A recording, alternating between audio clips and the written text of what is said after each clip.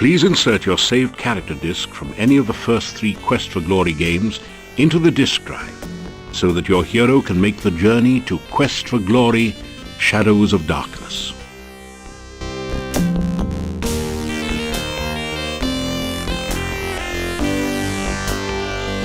Your character has been successfully imported.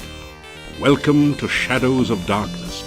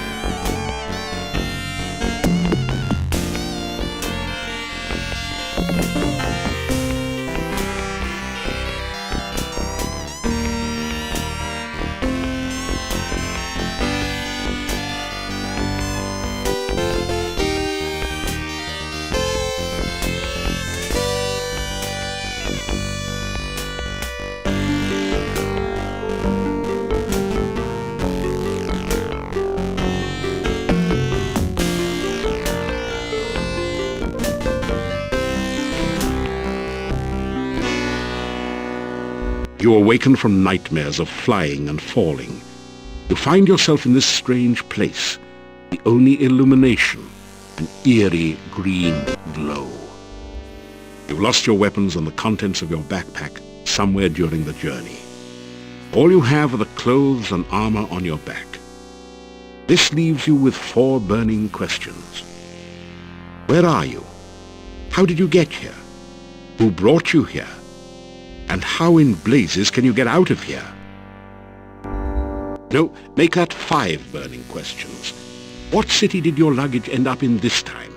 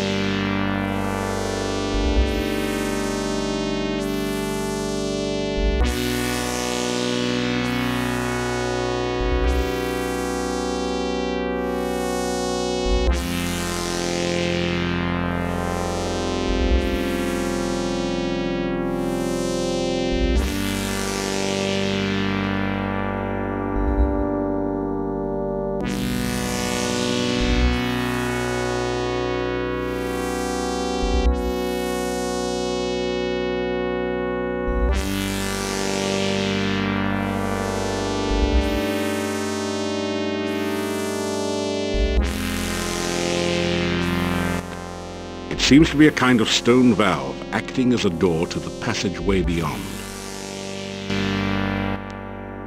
The desiccated corpse is half buried in the rock of the cave floor. You are in a large cave, dimly lit by glowing lichen on the walls. Strange, irregular outcroppings of stone grow from the ground, looking like the skeleton of some enormous beast. Here and there, petrified human bodies seem to grow half in, half out of the floor and walls.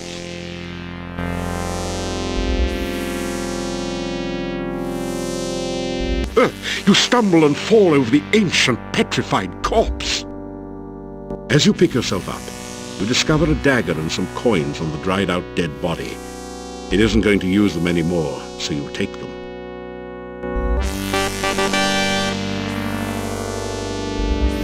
You are in a large cave. You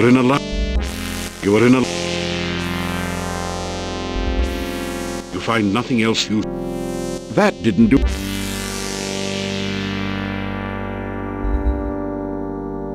A brief search reveals a piece of hard grey rock, which you take, and some coins, 3 crowns and 13 kopecks.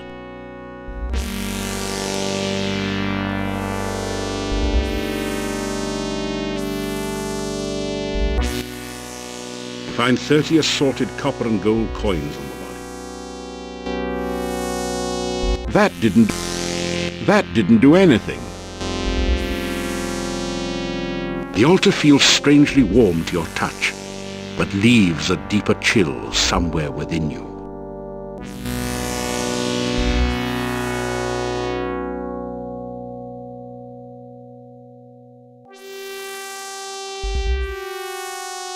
You take the torch.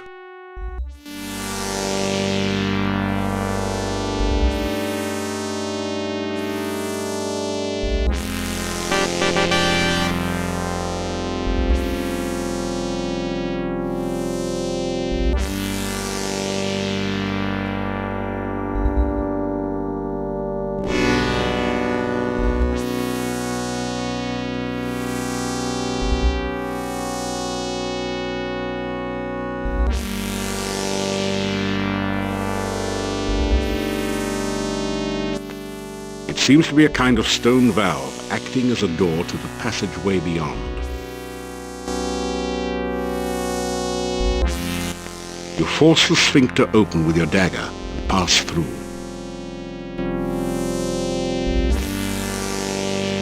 You've made it into a large chamber.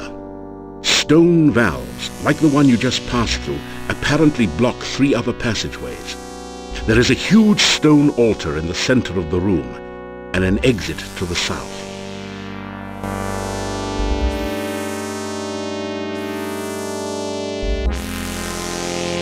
You gratefully retrieve the shield and battered sword from the dead warrior.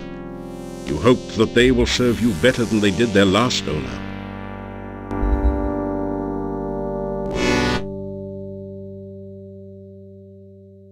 That didn't do anything useful.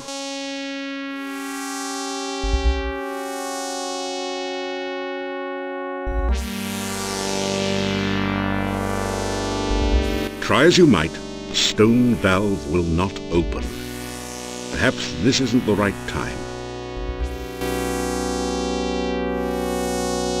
Try as you might.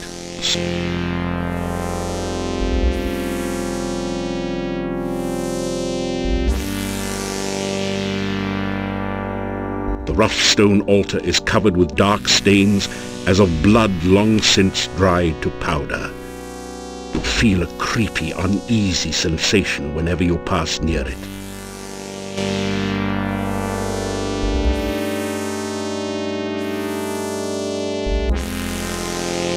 As you approach the exit, you are confronted by 2 flying creatures. They have bat wings and spider-like bodies.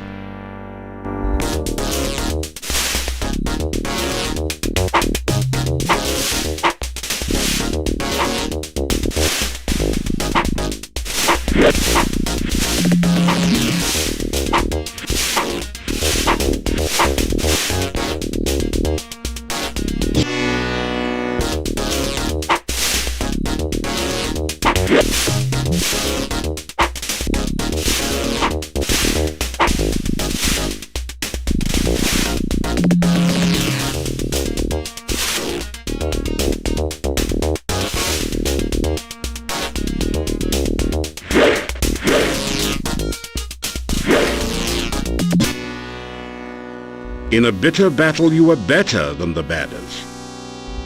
You kick some butt, too.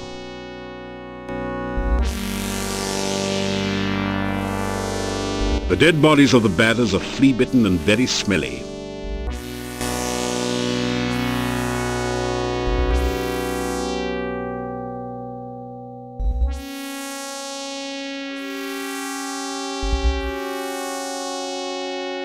As you approach the egg...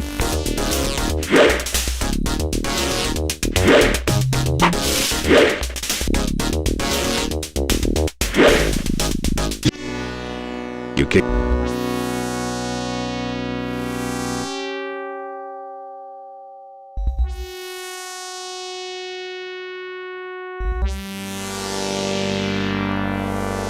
Something deadly lies in wait nearby.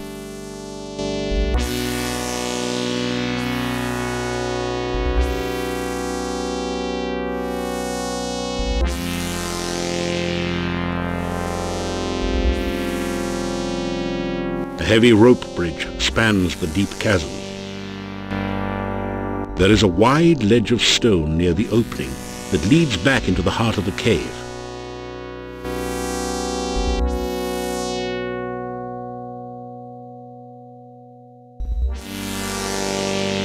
Whoa! The ground is really slippery around here. There seems to be a layer of slime all over it.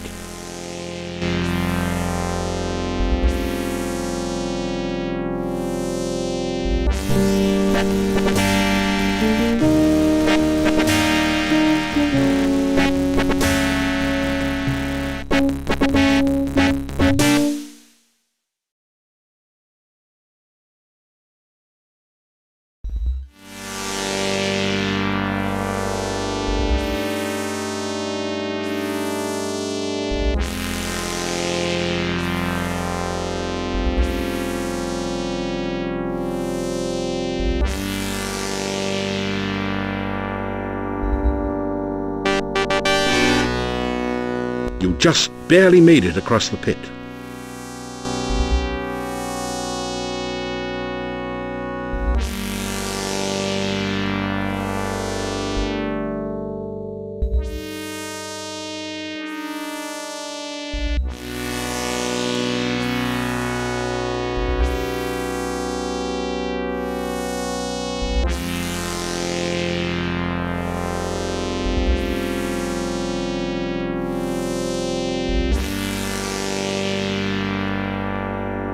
You slip through the mouth of the cave, just in time to avoid being crushed by its closing jaws. As the cave mouth closes behind you, you feel a strange warning tingle. There is danger here, although its source is not immediately clear.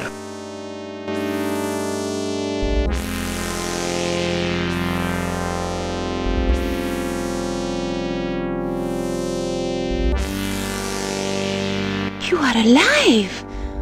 Only one person has ever walked away from there before. Who are you? How did you get here? Oh, there are so many questions I want to ask you, but I have to get home quickly. It is so dangerous out at night in Mordavia. The town is due north of here. Be careful, there are many bad things wandering around. Good luck! Oh, by the way, my name is Katzii. I hope we meet again sometime. Farewell.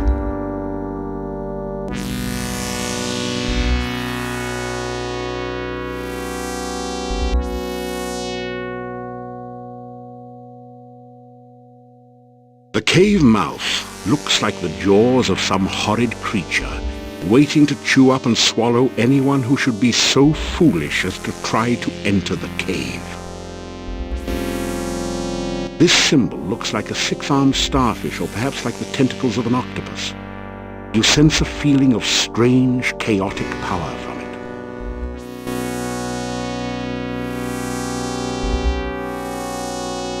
The six-pointed symbol seems to pulse with energy and comes loose in your hand when you touch it. You have the feeling that you may need this sign, so you carefully store it in your pack.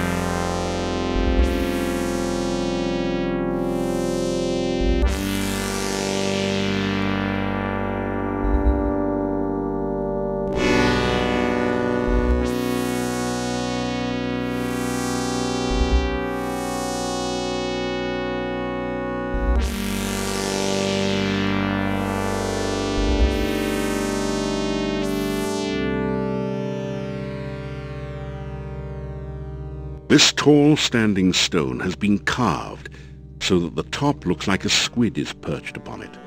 It doesn't look particularly stable. The knobby tree branch looks like a club, ready to bash anyone unwary enough to come near.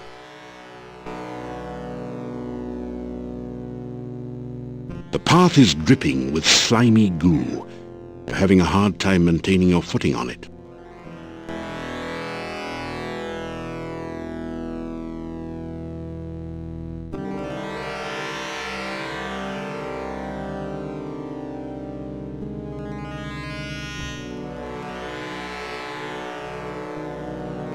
Your danger sense tingles.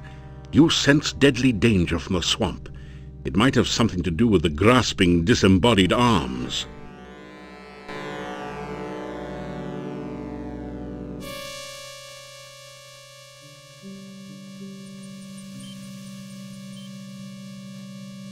Didn't your mother ever tell you not?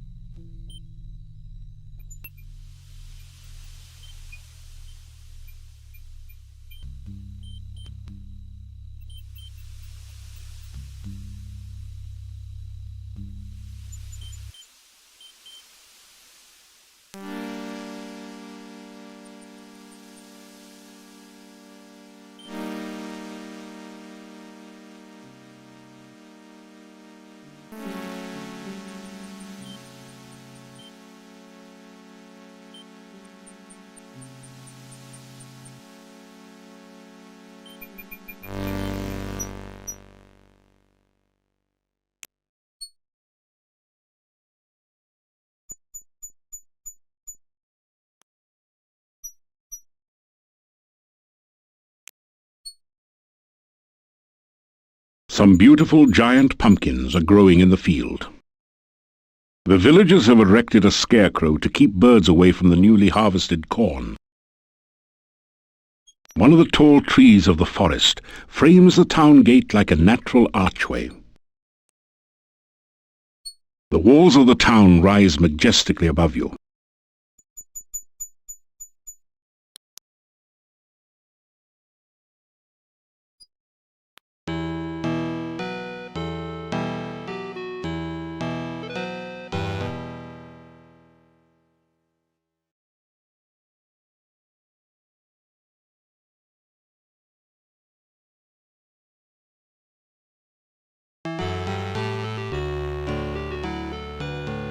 The curved staff has a very organic look to it.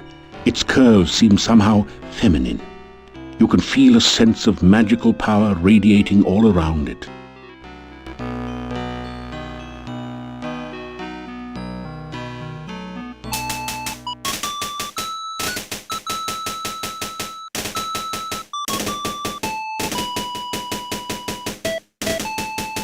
You take an ear of the corn and put it away in your pack.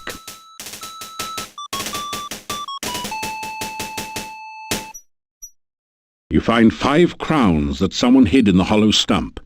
They're covered with mold and dirt, and have obviously been long since forgotten.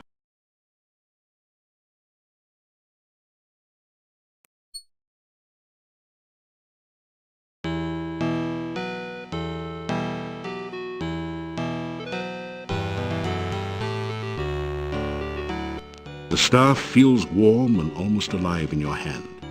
You hear an eerie voice in your head. This I must first do. The sacrifice of life for one of love. You find yourself letting go of the staff very quickly.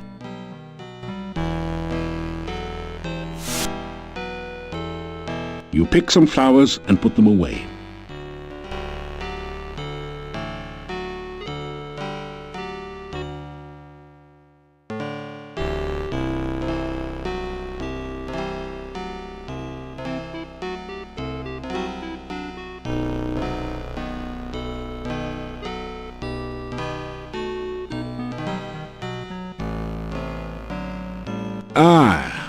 You feel much better now.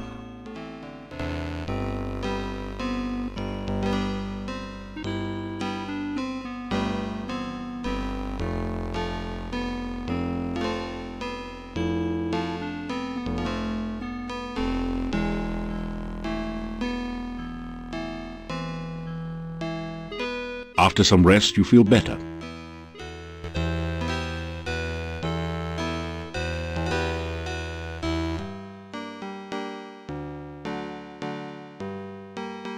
The old man walks with a slumped back and a sad, dejected look in his eyes. He seems to be searching for something that he hasn't been able to find.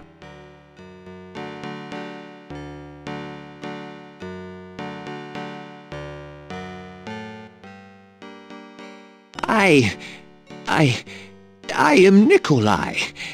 Have you seen my Anna? Anna, have you seen my Anna? I am looking for Anna. Have you seen Anna?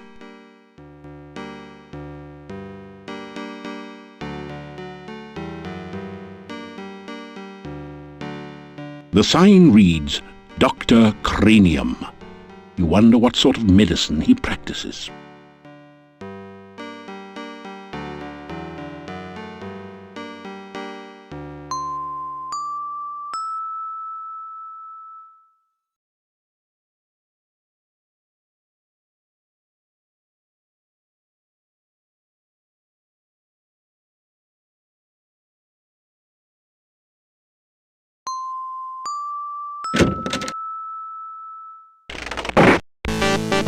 You don't have any rations. You better get some food soon.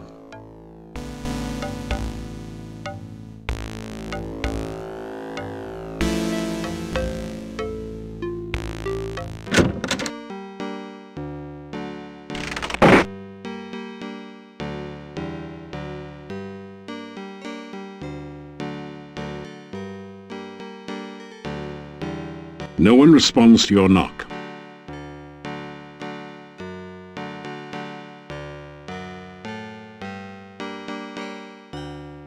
As you enter the northern part of the town, you hear the sound of a chisel chipping away at a stone block.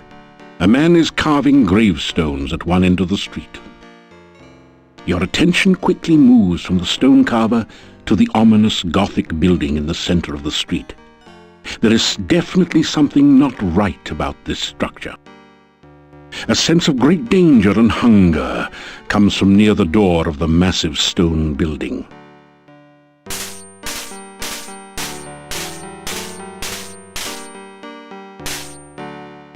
You! How did you get here? Why are you here? Few strangers come to Mordavia. I am the Burgomeister. It is my job to know everyone and everything that goes on here.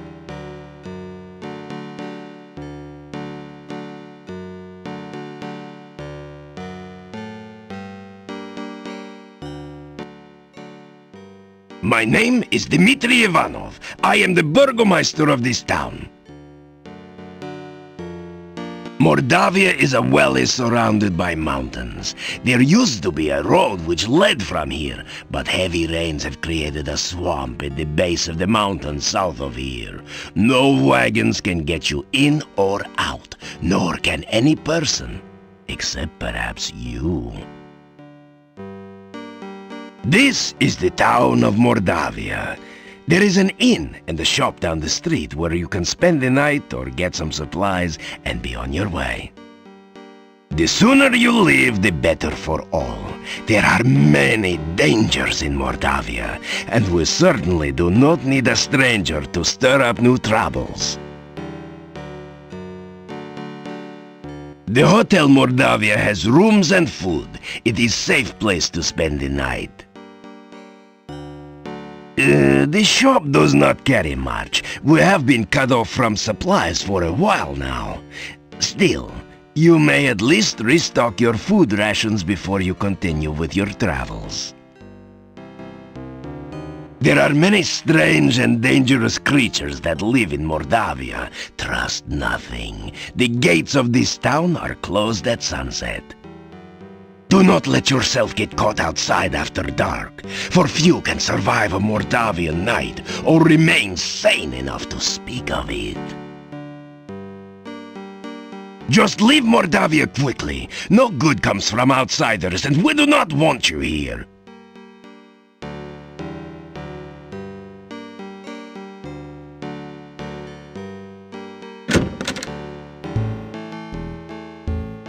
Are you just sightseeing or casing my place?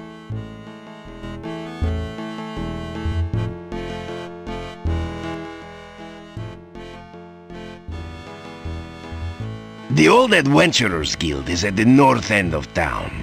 It has been abandoned for many years, since we have not had many adventurers who could cross the swamp. Seeing as you are supposed to be an adventurer, here, have a key to the guild door. Perhaps you can find something of use there. Everyone in Mordavia minds his own business and does not go looking for trouble. You obviously do not fit in well here. To be honest, I do not trust you. What you say of yourself is unbelievable, and what you do around here seems likely to get you in trouble. If the path was clear, I would ask you to leave Mordavia. As things are, I will be watching you closely. To the northwest of town is Castle Borgov. It used to be owned by the Borgov boyars of Mordavia, but the last Borgov died years back, and no one came to take his place. Some strangers moved in some years back, but they have had nothing to do with the town, and we have had nothing to do with them. The old road from town used to meet with the road from the castle and head south to the pass. The heavy rains not only created the swamp, but caused so much plant growth you can't see the road anymore. The swamp is a dangerous and foul place. They say that all who ever were buried beneath the earth there now reach up to drag the living to their deaths. I have seen for myself that this is true. Stay far from the swamp if you value your safety. There are other things in Mordavia to see and do, but I am not a tour guide here. Go off and see for yourself, but be careful. The gates of the town are locked at night, so be sure to return before it gets dark. It's dangerous to be out after sunset.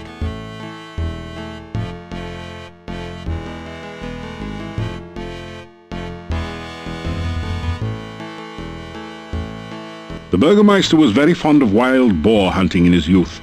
He still keeps a rack of spears in case any wild boars should wander into his office. A magnificent shield, flanked by 2 great axes, is the office's sole decoration. In such a small village, only 1 jail cell is needed. This door opens onto the Burgomeister's bedroom and private quarters.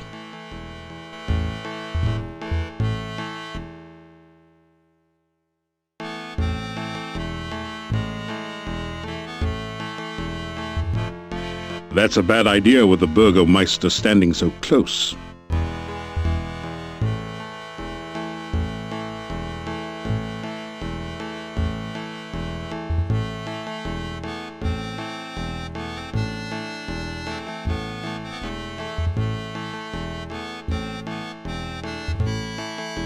Stay out of trouble and other people's business, and you and I will get along with one another. Otherwise, you will get me angry. I'm sure you don't want to make me angry, do you?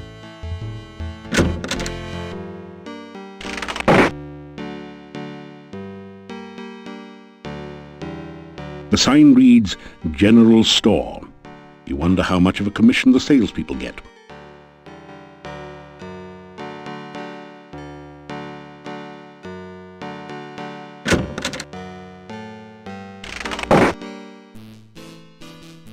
You've entered a small but nicely furnished country inn. Stairs lead up to the guest bedrooms. The floor is covered with sawdust and peanut shells. A barrel contains the few shells that manage to land in it. The innkeeper stares at you with an expression of fear and astonishment. It is several seconds before he speaks.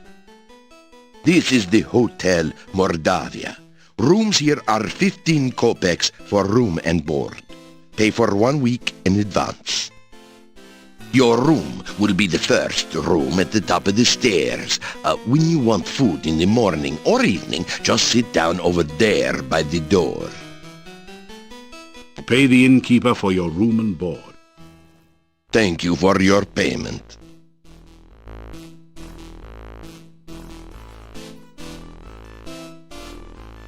You better not do that. No, don't sit there. They outnumber you.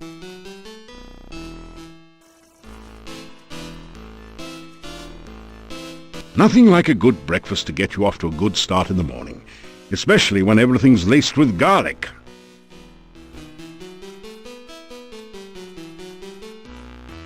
You pick at your plate in search of any leftover garlic.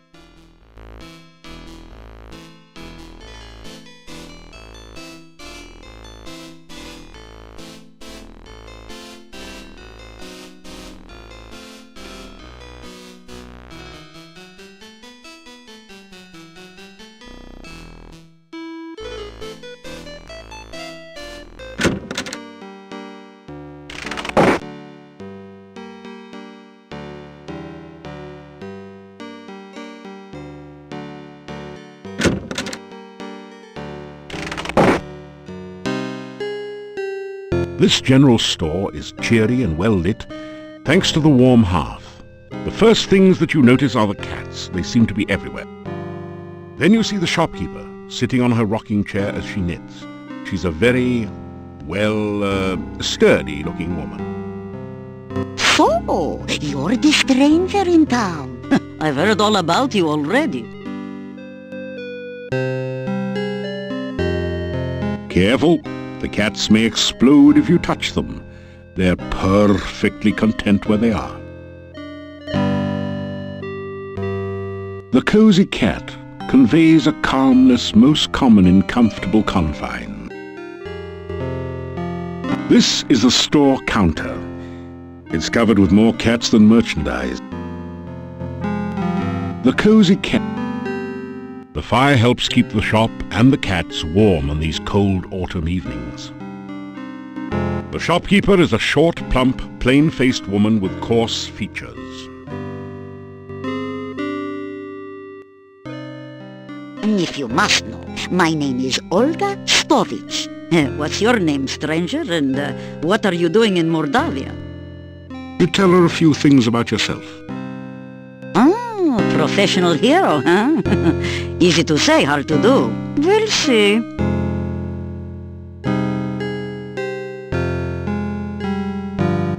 What would you like to know about? Yeah, Bella's a good woman. She's the one who really runs the inn. Her husband just gives orders. Someday she'll give Yuri a piece of her mind, and good for her. The things she puts up with. Bella. She was a pretty woman not long ago. Was not called Bella for nothing. Losing her only child really aged her. What a tragedy. The castle north of town was abandoned for many years. Then some strangers moved in 4 years ago. No one knows what goes on there now. But it won't be for the good, I'll tell you. Werewolves are gypsies, no question about it. They change into wolves at night, eating anyone they can get. Nothing can kill a werewolf but silver or magic. So you be careful out in the woods at night, you hear me? The gypsy camp is not at all that far from here. That is a bad place, and you'd better have nothing to do with it. It is dangerous and should have been torn down long ago. Many a stranger never came back after asking questions about it, so don't let your curiosity be the death of you. Yeah, my husband and myself had run this shop for many, many years. My husband passed on now, but I keep it just the way he liked it. A well-run shop is a busy shop, he always used to say. Not very busy anymore, what with the swamp. But I try to keep it going the best I can. Mostly housewares, but a few items that might interest you. Let me see, what could you use? Well, besides my regular items like brooms and pens, I really don't have anything else for adventurers like yourself. I do have some lovely sandwiches you can use for rations. And garlic, of course you'll need garlic. I've also got some oil you can use to keep the weapons and armor from rusting. And if you like sweets, I've got some yummy homemade candy. Although the garlic-flavored ones have all been purchased by now. I'll have to make some more. Oh, and a shopping bag to carry things in. I have a couple of those left. 3 twists of candy will cost you just 5 kopecks. The kids love him. Oh, now garlic is a must-have item. It's just 25 kopecks for a bulb, and it will add flavor to any food. You know, some... Oh, Storekeeper looks around nervously for a moment, then continues. You know, some say garlic also has medicinal and protective properties. My husband always said I make the most interesting sandwiches. They're very good for you, and I only charge 50 kopecks each for them.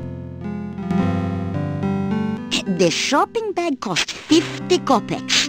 It is very useful for carrying your purchases or other large things. A flask of household oil will cost you 100 kopecks. It's good for door squeaks and can also be used to loosen up rusty wagon wheels. I can sell you a very nice large pie pan for 250 kopecks. I've always admired the men who can cook. You can purchase the hand broom for 350 kopecks. I'm sure you'll really clean up with it.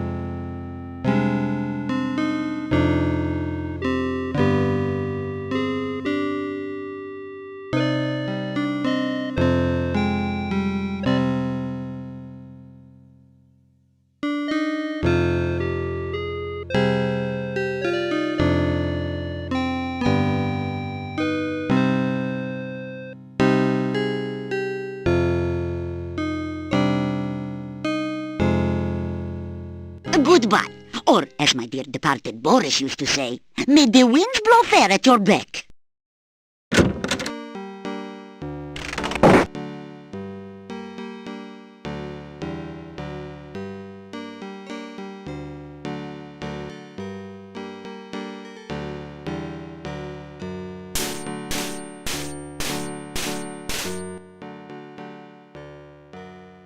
Igor! Just Igor! Building was Adventurers Guild. No adventurers, no guild. Town Mordavia, this north part of town.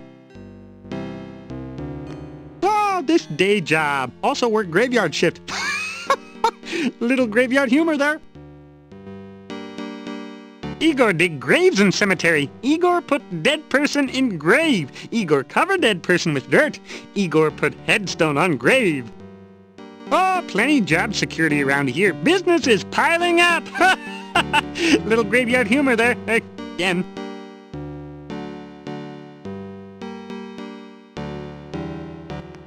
Oh, Igor not hear rumors. Igor not no stranger in town. Igor not no doctor make strange things in lab. Igor not no funny man in inn not funny. Igor not know many things. Igor not hear many things. Bad building. No go there. Bad, bad, bad.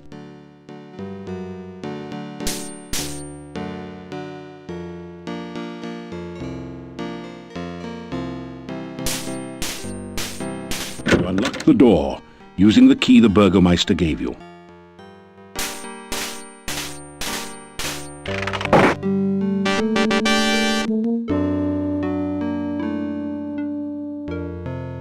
This desk holds the adventurer's logbook, a quill pen, and an inkwell.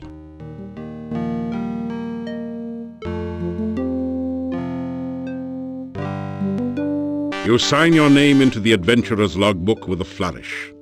It's almost become a habit by now. You read in the adventurer's log about some of the exploits of past adventurers in Mordavia. Prominent among them is the story of Piotr and the Dark One's cult. Near the end of the book, Piotr tells how he led the armies against the Chernovi cult outside the Dark One's cave. The fighters were trained soldiers, but the cult members fought like madmen. Suddenly the cult members changed their forms and became grotesque monsters. Many of the soldiers panicked and ran. The battle was nearly lost. Then Piotr heard the voice of Irana. "By all my will, I banish you too." The voice was cut off. The cult members screamed and ran. Piotr entered the cave and searched for some sign of life. All he could find were the grotesque remains of cult members. The only sign of Irana was her magical staff lying on the ground. Piotr picked it up and left the cave, knowing that Irana was beyond his help. Piotr then tells how he brought the staff back to town and placed it in the town square.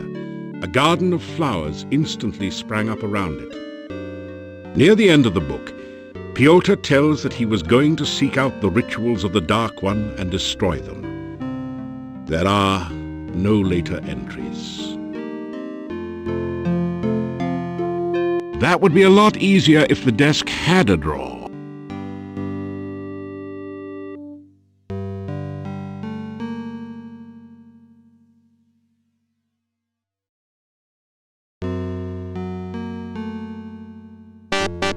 You pick up the rope and grapnel set and tie it onto your pack.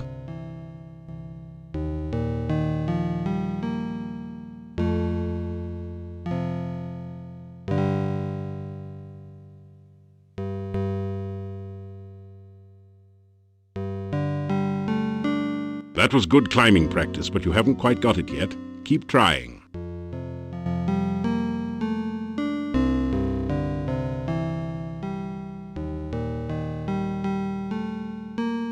That was good climbing.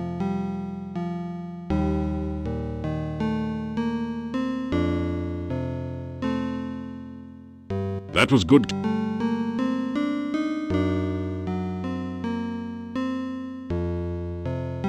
That was good.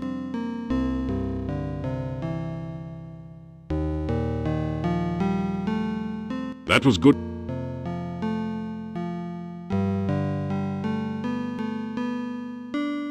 That was good.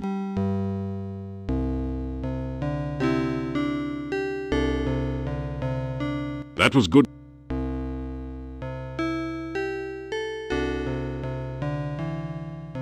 That was good climbing.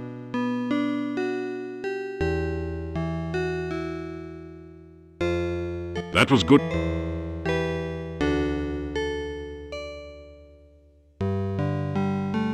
That was good.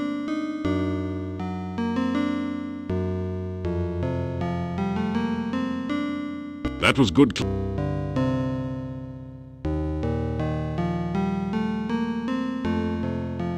That was good.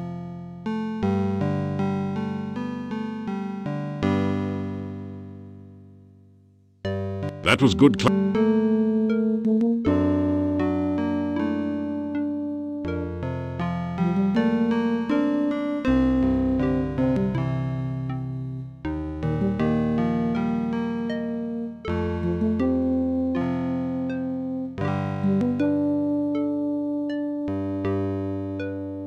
That was good.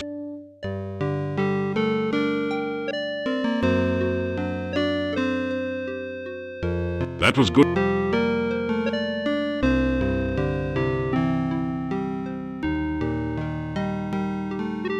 That was good climbing practice, but you haven't quite got it yet.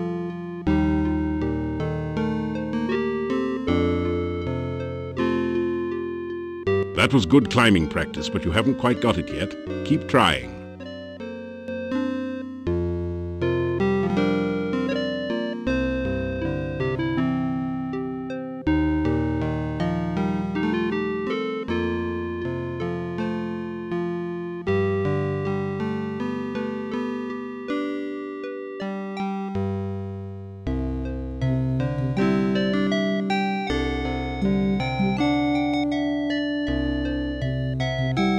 That was good climbing.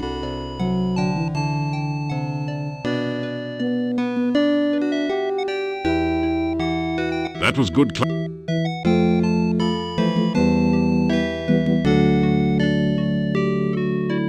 That was good climbing.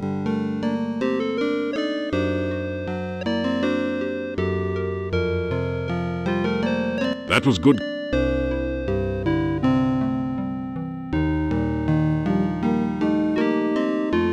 That was good.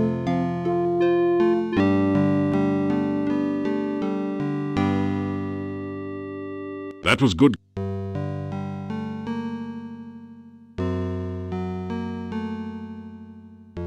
That.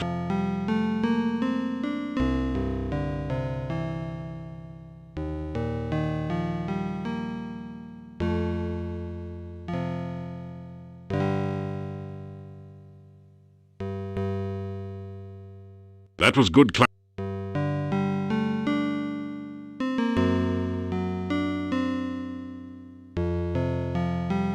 That was good.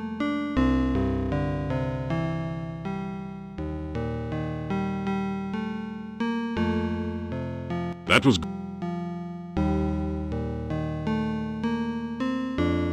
trying.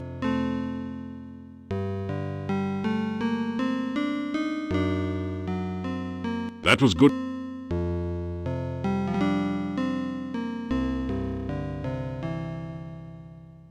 That was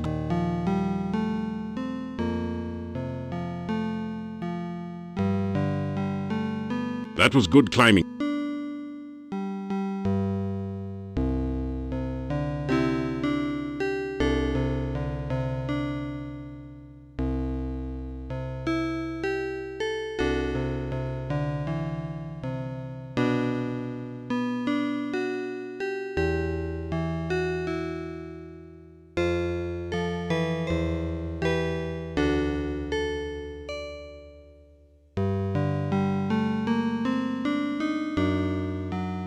After some rest. After some rest. After some rest you. After some rest. After some rest.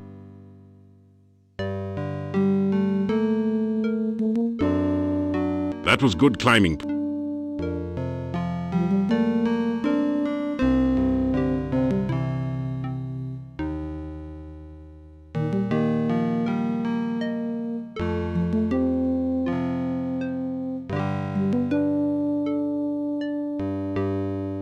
That was good climbing.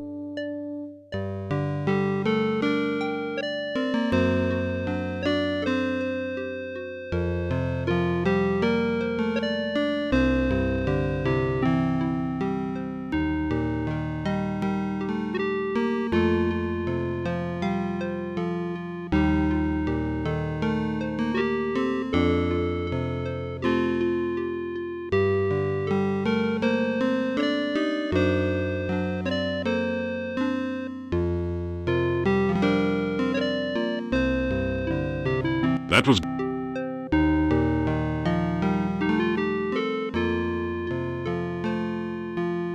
That was good climbing practice, but you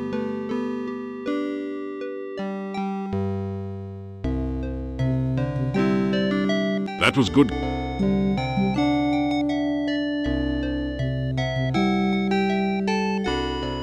That was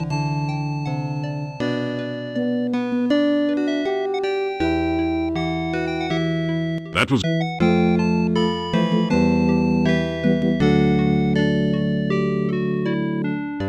That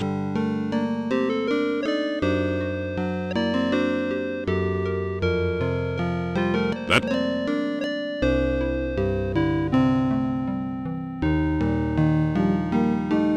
That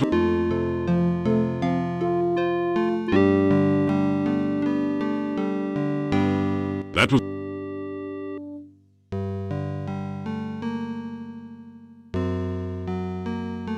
That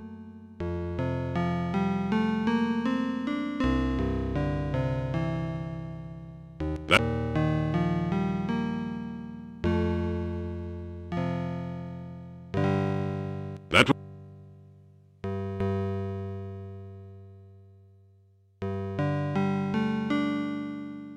That was good.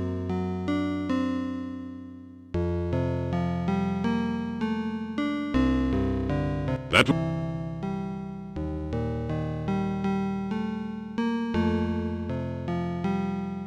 That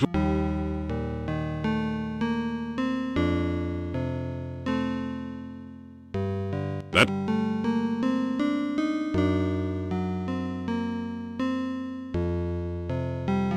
That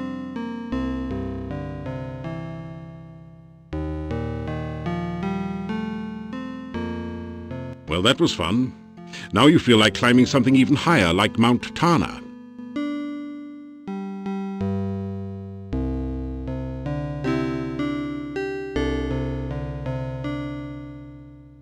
Well, that was fun.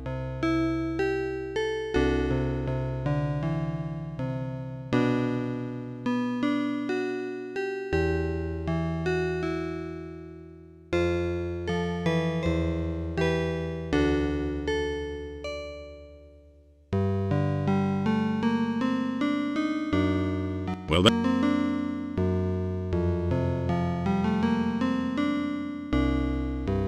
trying to be a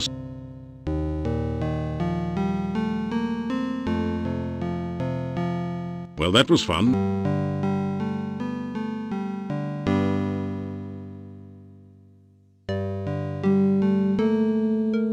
Well, that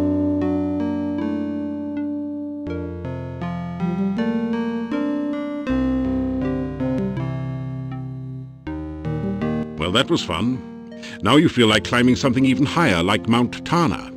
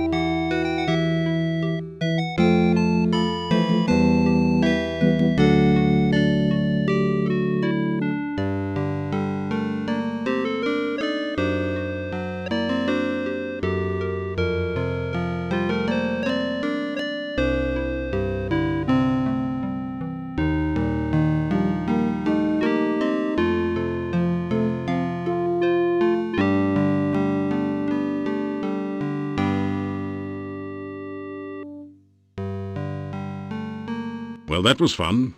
Now you feel like climbing something even higher, like Mount Tana.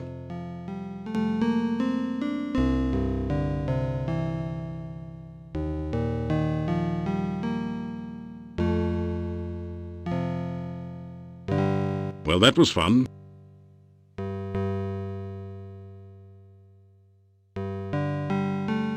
Trying to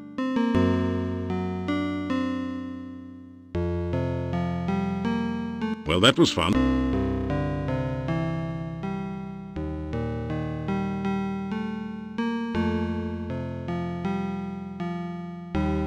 Well, that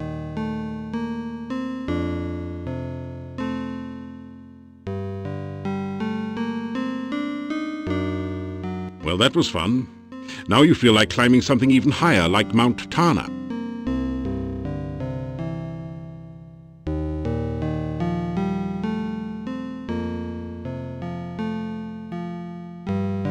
Well,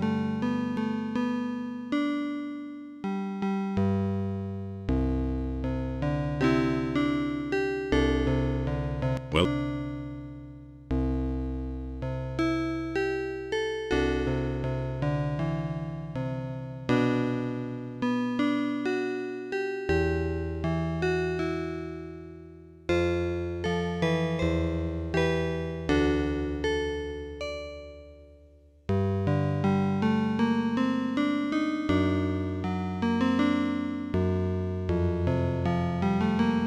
The dust is far too thick here for you to sleep without having an asthma attack.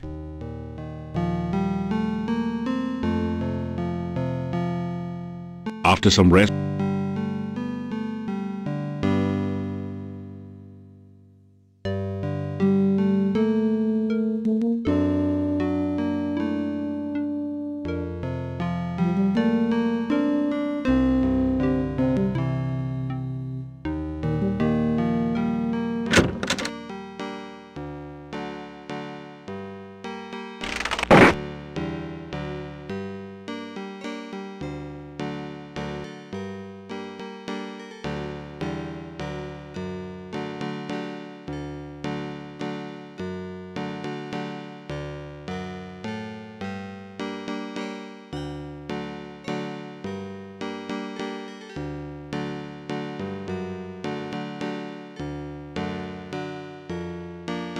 the door is locked and you hear movement. After a few minutes, you hear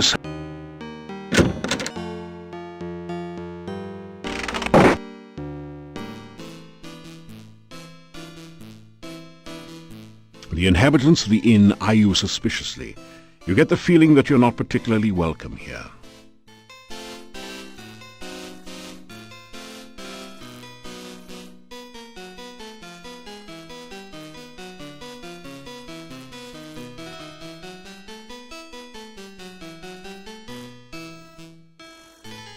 You unlock the door to your room and go in.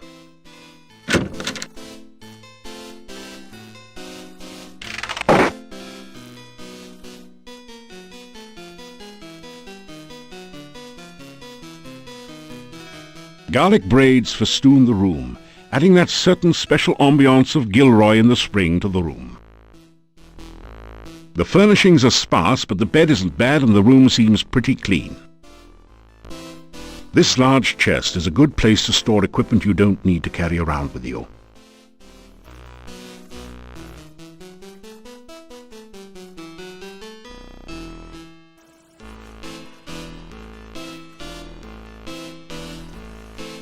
You awaken as the sun begins to rise.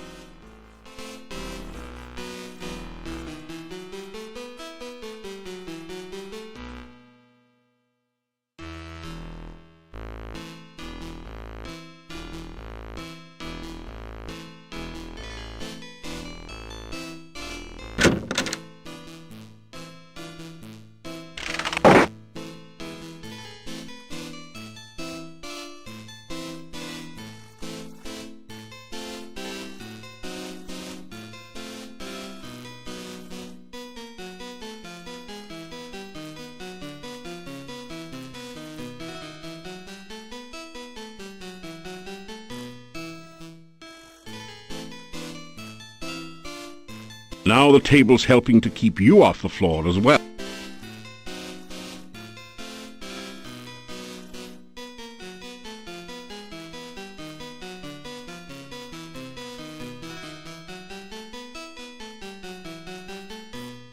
There's nothing you need.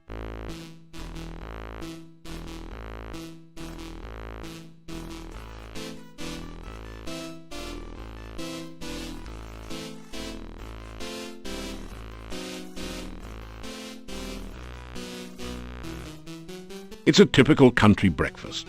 Fried beets and sausage with garlic for a garnish.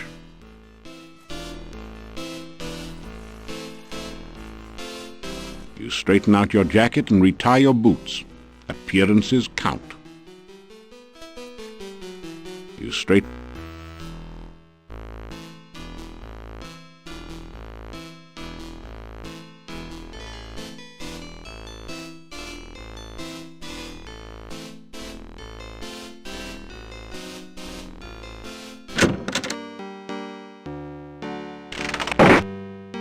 Still you remain. It is a wonder you have managed to live so long.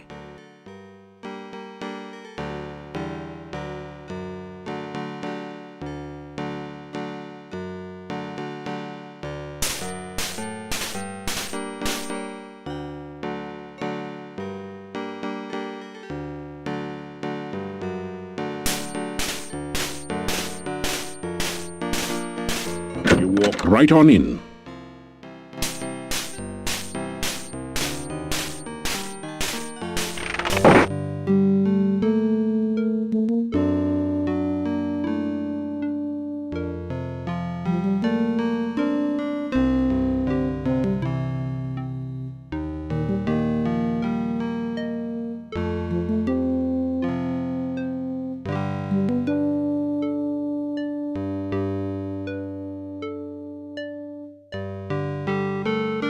you kidding? You have trouble forcing a mayonnaise jar open, let alone a heavy case. You'll need to build up your strength before you can get through this one. You break open the front of the case. Avoiding the broken glass, you pull out the sword. It looks like a fine quality weapon.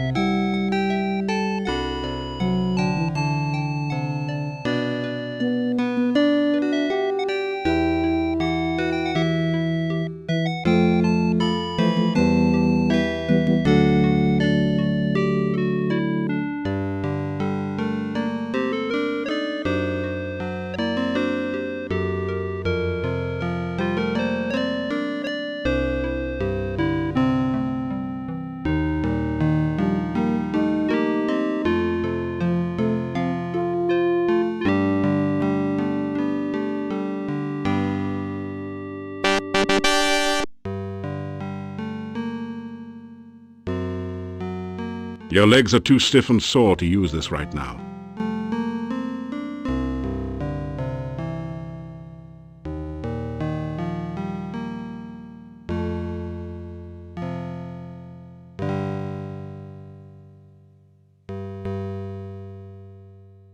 After some rest, after some rest, after some rest, after some rest,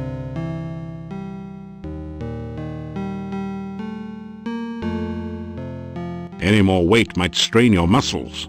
Try working with the weights you already have in the baskets.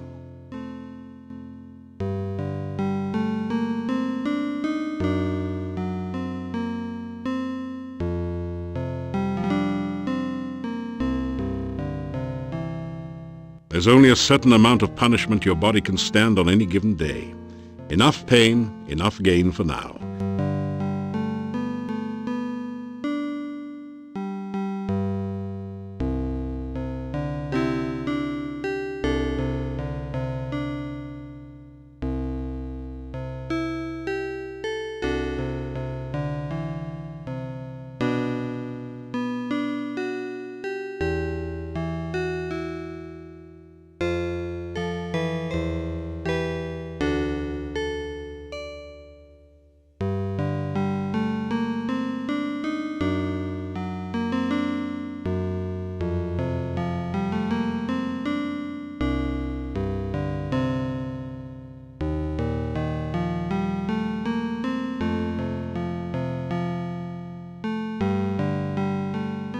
Well, that was...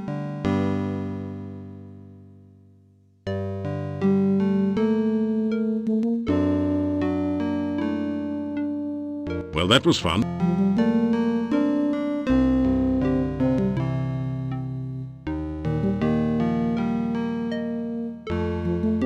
Well, that was...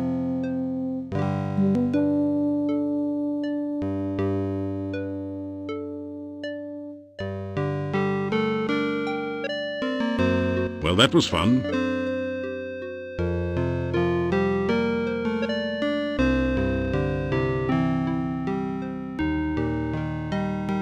Well, that was fun.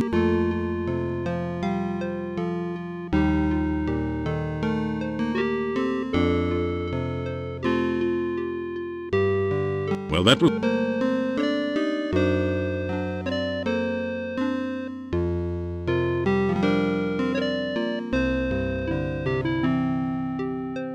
Well, that was...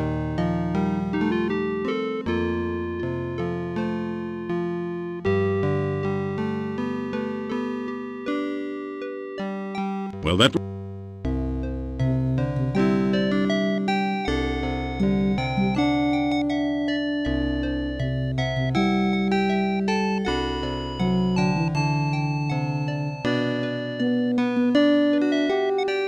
that was...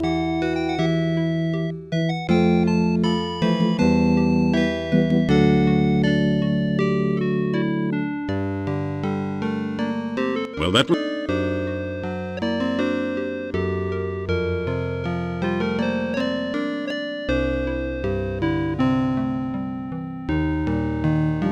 Well, that was...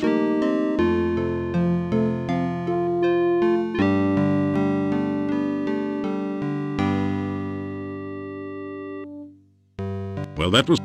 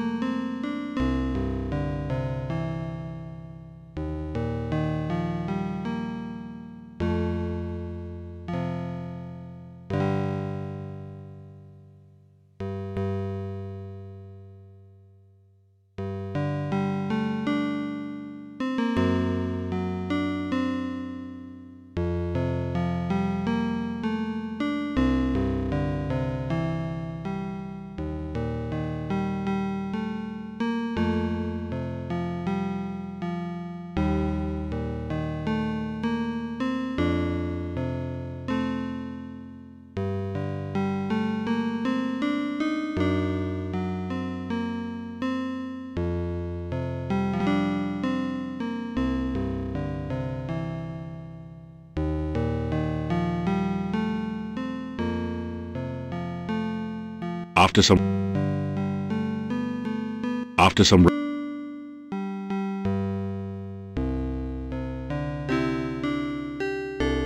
Well, that was fun.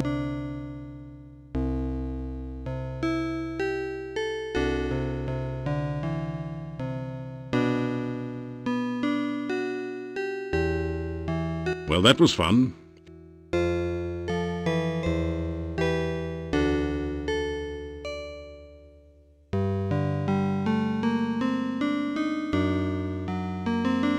Well, that was fun.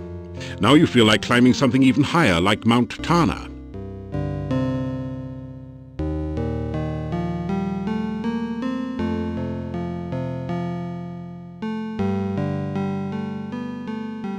Well, that was fun.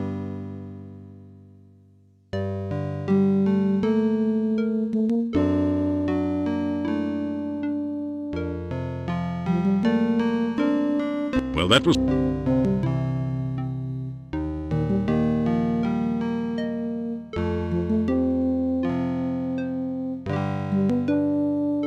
Well, that was...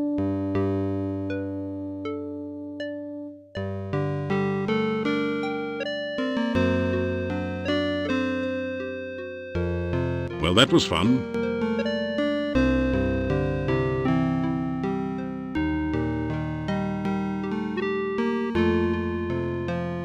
Well...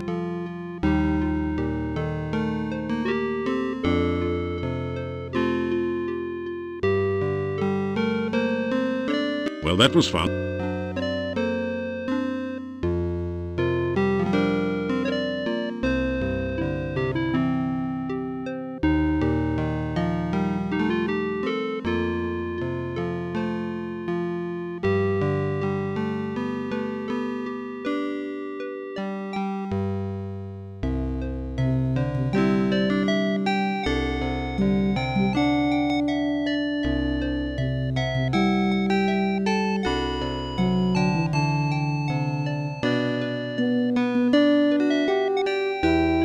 Well, that was fun. Now...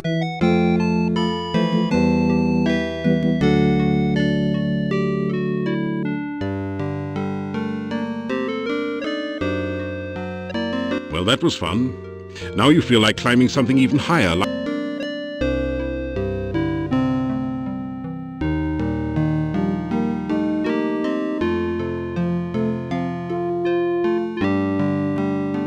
Well, that was fun.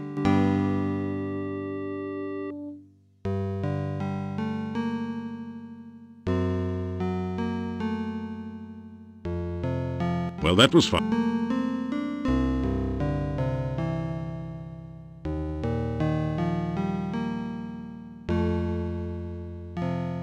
Well, that was fun.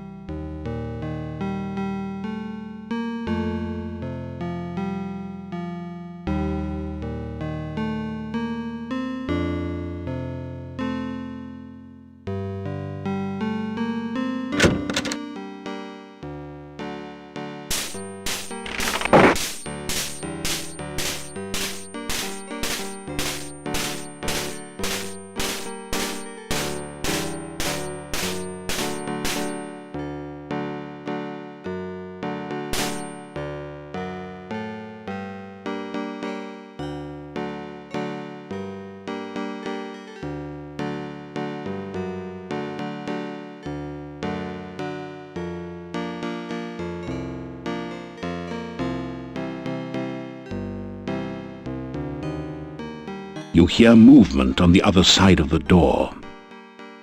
After a few minutes, you hear someone removing the bar and unlocking the bolts on the other side of the door.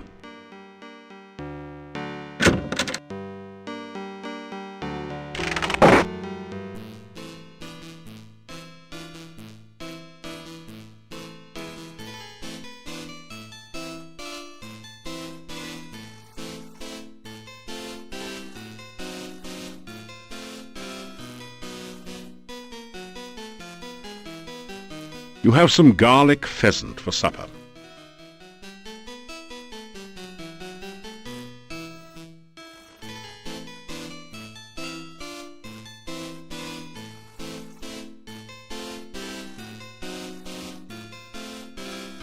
You straighten out. Now the table's helping to keep.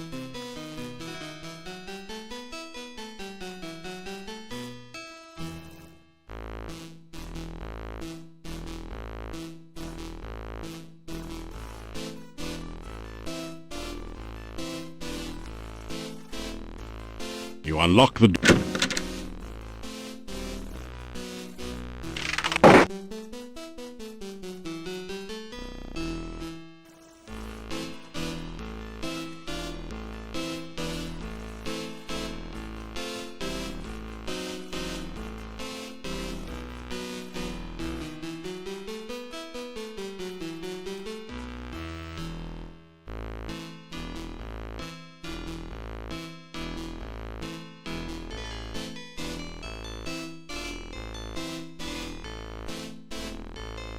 After some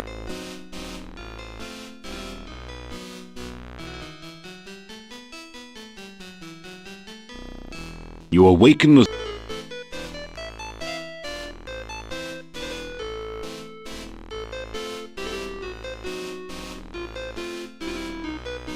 after some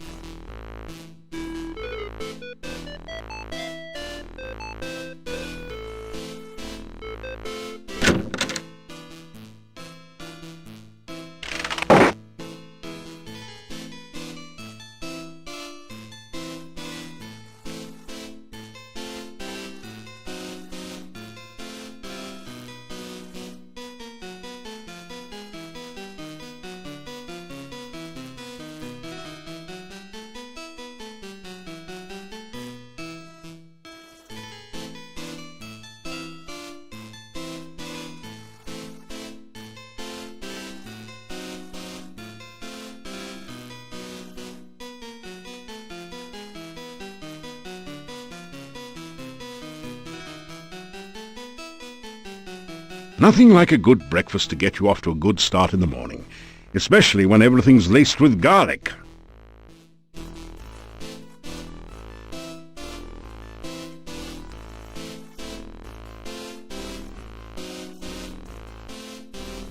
You pick at your plate and say,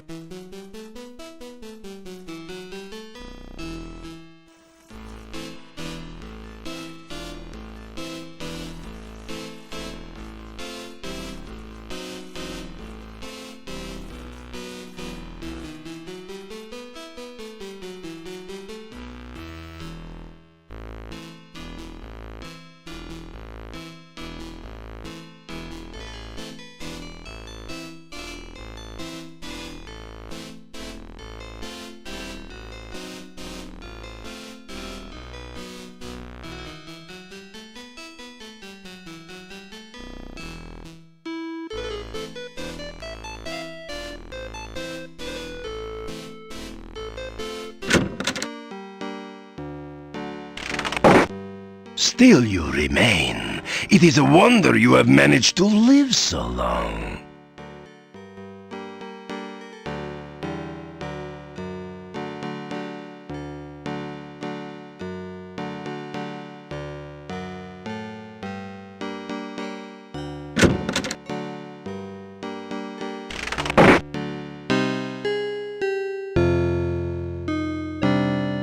Hello?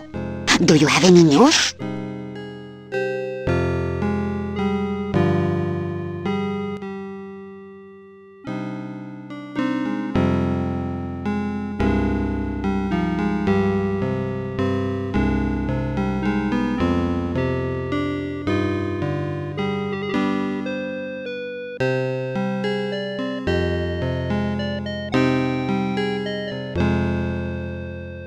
Be seeing you soon enough, as my lost husband used to quote.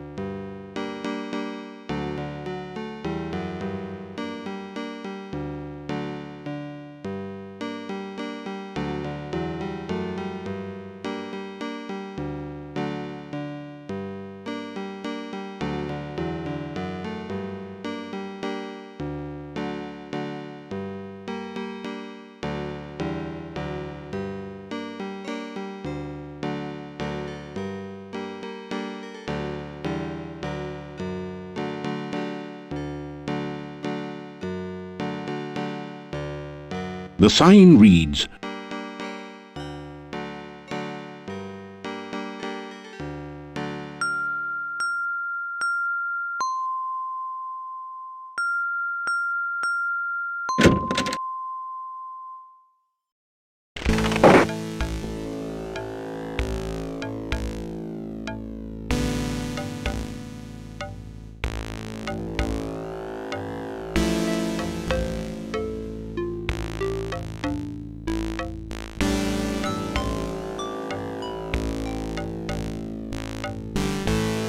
"Oh no, you've been Antwerped!" Fortunately, these are just baby Antwerps, so the attack wasn't fatal.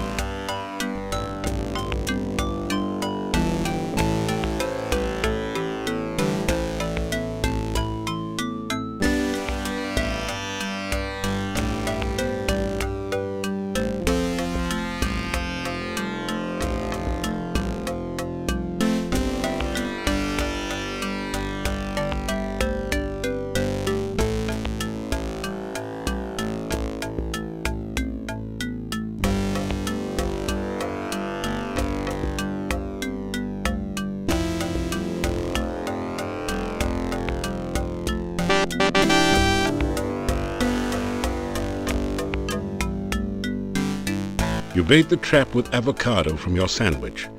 Avocado was never high on your list of favorite foods anyway. The trap starts working. You've caught an Antwerp. It's simply amazing.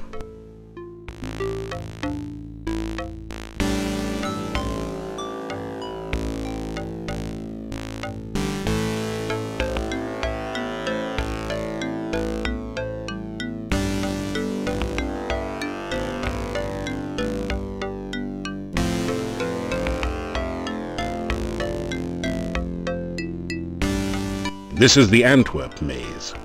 Antwerps are naturally bouncy, so all you have to do is continually rotate the maze until the baby Antwerp bounces over to the key, then out through the exit.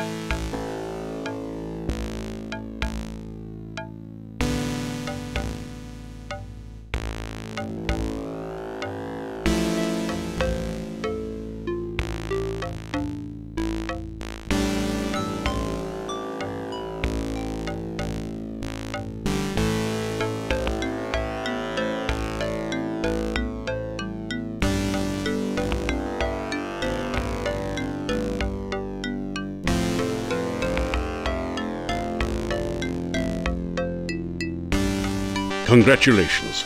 You've used the baby Antwerp to get Dr. Cranium's laboratory key from the maze. You add the key to your keyring.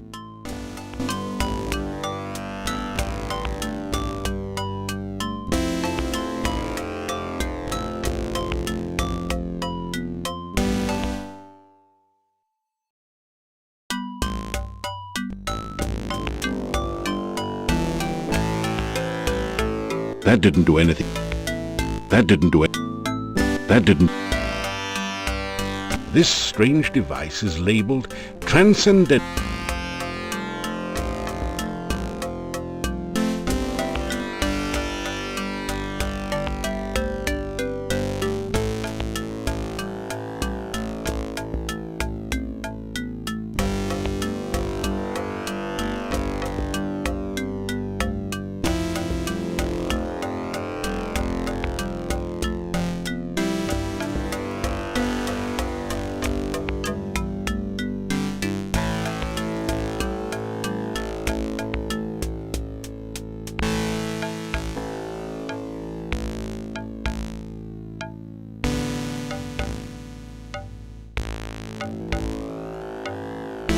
You faintly hear a voice saying, "Don't knock! Come on in!" from beyond the door.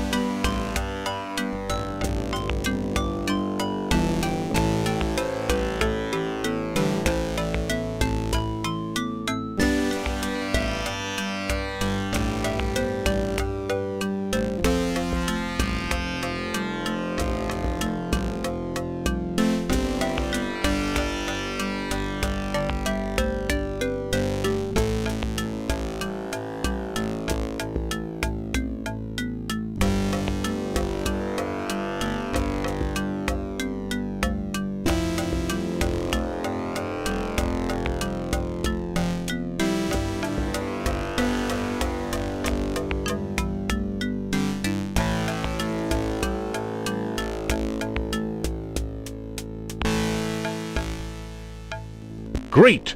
You've managed to find Dr. Cranium's keyhole and open the door. You pass through into Dr. Cranium's private laboratory.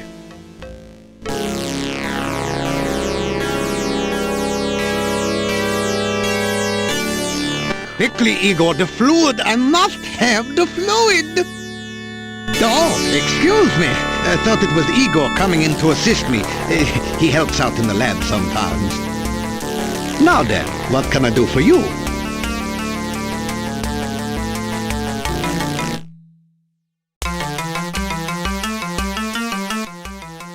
My name is Dr. Cranium. I am Moldavia's chief scientist and a certified genius. Some call me mad, but I much prefer Dr. Cranium. Ah, yes, science. I'm glad you asked. Science is the process of systematically increasing our knowledge of the world through observation and experiment. Unfortunately, some of the townspeople here seem to have no concept of the wonders of science. Some of them even claim my little inventions are magical. Such poppycock. There's no such thing as magic. Still, the townspeople insisted that I should be able to use my magic to cure wounds and sickness. I told them that I am a scientist, not a doctor, but they wouldn't listen. I had little choice but to concoct some simple elixirs. They were childishly pleased. Science is really so simple once you understand it. If you want to improve your stamina, then you should make sure you eat a healthy diet from all the different food groups and get plenty of aerobic exercise. That is science. Oh, you must mean my patented healing drink. You may have my last one. Unfortunately, I have forgotten the formula for its main ingredient. If you can help me remember it, I will be able to make some more healing drinks, although the work is very time-consuming.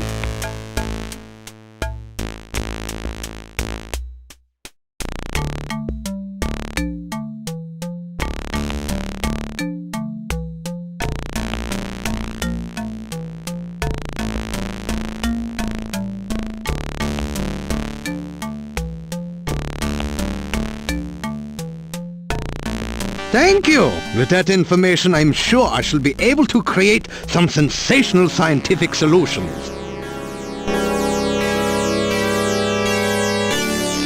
Oh, you must mean my new universal poison antidote.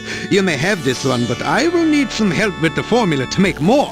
Also, I am afraid I only have time to make one each day.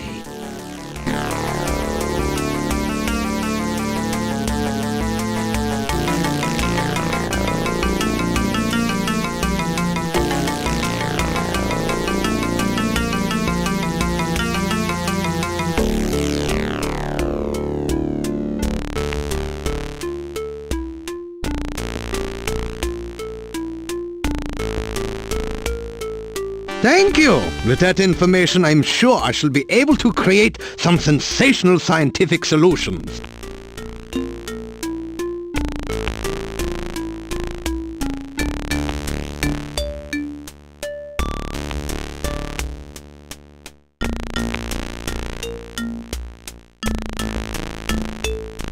You ask Dr. Cranium if he can spare an empty flask for specimen collection. Of course, of course! I am always delighted to assist scientific research of any kind, and I have plenty of flasks. You may have this one. You ask Dr. Cranium if he can spare an empty flask for specimen collection. Of course, of course! I am always delighted to assist scientific research of any kind, and I have plenty of flasks. You may have this one. You ask Dr. Cranium if he can spare an empty flask for specimen collection. Of course, of course! You ask... Of course! You ask... Of course!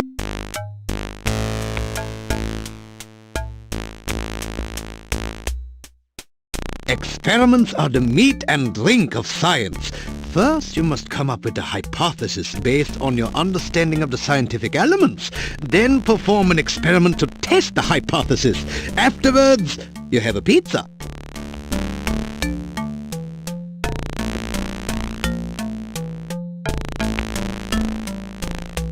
Earth is for solidity and stability. Air gives freedom and movement. Fire provides power and energy. Water, fluidity and life. Pizza, of course, is the most important element of all. Pizza represents the essence of well-roundedness and regaining strength. Most importantly, you can have it delivered in under half an hour in most areas.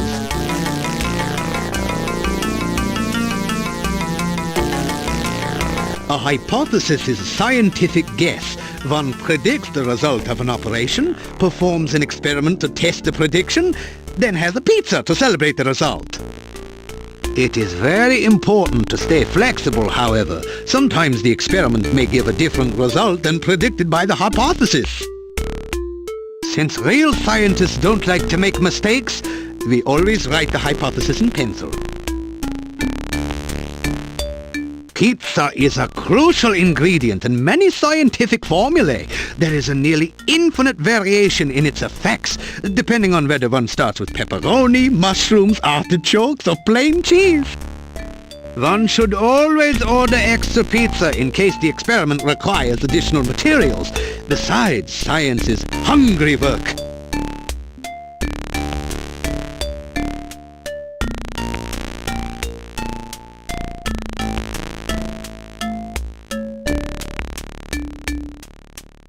There is, of course, no such thing as... Still, you would be amazed. It is pure... Obviously, Dr. Cranium needs to take a correspondence course from the famous wizard school.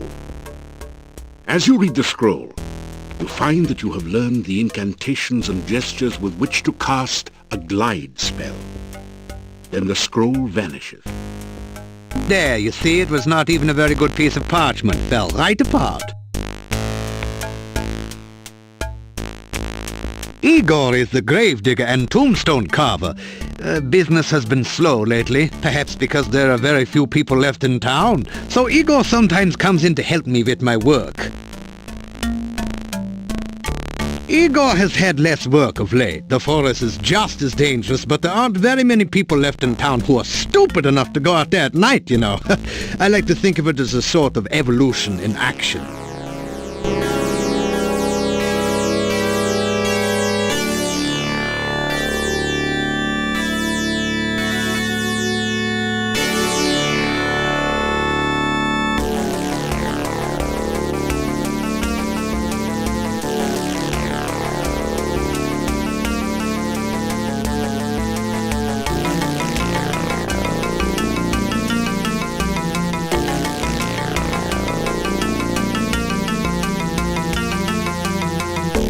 Igor is carving out quite a niche for himself in the gravestone business. You might say he is well on his way to becoming a rock star. Then again, you might not. The cemetery is outside of town to the east. It has proven a fruitful source of materials for my experiments. There are also some interesting and cryptic puzzles to be solved there.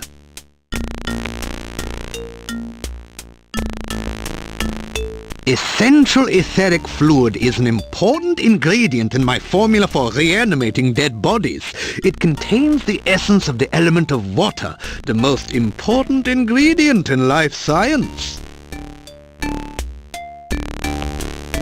This laboratory is where I perform some of my most important research. Lately, I have been trying to bring life back to a dead body and to brew the perfect cup of tea.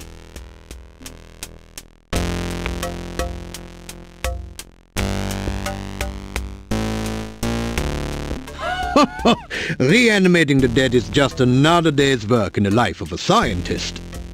Even science cannot bring a person back quite the way they were, but one can use scientific principles to restore the semblance of life and energy to formerly dead flesh. The one alchemical combination that I have thus far been unable to fully analyze is that of a good cup of tea. I'm sure there must be a way to duplicate the effects of nature, but the results have not been promising so far. Perhaps you would like a cup of spearmint and beefsteak tea? I thought not. This is even harder than rehydration solution and reviving dead tissue.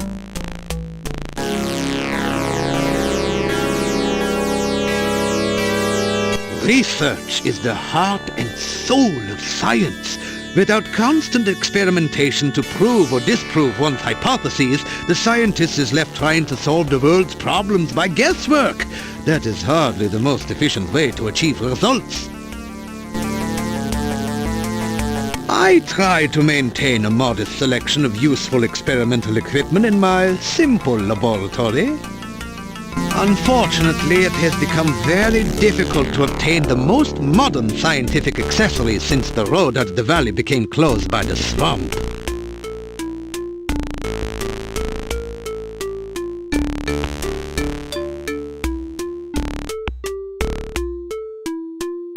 Mad?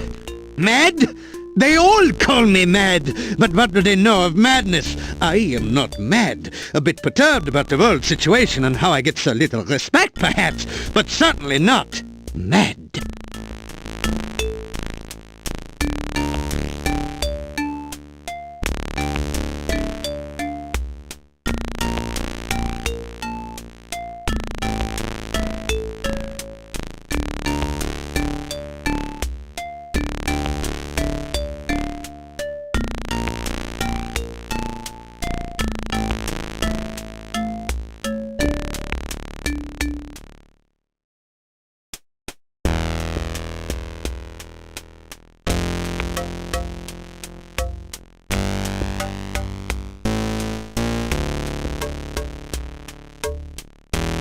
Come back and visit again.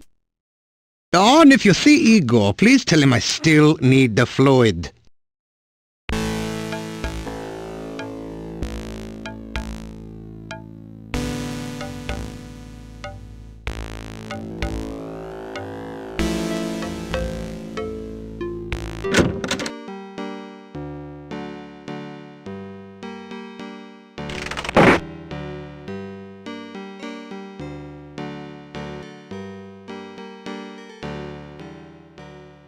Yes, well, I keep looking for Anna. Will you help me find her? She's missing. Anna has been gone for a long time. I have been looking for her for so very long. I do not know what has become of my Anna.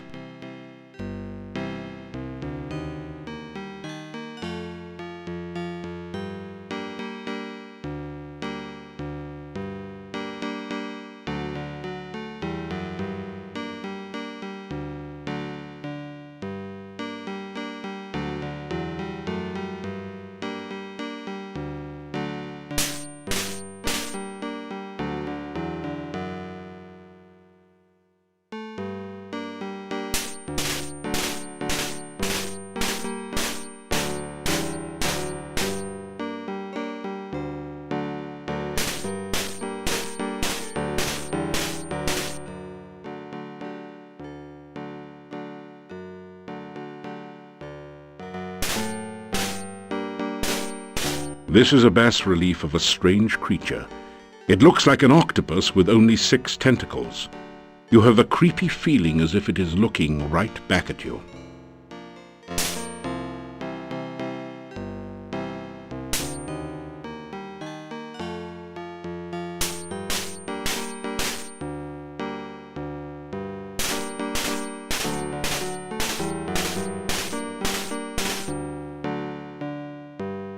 Bad place. Very bad place. Go away. You'll be very sorry.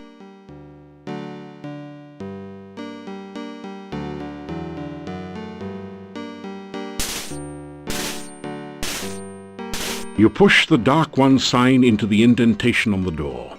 It fits perfectly.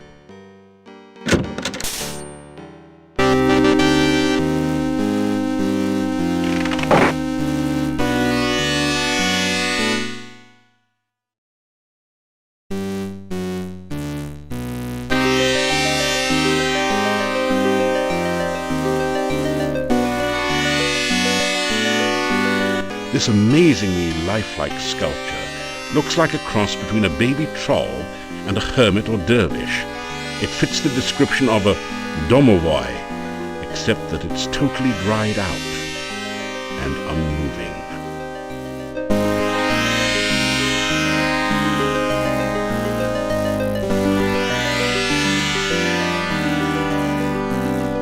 This is a fairly attractive, in a Baroque way, display cabinet with a glass door.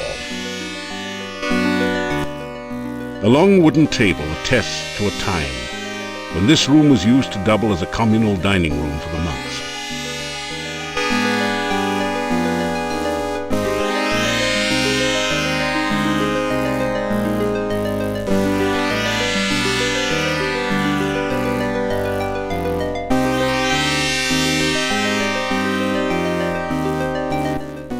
Along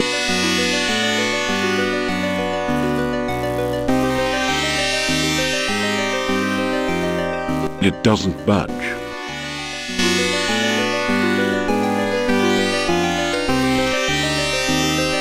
It's a 6-tentacled, octopus-like creature.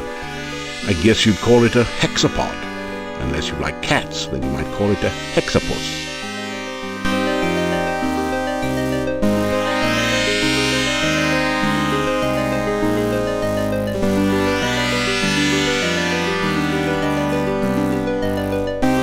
Hector the hexapod happily gorges itself on the garlic. Hector looks much less hungry and perhaps a little less dangerous now.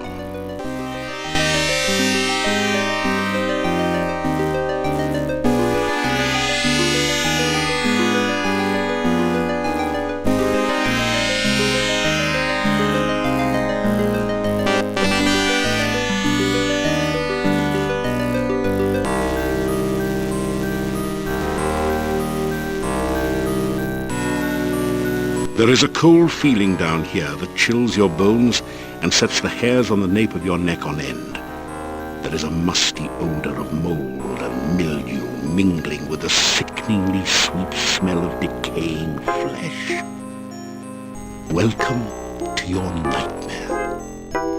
This is a dangerous place. You probably knew that. Handle with care. An incredible sensation of evil emanates from over by the book. That seems like an excellent thing to avoid.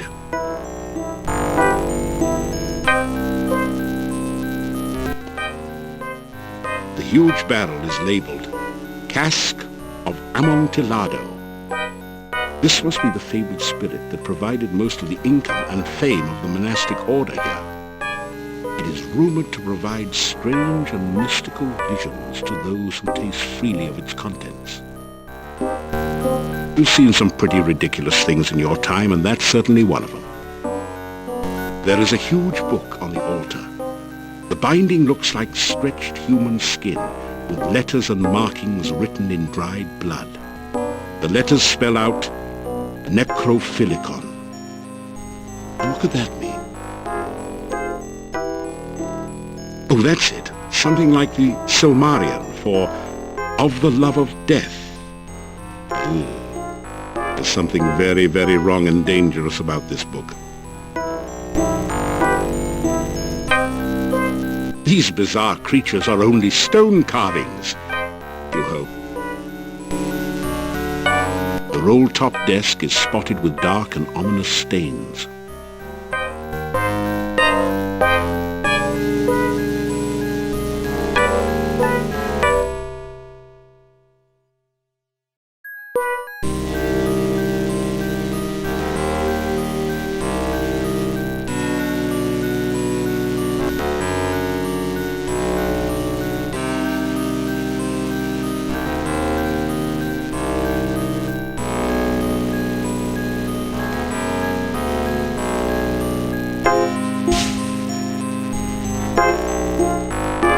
A swirling cloud of undoubtedly poisonous gas surrounds the desk for a few seconds after your spell opens it. Then the cloud subsides. You rifle through the Mad Monk's desk and find the diary of Amontillado. Boy, was this guy wacko. Reading this makes your head hurt. However, it does give you some information about the Dark One rituals.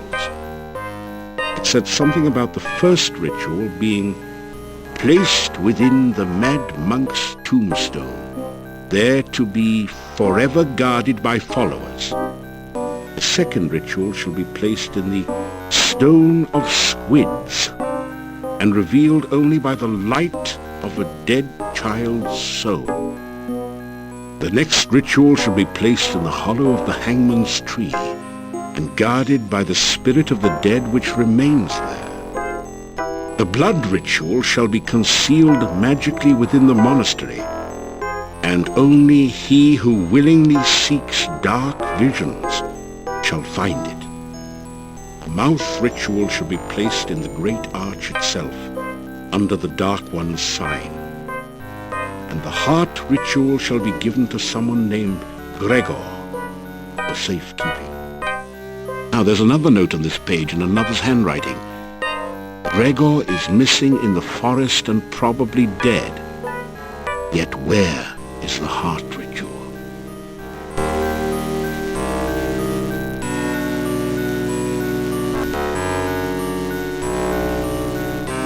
You rifle through it said the next mouth ritual. Now there's another.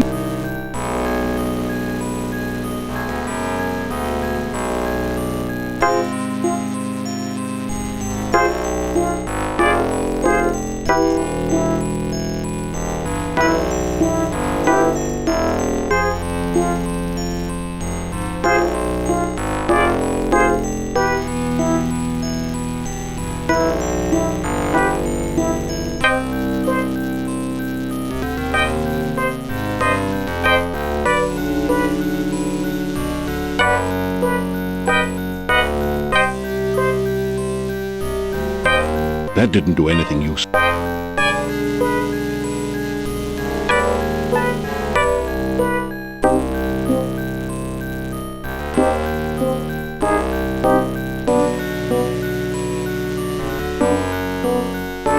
You tap the huge cask of Amontillado.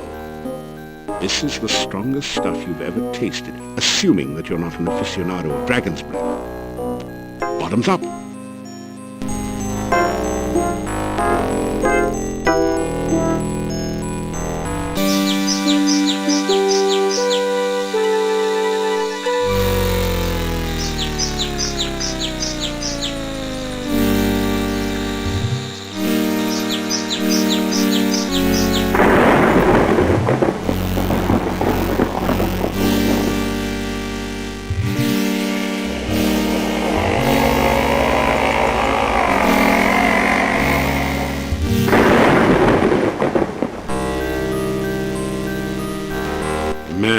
You got a headache. Fortunately, the Dark One rising seems to have been just a vision, not the reality. Yet.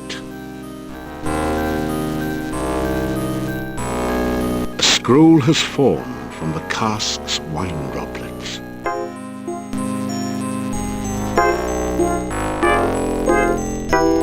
You pick up the rolled paper on the floor. It has a symbol of a drop of blood at the top and the inscription, Ritual of Blood. You can't read any of the other writing on it. The ritual isn't designed to be used that way. You need to read it in the appropriate place at the correct time.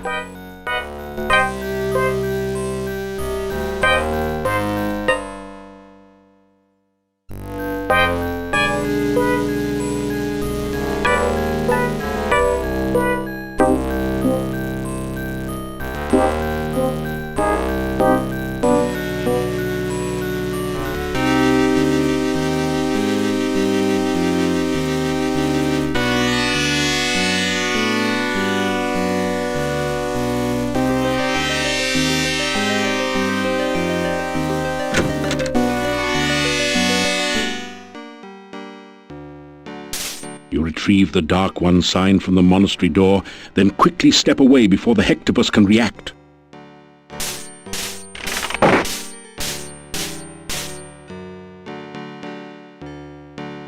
It's too dangerous to use magic in town during...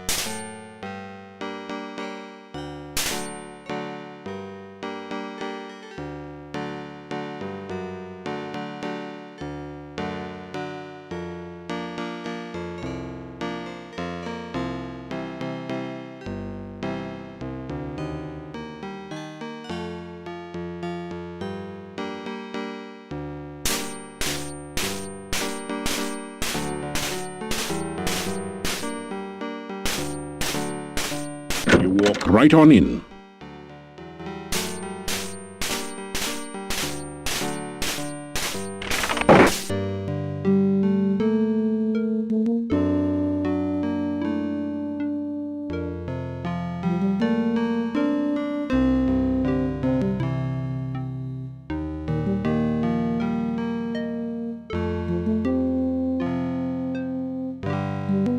This is a little too easy now.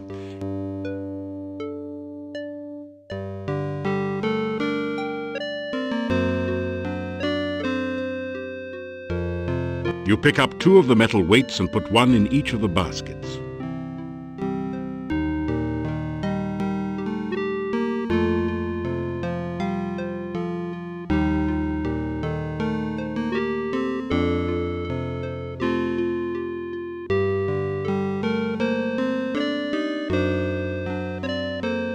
Your legs are too stiff and sore to use this right now.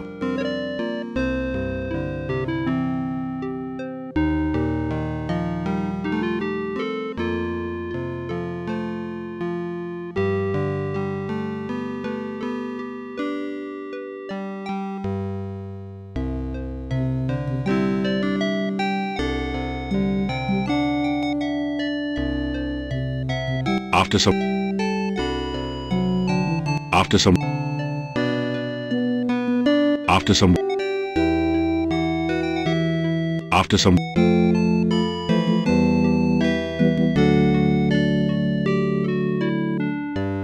there's only a certain amount of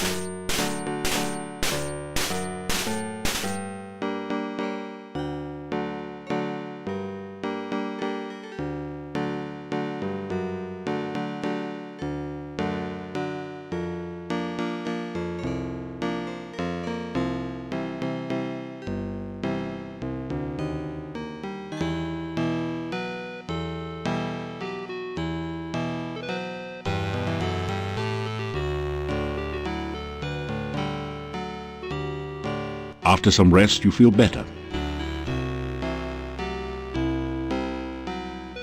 After some rest,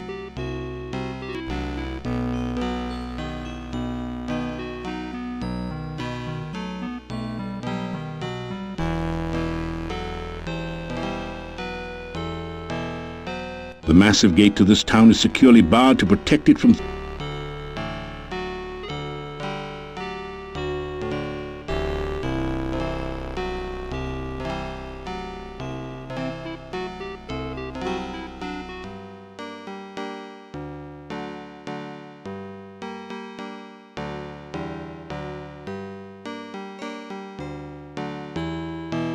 A shiver of cold comes over you. You sense no danger, but even so, you find yourself afraid.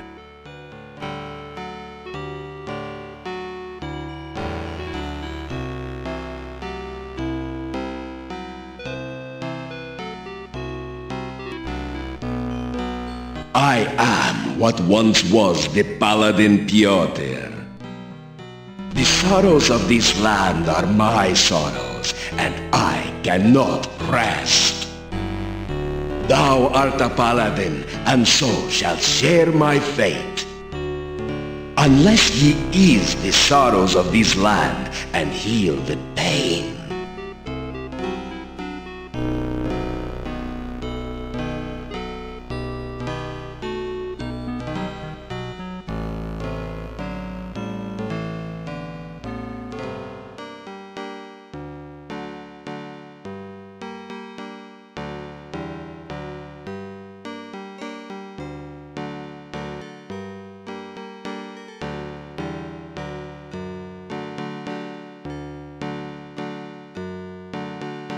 You hear movement on the other side of the door. After a few minutes, you hear someone removing the bar and unlocking the bolts on the other side of the door.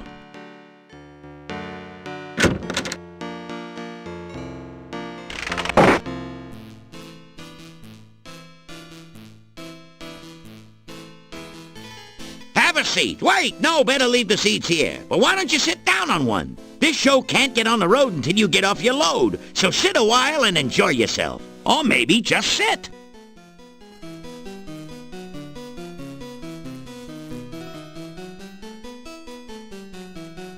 Pleased to meet you. I could tell by your outfit that you were no ordinary rube. Punny Bones, the name. Joke's a fair game. I'm a pro punster. Thank you, thank you. I always like to meet a receptive audience. It's always good to see you. It means you're not behind my back.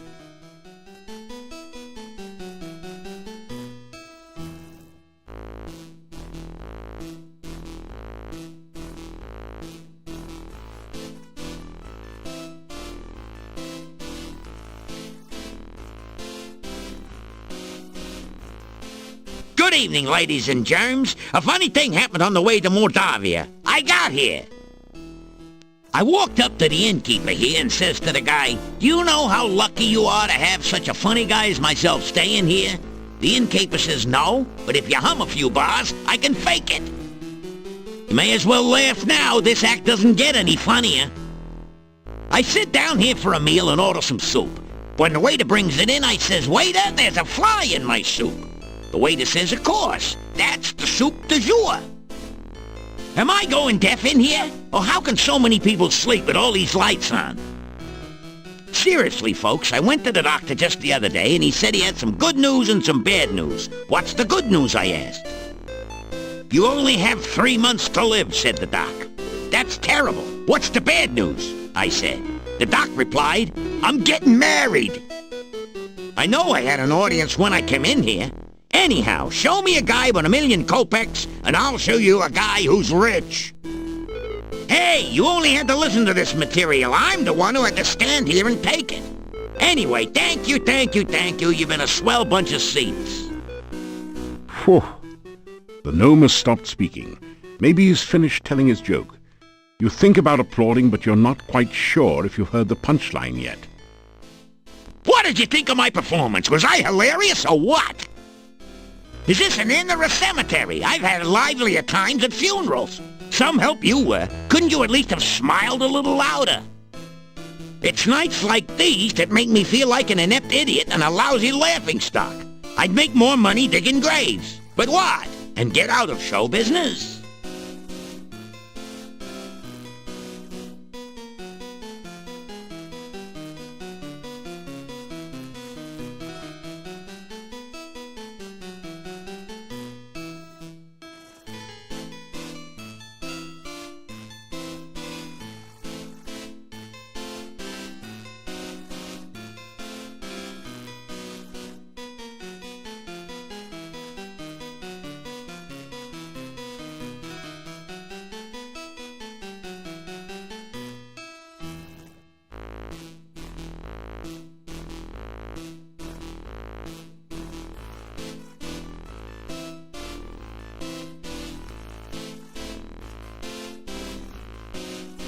You unlock the door to your room and go in.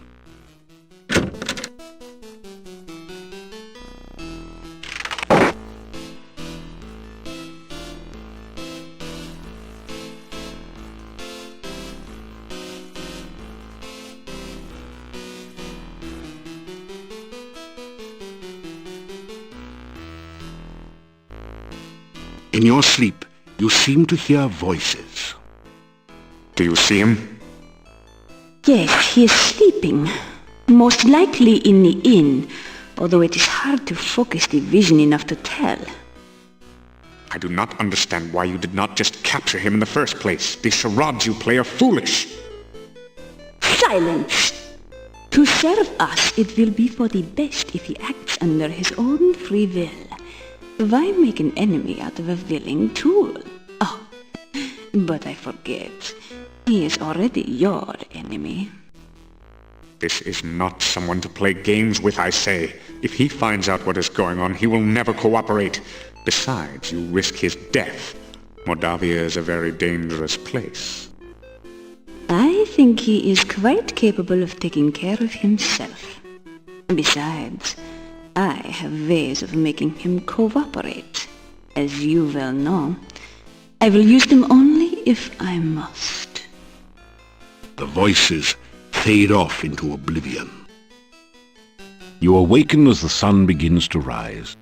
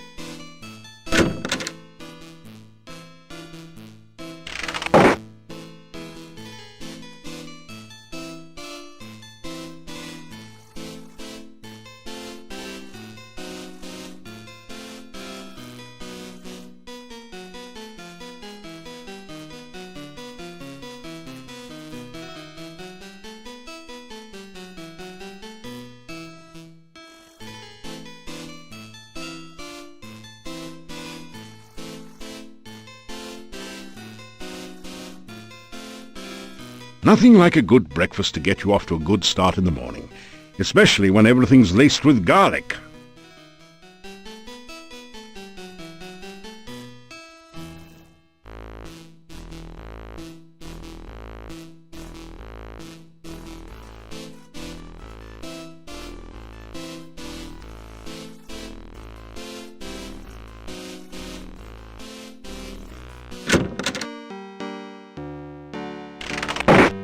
Still you remain. It is a wonder you have managed to live so long.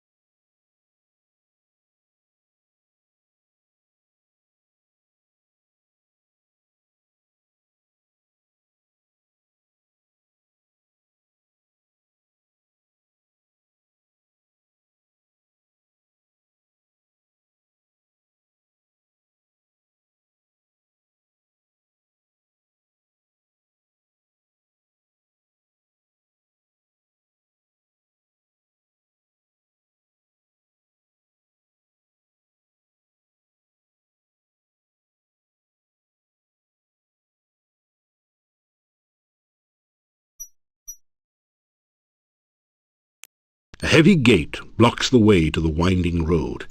Far in the distance, you can see a majestic castle. Welcome to Moldavia.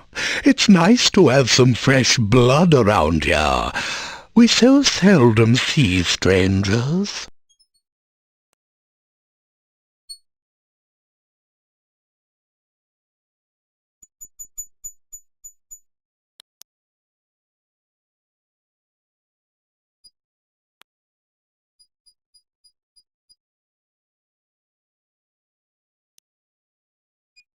I am Boris Stovich. This is the castle of the Boyars, the title of the rulers of Moldavia. It once belonged to the Borgov family for generations, but the last Borgov has been dead for many, many years.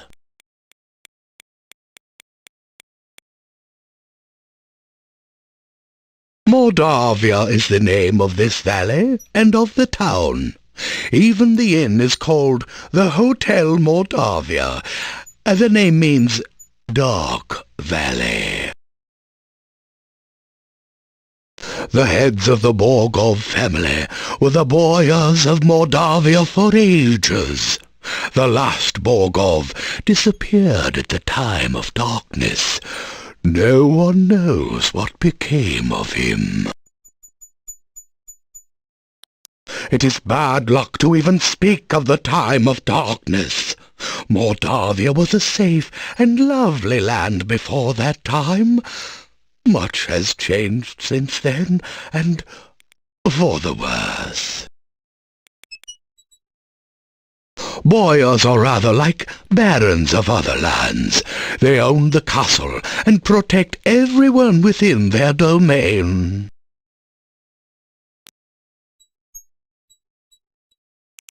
The heads of the Borgov family were the Boyars of Moldavia for ages.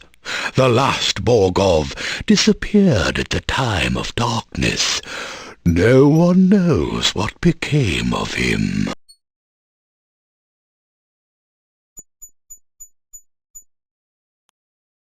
I'm not certain who all lives in the castle. I so seldom see anyone from there. There's the master, of course. Then there's the strange foreigner. There's also the master's daughter, I believe, and some rather strange guards. Beyond that, I really can't say.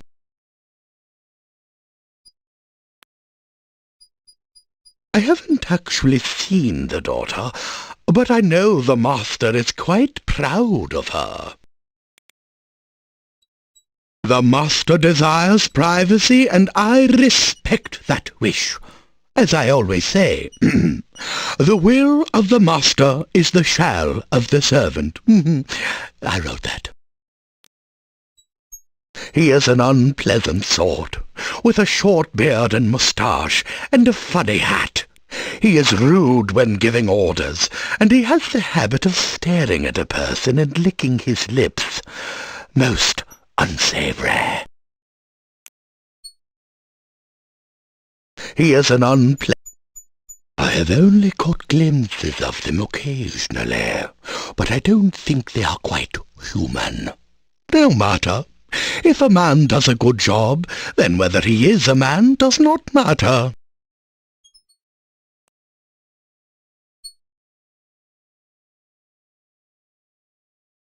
I am the gatekeeper of Borgov Castle. Is it not true that he who guards the gates is the keystone speaker? This is the gate to Borgov Castle. You can see it in the distance behind here. I am here to make certain that only welcome guests may enter through here in the daytime. At night, this gate is guarded by huge necrotaurs, who make certain no one tries to enter without permission. The town of Moldavia is to the east of here. Turn to the east as you leave and continue until your way is blocked by rocks. Then turn north and you will find the gates of the town.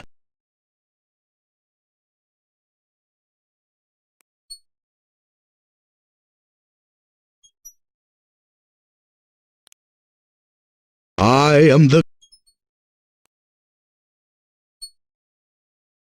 this but I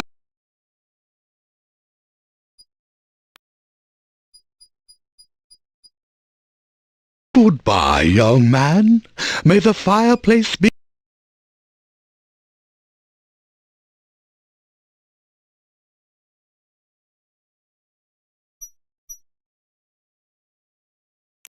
when the days are short.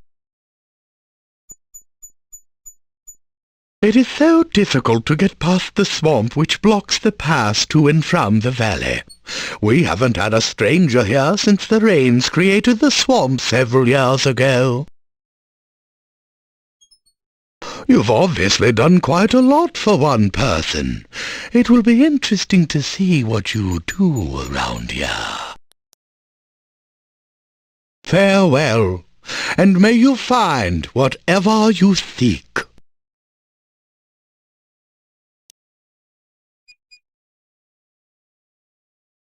Farewell.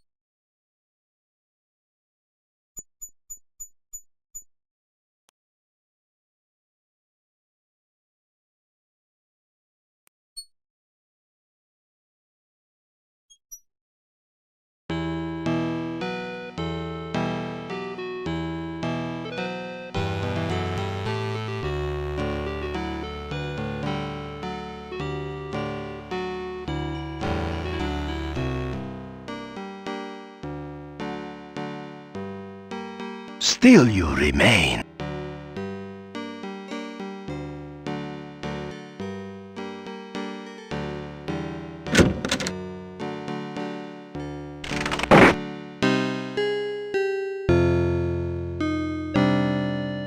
Back again so soon?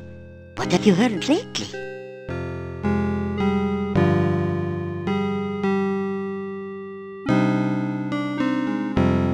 So, you haven't been eaten yet. We'll see how long you last traipsing about everywhere when you should be staying in this nice, safe town. Tell Olga about what you've been doing in Moldavia. And be sure and keep me informed. I need to know everything that goes on around here. Someone's got to have a clue after all.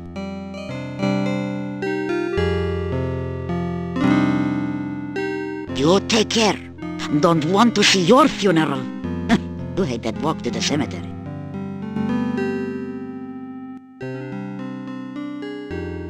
Yeah, my sad departed husband. His name was Boris. Gone 3 years now. He was such a good man.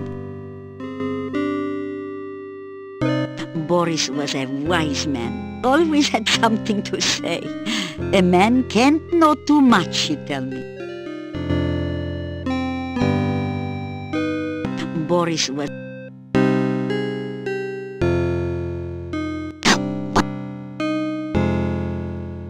You know, old Nikolai has been crazy for years. Never could get over the loss of his wife, Anna.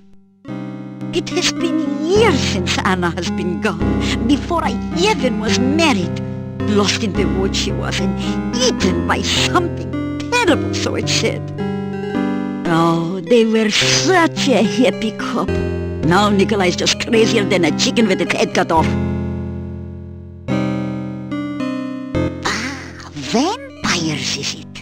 There's talk that those strangers up in Castle Borgov are never seen by day and can't abide the smell of good old garlic. If you are going to do any wandering outside town, make certain you have some garlic with you, just in case.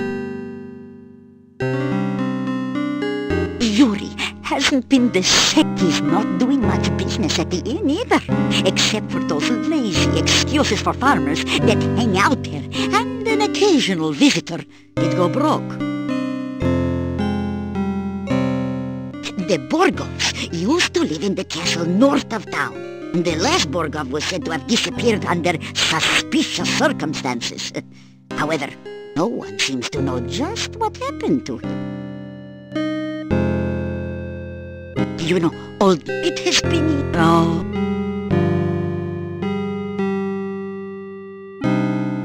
Boris...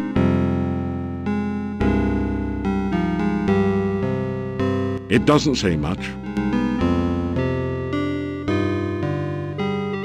You tell Olga that the gatekeeper's name is Boris Stovich and ask if they're related. Aha! So that's where the so-and-so went. Huh? Tell him he's a rotten no goodnik.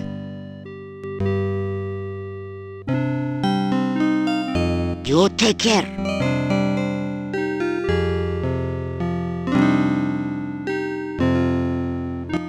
Good night, and don't let the bedbugs bite, as my husband used to say.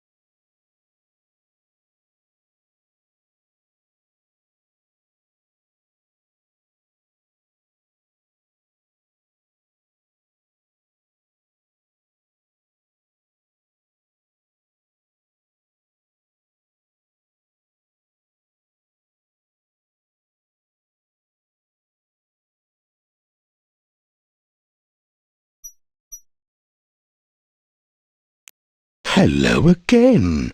You are a most brave man to wander so freely in the Moldavian woods.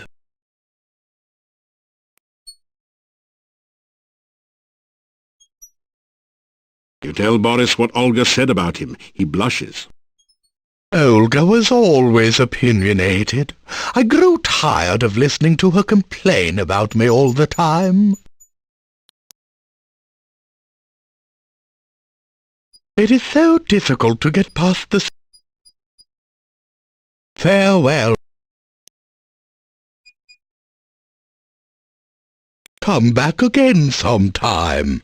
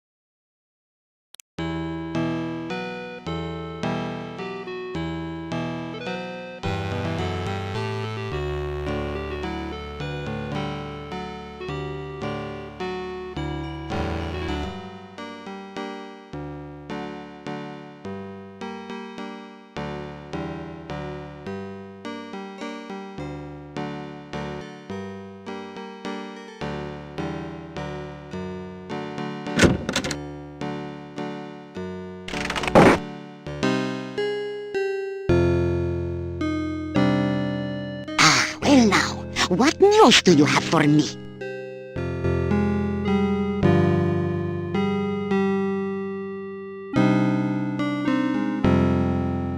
You tell Olga that Boris says she complains about him all the time. Well, if he'd ever been here to get his work done instead of spending all his time carousing at the inn, I wouldn't have had to complain. And you can tell him I said so, huh?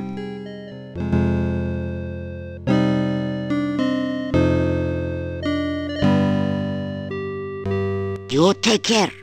Don't want to see your funeral. You hate that walk to the cemetery.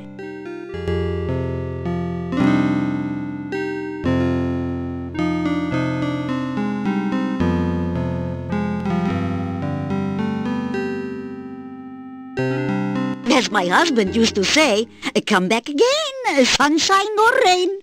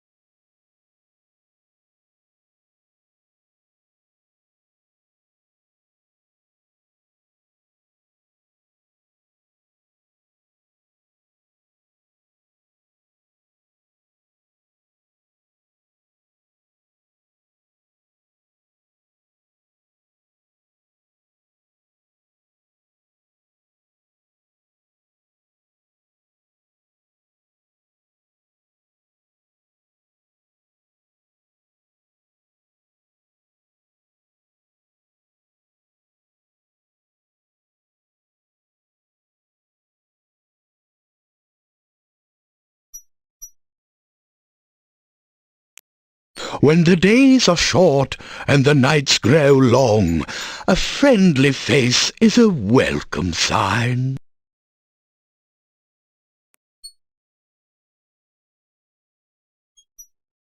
Tell him that Olga thinks he was too lazy. Lazy? What was there to do in a shop with no customers? Once the swamp cut off trade here, we had nothing to sell. I had nothing to do there, so just because I would sit at the inn and talk with the other men, she thought I was lazy. All she ever did was sit around and give me orders when I was in the shop. What was the point of dusting if no one came in the shop to notice the dust? Farewell. Come back again,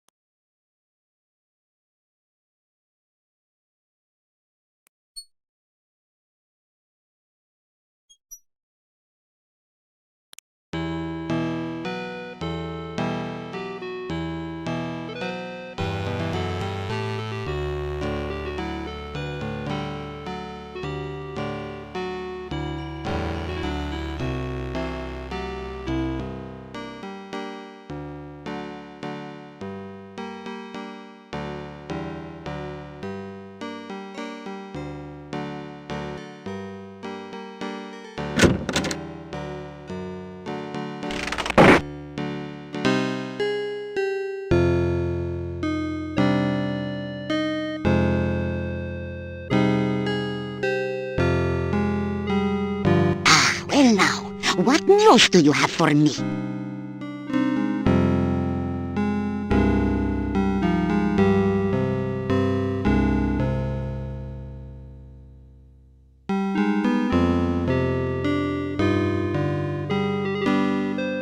You tell Olga that Boris didn't like being ordered around all the time. Ah, I wouldn't have had to order him around if he would only have done his work. I just wanted the shop to be neat and clean in case anyone came in. How does he expect me to do all the work around here by myself? Yeah, this was his family's business after all.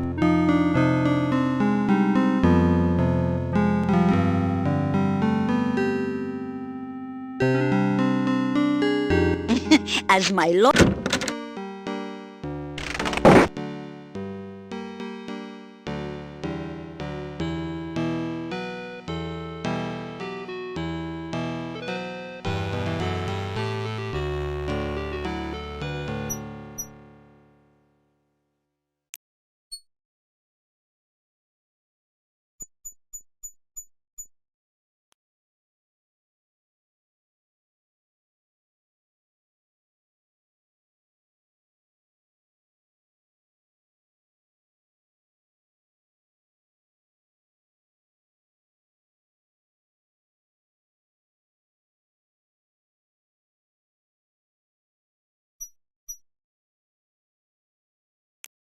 A fine autumn day to be walking.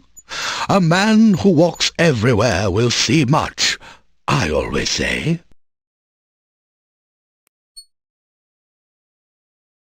You tell Boris that Olga is having trouble running the shop without him. There is much to do to keep the shop straightened up. My family always worked together to keep it going before. If only Olga wouldn't nag me all the time. She and I used to enjoy running the shop when we actually had things to sell. What is the point of even running a shop when there is no business?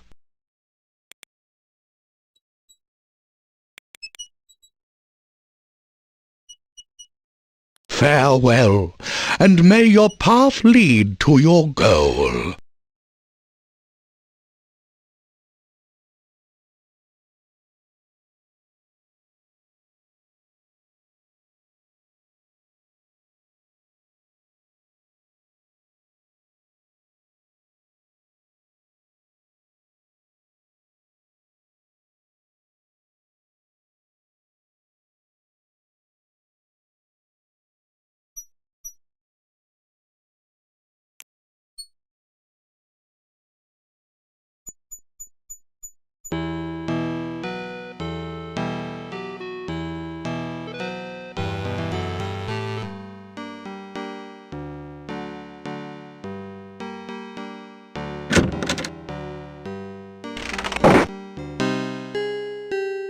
Hello?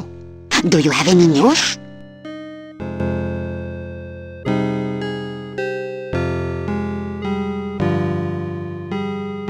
Tell Olga that Boris doesn't see any reason to keep the shop open when there's nothing left to sell. No business. You just tell that man about my avocado and garlic sandwiches. People come in and buy them all the time.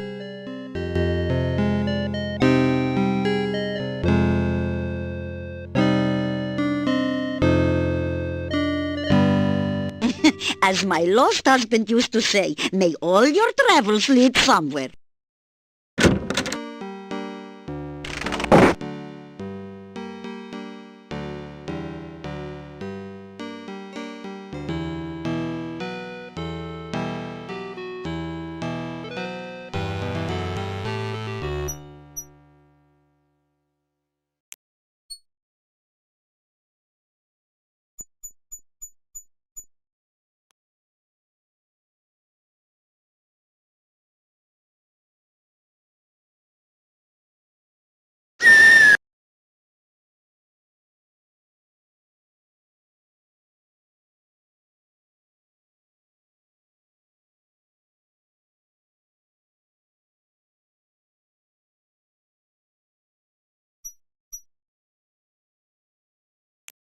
A fine You tell Boris about Olga's avocado and garlic sandwiches. How I used to love her avocado and garlic sandwiches. We had them on our wedding night, you know. You should have seen the garlic and avocado flowers decorating our wedding cake. Oh, beautiful. And she baked the cake herself. Oh, she always was a good cook. You remind me of how much I miss my wife. I shall go back and visit her.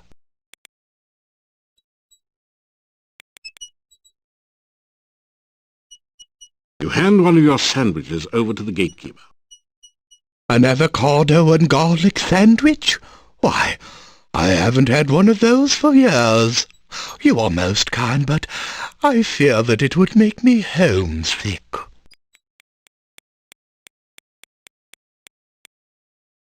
May the sun...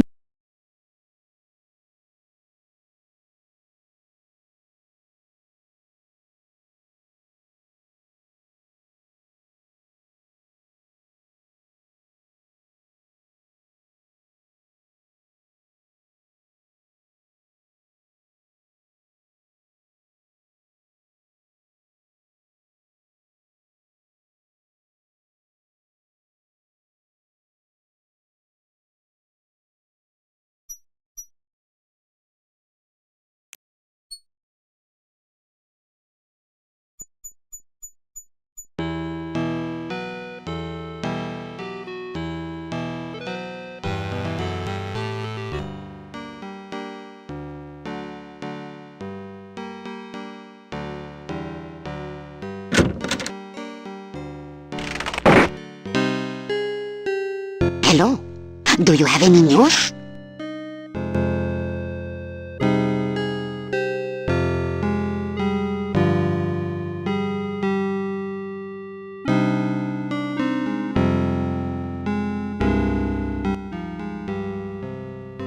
Boris came back to visit me. We had a lot to talk about. He says he'll come back again after work. It was nice to see him.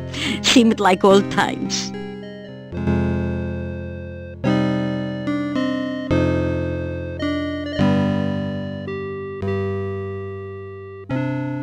As my husband used to say, a couple...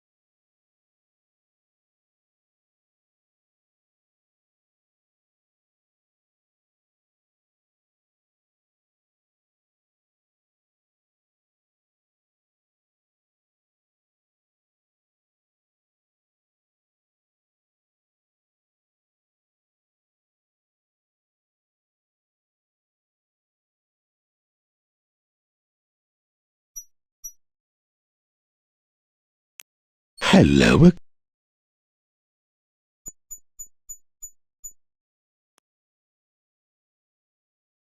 Goodbye.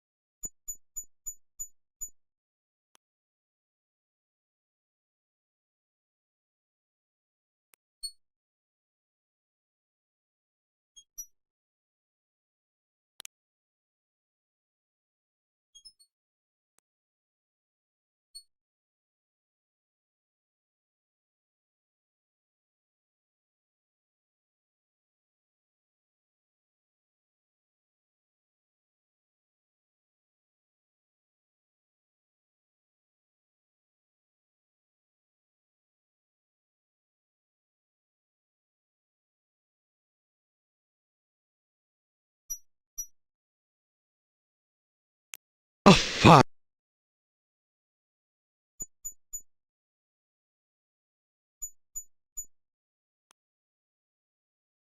Farewell.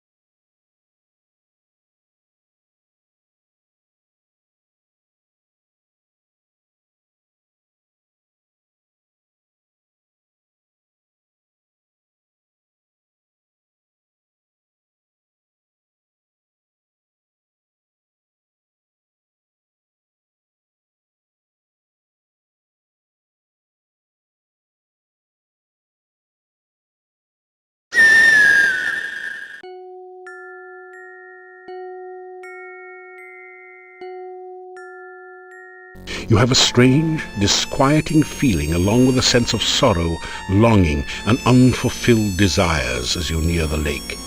The briny lake seems to draw you towards it.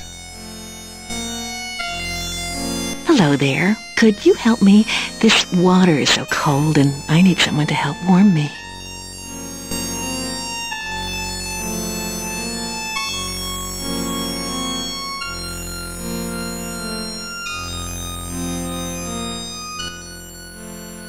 I am the Rusalka. Please, take my hand and help me. If you take my hand, I'll be happy to show you what the lake is like. If you take my arms, I'll be happy to talk to you about anything you'd like. You ask what a nice girl like her is doing in a place like this. It's so nice here in the water.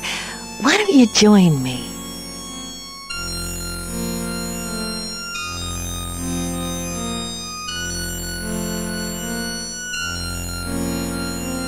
Thank you for the beautiful flowers. No one has been so nice to me since I can remember. I guess I shouldn't try to drown you now, since you've been so kind. This is one of the most beautiful women you've ever seen. She has lovely, long, golden green hair, although your eyesight tends to focus a bit lower than that.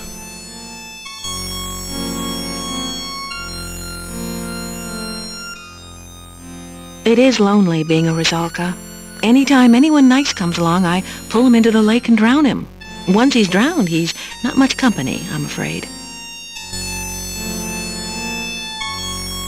I've been a Rusalka for so long, I've forgotten.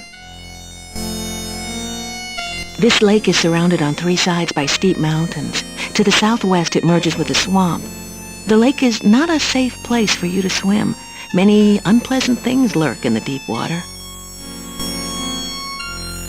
The swamp is definitely a creepy place. Dead things lie under the water and try to drag the living underneath. Kinda sounds like my job description, doesn't it? Well, the things in the swamp are a whole lot nastier than I am, so be careful out there. I stay far away from them. They crawled into the lake from the swamp one day. Ugh, they remind me of worms and give me the creeps.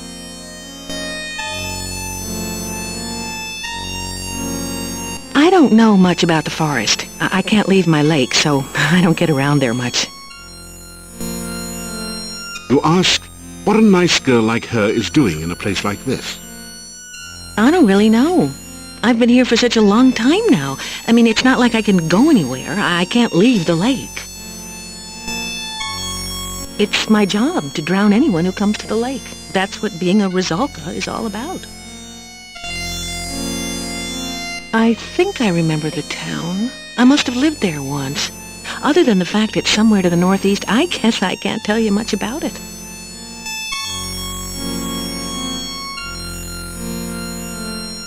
You tell the Rusalka about some of your previous adventures. Gee, you've done a lot to get rid of monsters and things. You don't think I'm some kind of monster, do you? I mean, just because I'm undead and drown people, you don't think I'm bad?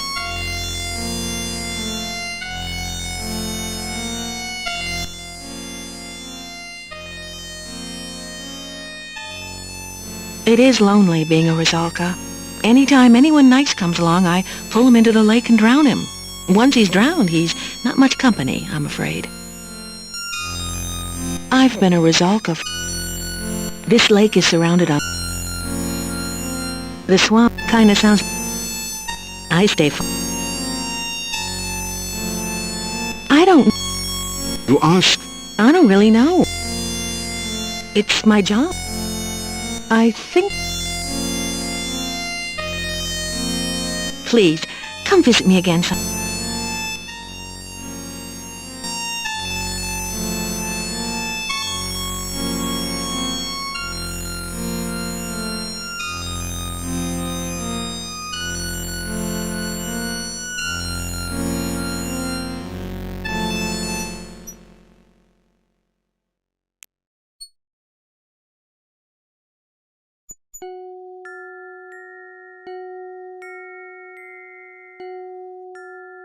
You have a strange, disquieting feeling along with a sense of sorrow, longing, and unfulfilled desires as you near the lake. The briny lake seems to draw you towards it. Hi again. I'd hoped you'd come back.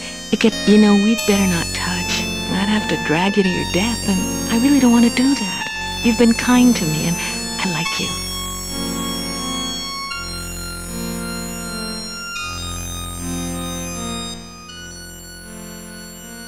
I swim a lot and comb my hair and look for people to drag to their deaths. It's not exactly a busy schedule.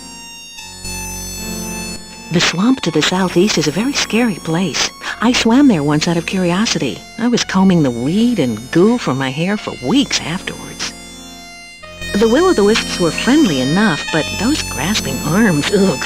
Weirdest of all were the creatures standing guard near some sort of tomb. Well, I'm not going back to that swamp for anything.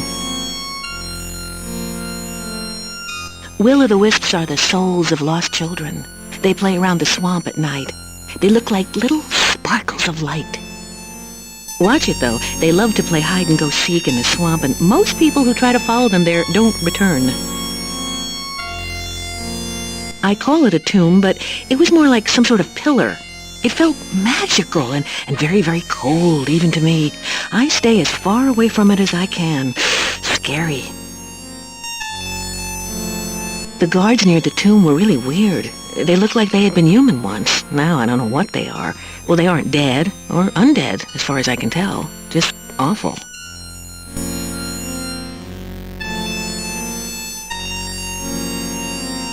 The grasping arms will try to drag anyone into the swamp. Now, they can't get you if you stick to the grassy areas, but I don't recommend you go visiting there.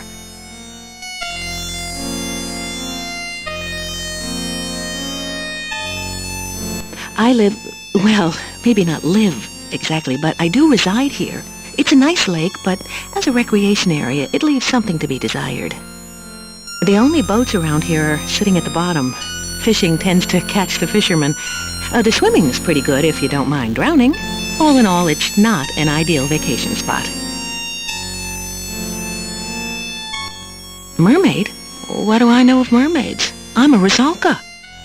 You do realize I'm undead, don't you? I mean, it's not like I have a life here.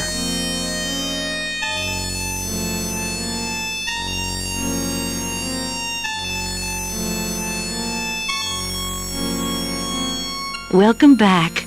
You seem to be finding your way nicely in Mordavia.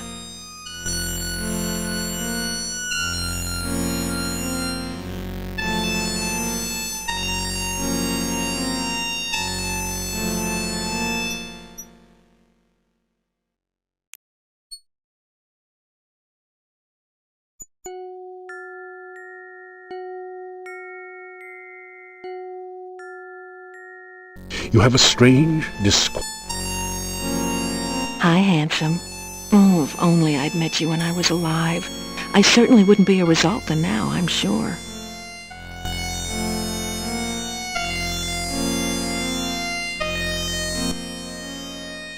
Being undead is not so...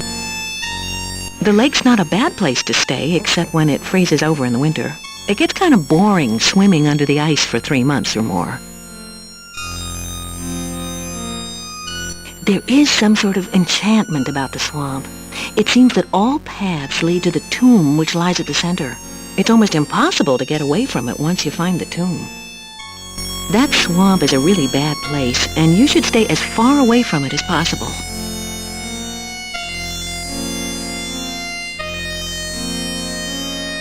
So, how's... You certainly have had a time of it here in Mordavia.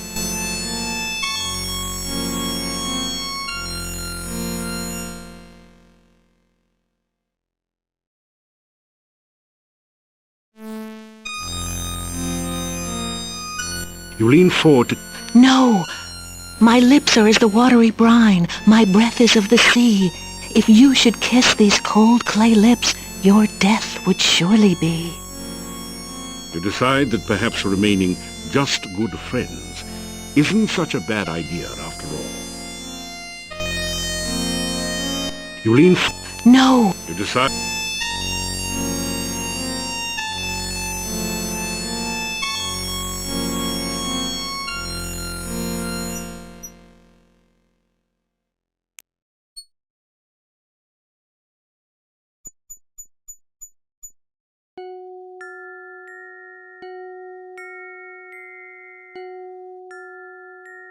You have a strange, disquiet... So good to see you. Being undead is not... The lake's not a bad place to... There is some sort of enchantment about the swamp. It seems that all paths lead to the tomb which lies at the center. It's almost impossible to get away from it once you find the tomb. That swamp is a really...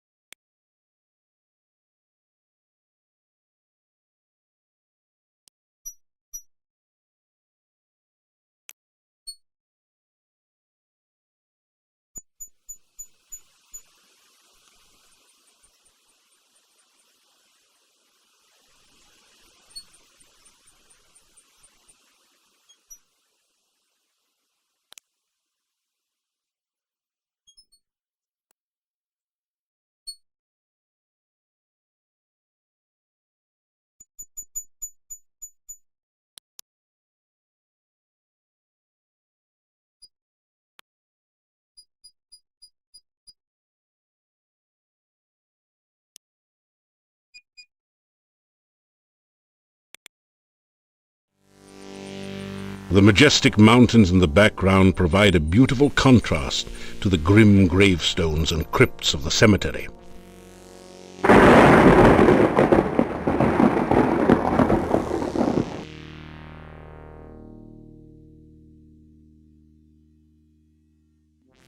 A heavy stone door seals off the Borgov family crypt.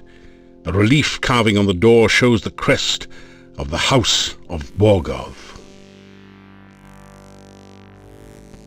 This gravestone is marked, "No effort could Elissa save. She passed into a watery grave. Her body was lost, only her memory remains." Here lies Janos, faithful forever to his lost true love, laid beside her empty grave.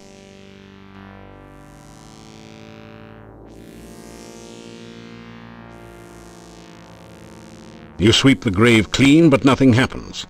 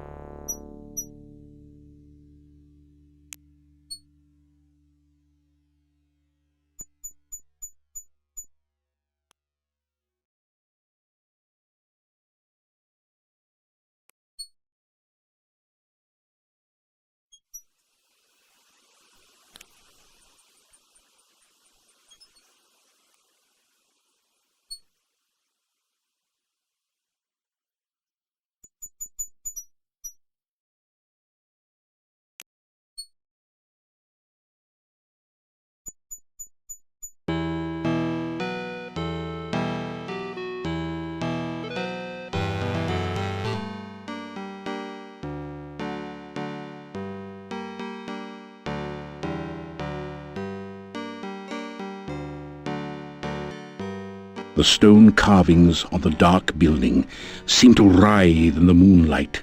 You get the feeling that they are hungry and waiting for something or someone. A sense of great danger and hunger comes from near the door of the massive stone building.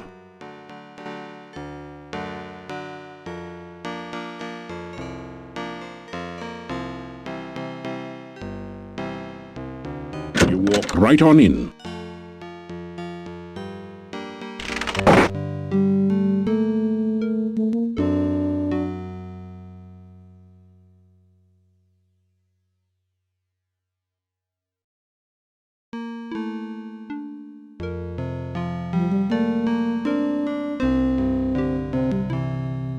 This is a little too easy. You pick up 2 of the metal weights and put 1 in each of the baskets.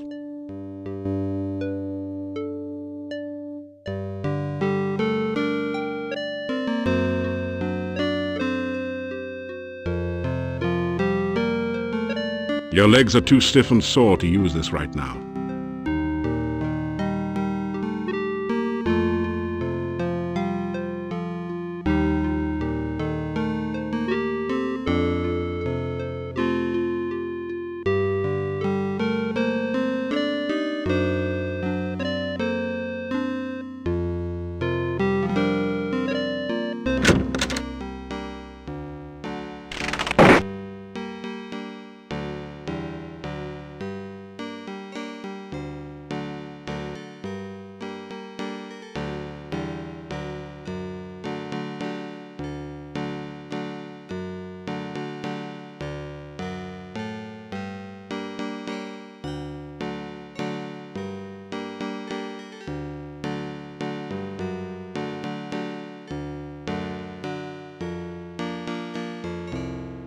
You hear movement on the other side of the door. After a few minutes, you hear someone removing the bar and unlocking the bolts on the other side of the door.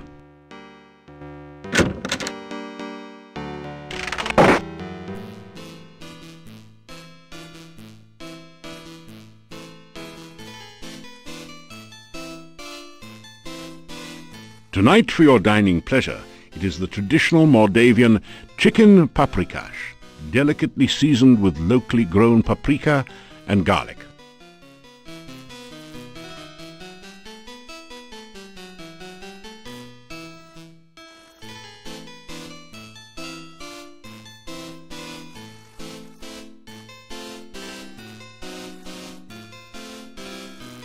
You unlock the door to your room and go in.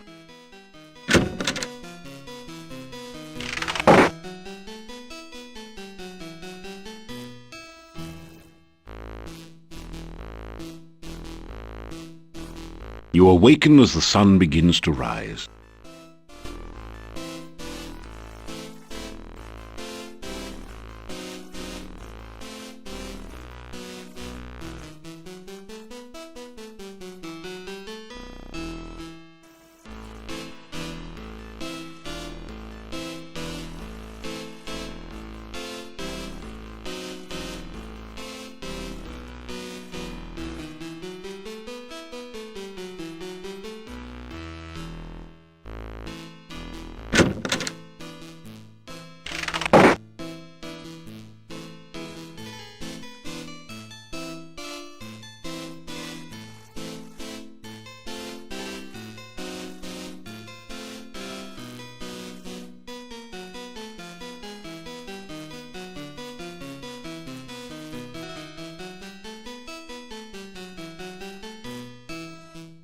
It's a garlic soufflé, Moldavian style.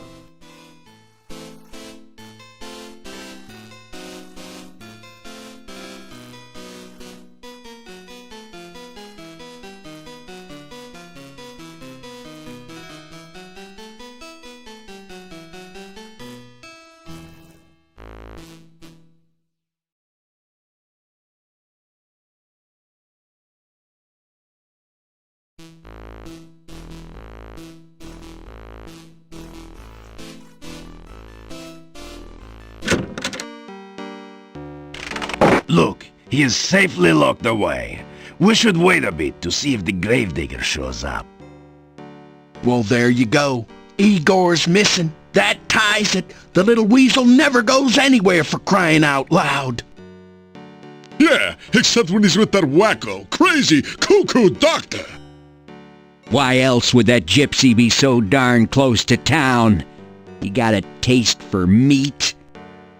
It was a full moon outside last night, I'm telling ya. Here, somebody's going to jail. Justice must be served, even for that little gravedigger. Justice? We don't even know if a crime has really been committed. Just relax, go home or to the inn. The gypsy goes nowhere. We can decide what to do later. But we... Later! Go home!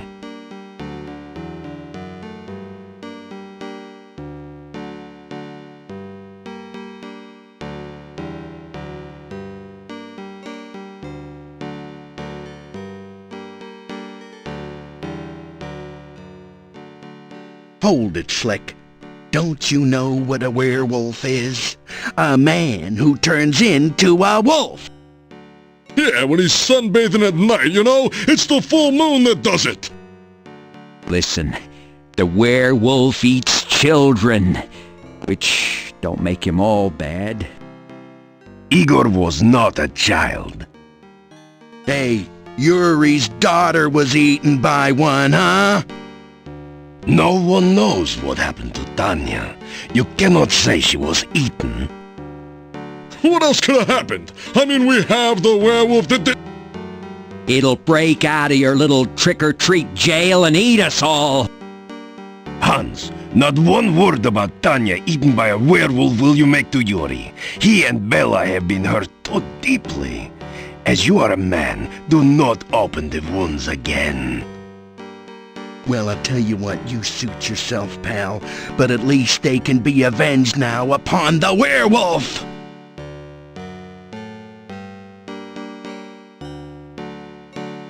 The gravedigger's missing! I mean, we looked everywhere. He's usually under my wife's bed. We even tried to talk to that quack Dr. Cranium. That ridiculous doorbell! At first, we thought he might be lost. Then we found the gypsy. The gypsy did it. He toasted Igor. Yeah, and then he ate him. Check his breath. It smells like Igor. Poor Igor. I'm telling you, gypsies are werewolves. Yeah, gypsies are all tramps and thieves. Gypsies cannot be trusted. I think we're fixin' to have one less gypsy around here.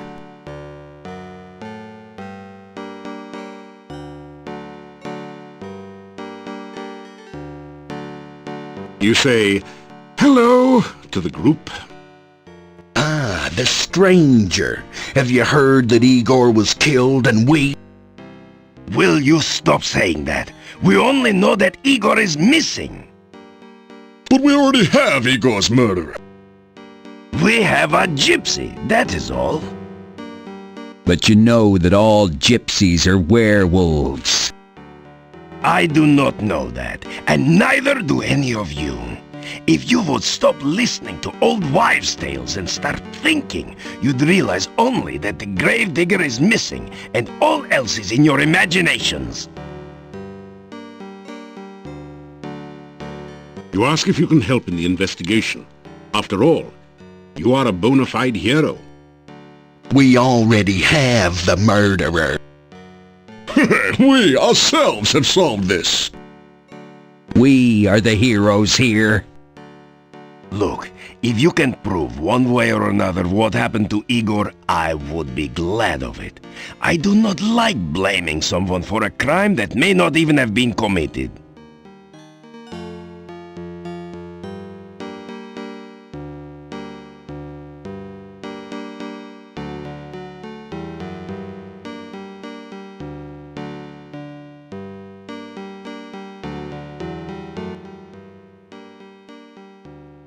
A gypsy was found right outside the town gates. We brought him here for questioning.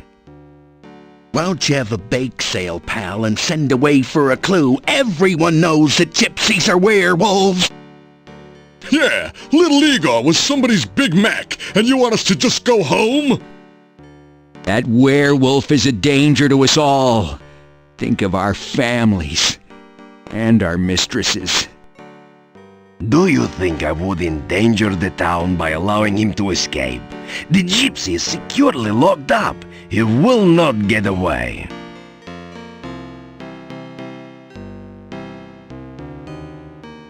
Werewolves are mere peasant tales. You want to see a peasant tale, pal? Look, we all know that werewolves are real. Yeah, I saw the movie. They turn into wolves by the full moon. They are harmed only by silver in wolf form. They're allergic to wolfsbane. There's a poem about it, okay? Even a man who's pure in heart. And says his prayers by night. Enough! Enough! It is all hearsay and speculation. May become a wolf when the wolfbane blooms. Oh, that's beautiful. And the autumn moon is bright.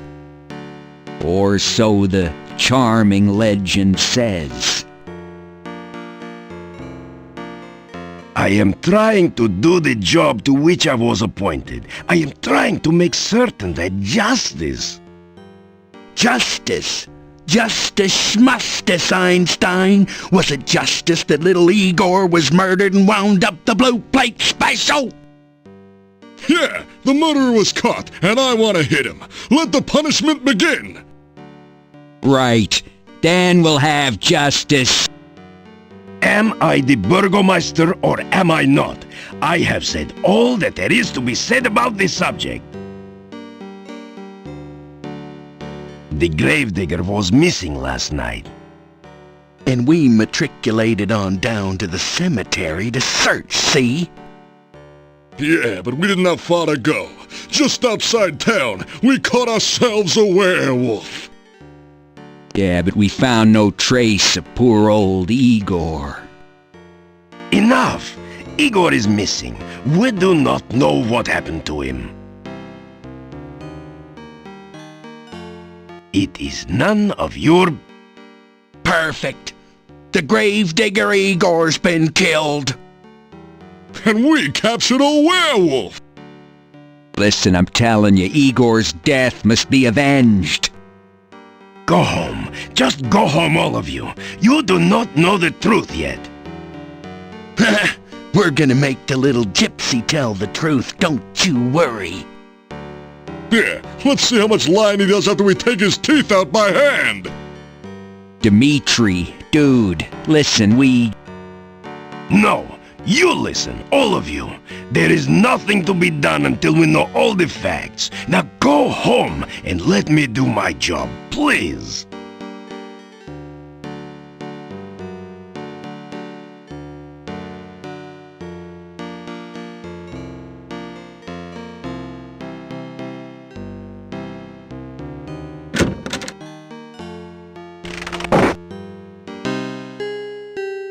Have you heard? Igor the gravedigger is missing. They say the gypsy did it. We may have a werewolf on a stake soon.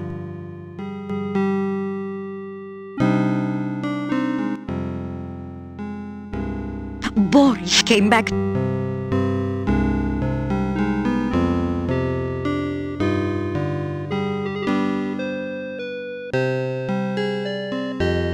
As my husband used to say, come back again, sunshine or rain. Calm down, everyone. Give me a little more time. Yeah, well, that's all well and good, Gandhi, but we have waited long enough. Yeah, he's right. I got first dibs. That gypsy's gonna pay. that gypsy's gonna make Joan of Arc look like a piker. He's gonna burn at the stake. Yes, yes. If I cannot find out what happened to Igor before tomorrow, you shall have your burning.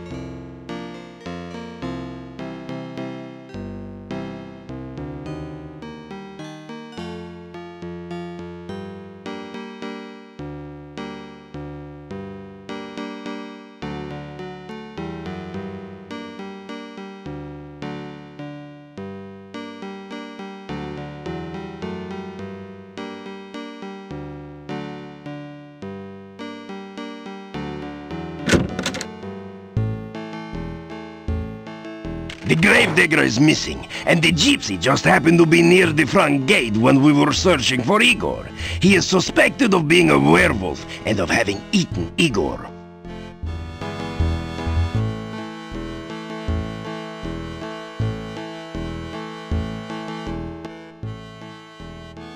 You can talk to the gypsy yourself. He hasn't said much to anyone.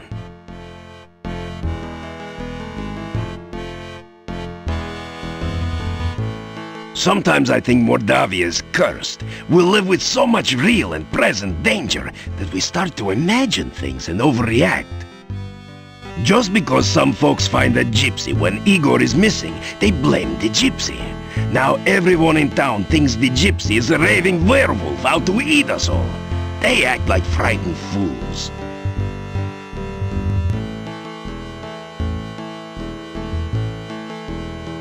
I'm not certain what to do.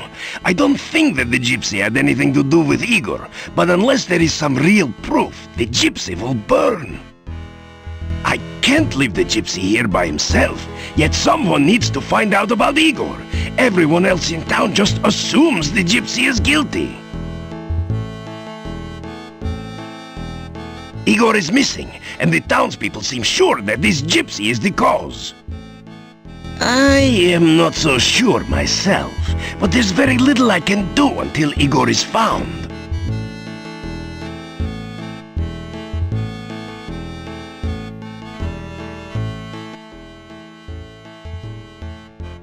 The gypsy looks at you with disdain. The gypsy spits in your general direction. The gypsy glares at you in sullen silence.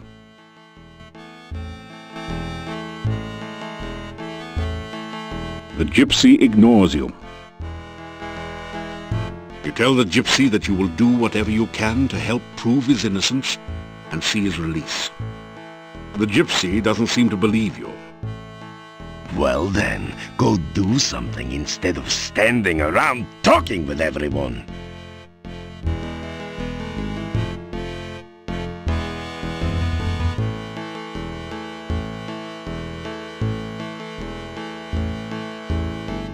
It is possible that the gravedigger is still alive.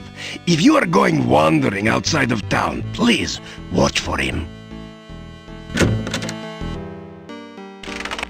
Calm down, everyone. Give me a little more time. Yeah, well, that's all. Yeah.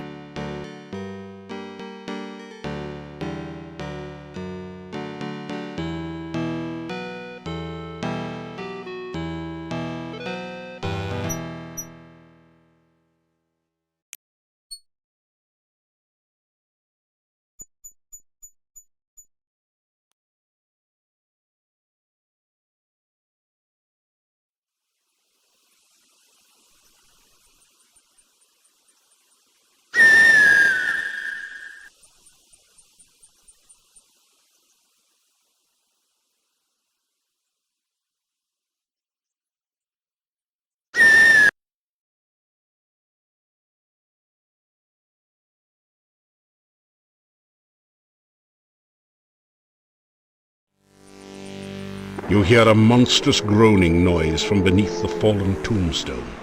Perhaps a horrible monster waits below.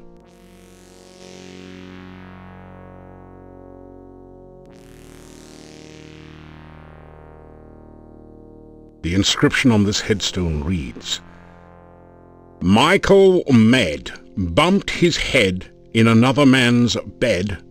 Now he's dead. Rest in peace.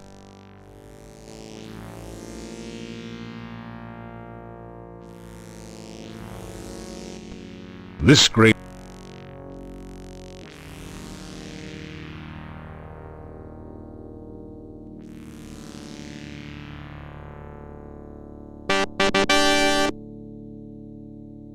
Igor saved! Kind stranger saved Igor! Good kind stranger! Igor happy grave, not Igor's grave! Urgh.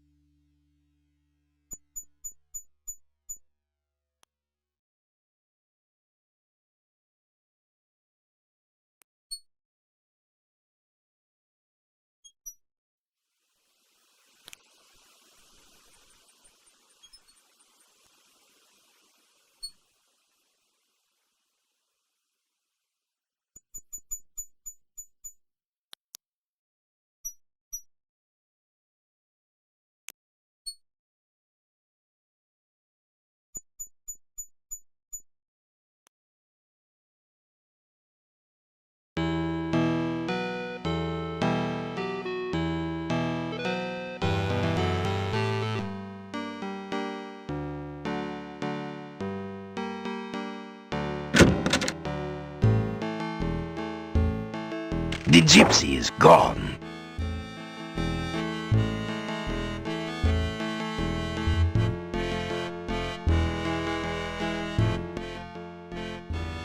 The gypsy is no longer my prisoner. Good riddance. I would not have enjoyed burning him at the stake. I'm just glad this whole thing is over. I hope this is the last of people disappearing mysteriously around here. The townspeople are foolish sometimes. They want easy answers instead of difficult solutions.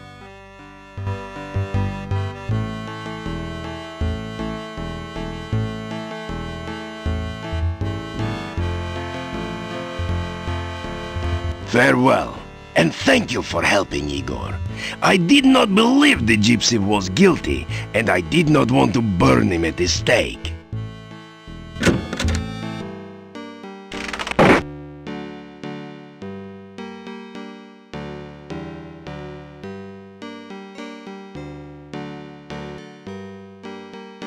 Igor very glad not to still be in grave. You Igor's friend now, huh?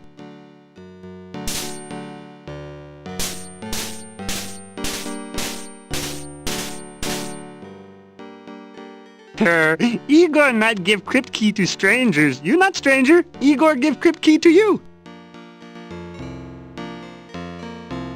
Oh, reports of Igor's demise greatly exaggerated. Grave accident? Little graveyard humor there.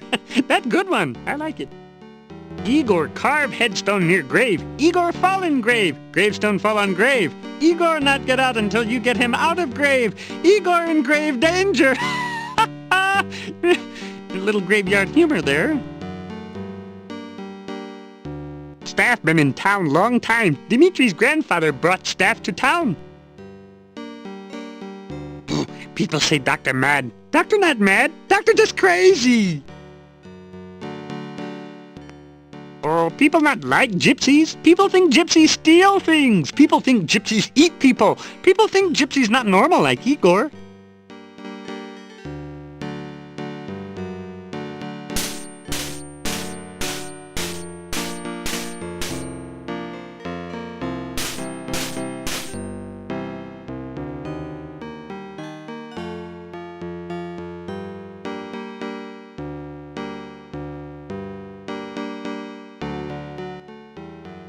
Yes, well, honor has been... You greet the... You. We have met before, I think. I am Nikolai. Have you met my Anna? She is... Well, I do not know where she is. I am looking for her.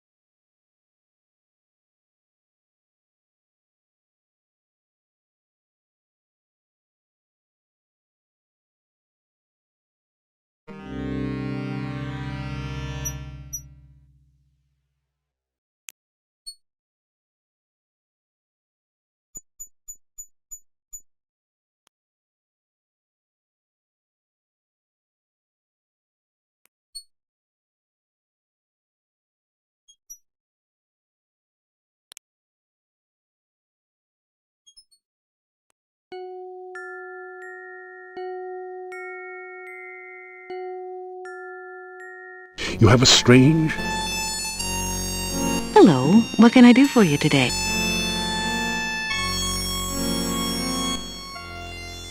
Being undead is... The lake's not... The lake's... There... That swamp is a... So... You certainly have had...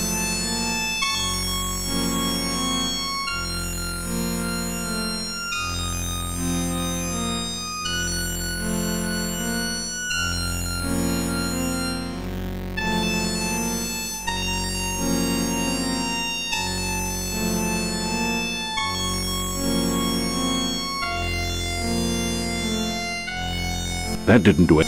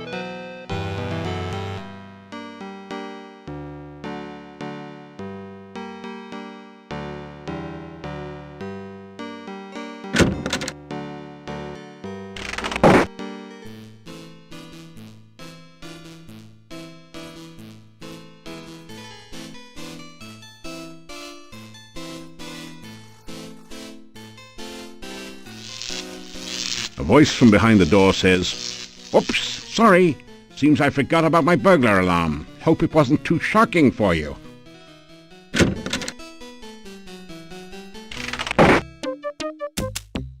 Hello, how are you? Come in and have a sit, why don't you? As you sit down, a rude noise comes from the chair seat.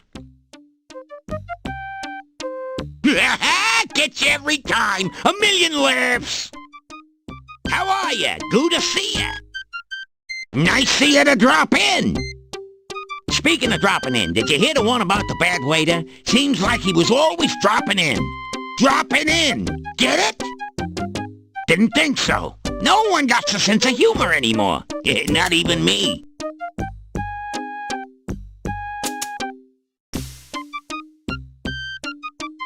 Hey, welcome into the inn. Pleased to meet you. Sit down, have a seat. Oh, we did that already, didn't we? You tell about some of your adventures. What was that you were saying about saving Spielberg? You tell about your adventures in Spielberg. So you're the guy that made me lose my sense of humor.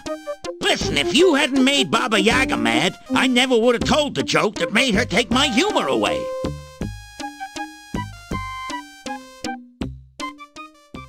I ain't got no sense of humor. I can't get no sense of humor. And I try, don't know why, gotta fly, say goodbye. What's the matter, you a music critic? So I can't tell a joke, sue me. I'm comedically challenged. A phoebe of a fool, a dweeb dunce. As a matter of fact, I've been cursed. I'm vexed with a hex, so to speak. Pathetic, ain't it? I can't tell a joke if it kicked me in the teeth. Ever since I got Baba Yaga mad at me, I got the bad joke blues. She has no sense of humor whatsoever. Let me tell you, I was just telling a joke about how some hero got Baba Baby hopping mad and fit to be towed. How was I to know she was in the audience at the time? Anyhow, Baba Yaga stands up, says some bad poetry, and the next thing I know is my jokes are jumbled and my puns are pathetic. So here I am in Nowhere Land trying to locate Baba Yaga so as I can get the curse removed and my humor returned.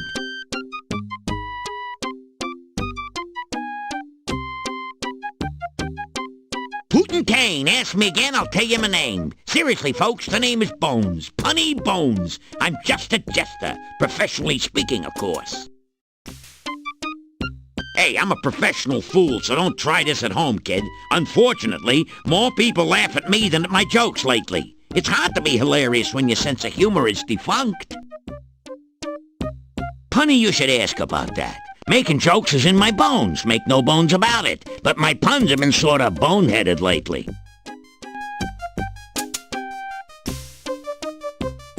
This place is really dead, you know? I've had a livelier audience in a graveyard.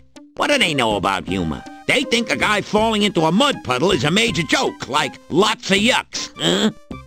Now, a man being tripped into a mud puddle, that's comedy. What do I hear? Let me see. Well, the talk of the town is you.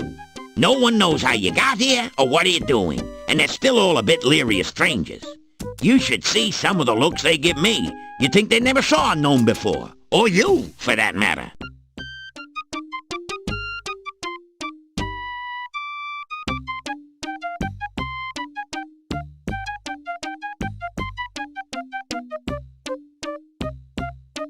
The rubber chicken squeals as you pick it up and squeeze it. Well, you'll have to keep her now. You obviously rub her the right way. Rub her, get it?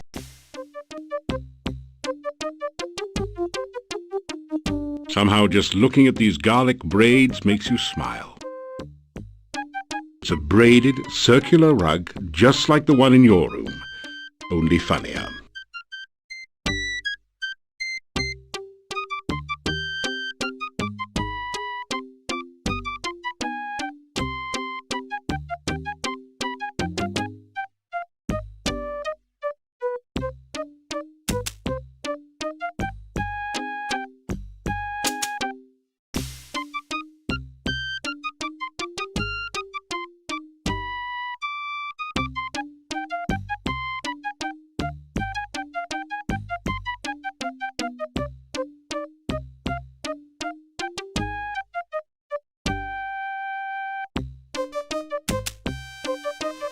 So I ask you, what do you call a dinosaur crashing into a wall? Late for supper, of course. See you later, crocodile.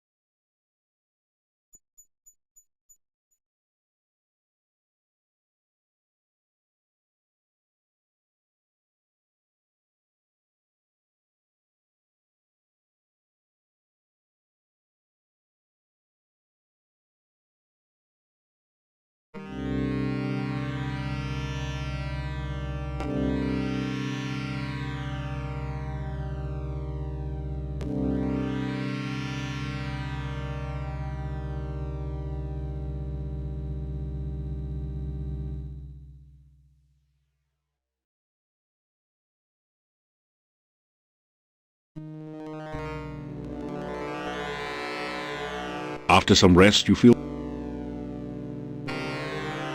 After some rest...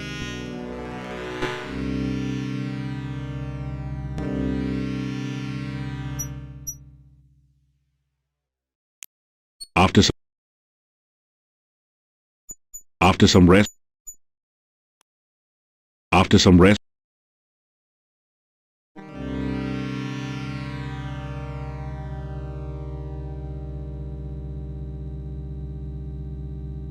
It doesn't burn.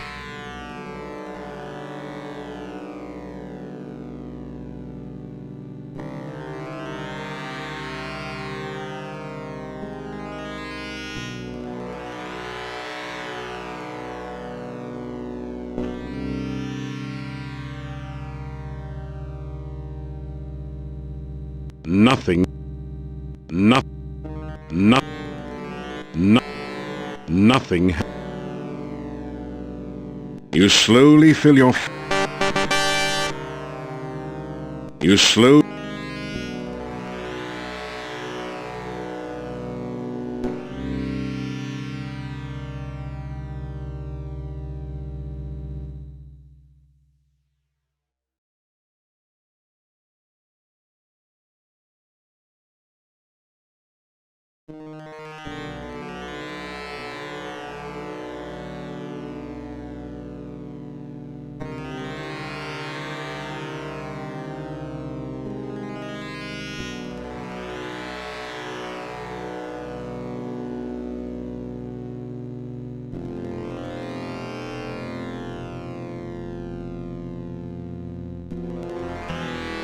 You carefully place some of the candy on the ground.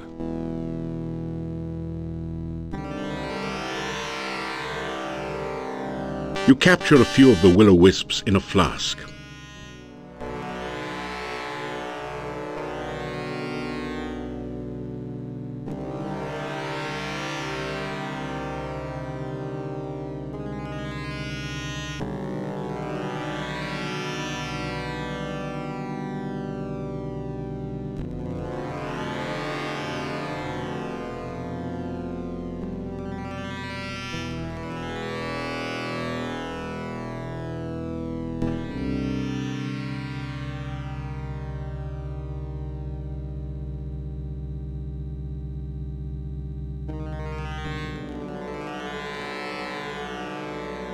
When you bring the will-o-wisp near the standing stone, glowing runes appear around a six-pointed image. In the center of the runes, you can now see a small hole in the stone.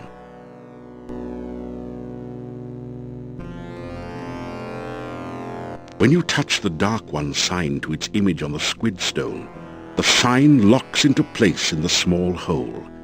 The points of the sign seem to point to 6 of the glowing runes.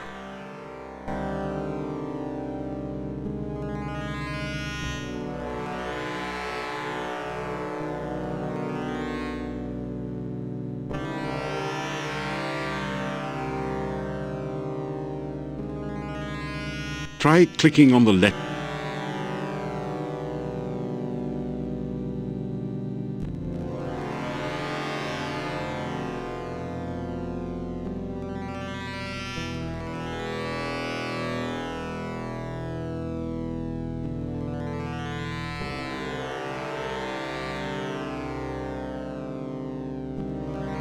An image of the sign of the...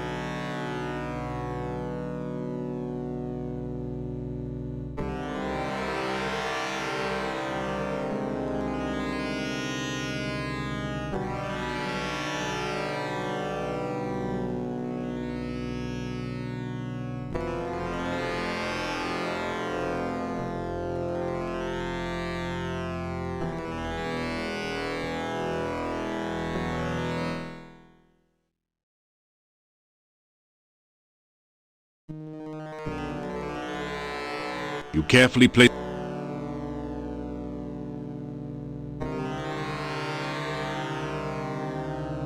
You capture a...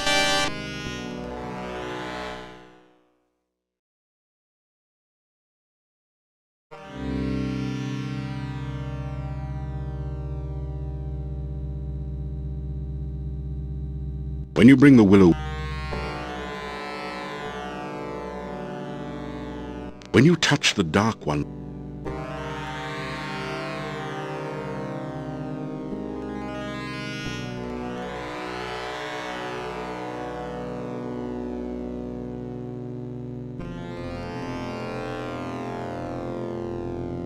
As you complete the name of the Dark One, you feel a distant rumble under the earth, as of the earth shifting, or some unimaginably huge creature stirring in its sleep. Part of the squid stone opens to reveal a small compartment. You reach in to find a scroll covered with mysterious runes. The symbol of the senses at the top is the only part that you can make out.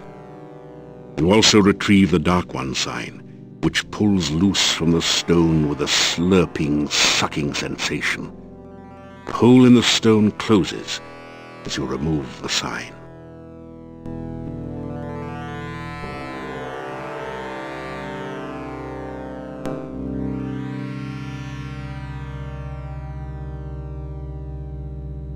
That didn't do it. The will-o-wisp. You release the will-o-wisp.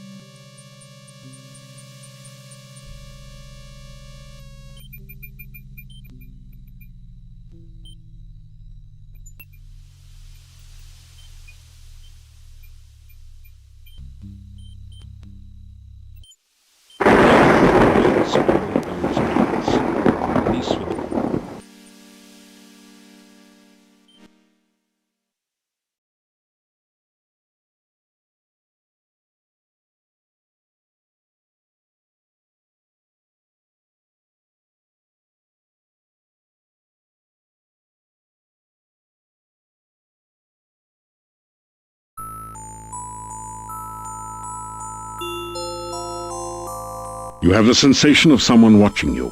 You sense curiosity and no immediate danger. It is good to see you again. I hope you are enjoying your visit to Mordavia. You need to take better care of yourself, you know. It is very dangerous out at night. Come to me. I have something to show you. I warned you it is dangerous here at night and you do not listen. I intend to teach you a lesson. A strange feeling sweeps your body. You realize that you now know the frostbite spell. Perhaps that will help keep you alive when I am not with you.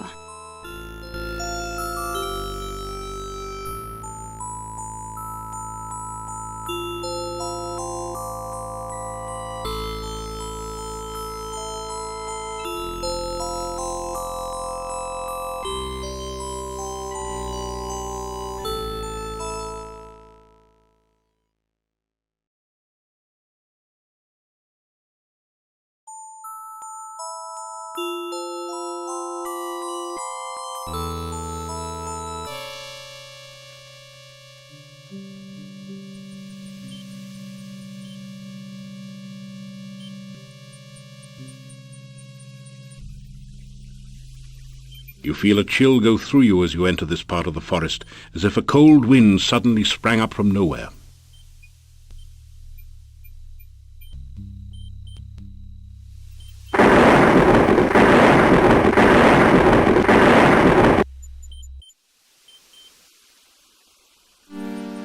You feel a chill.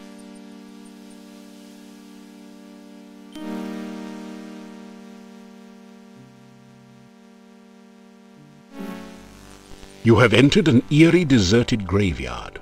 Strange moans. You have a bad feeling about this place. There doesn't seem to be any immediate danger, but you suspect that death lies among the crypts and tombstones in this place.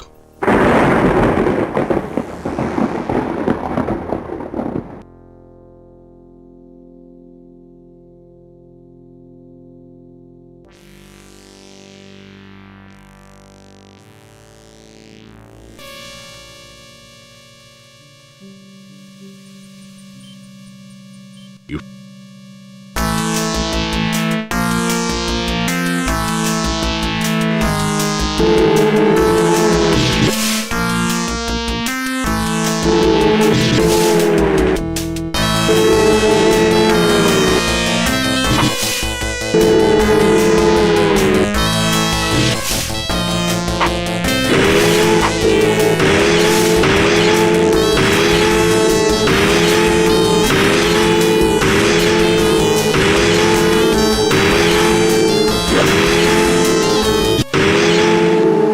wraith vanishes into nothingness, and the air slowly begins to regain some warmth.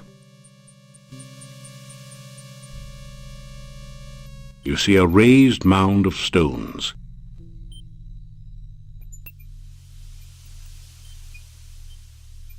Ah!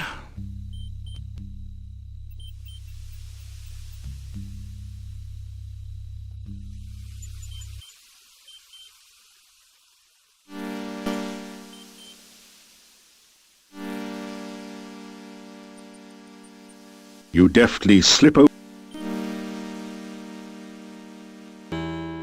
A shiver of cold comes over you. There is one for whom I weep. She lies in her watery grave, her heart broken by a lover untrue. Speak with the gypsies on how to free her spirit. Free the Rusalka and heal her sorrow.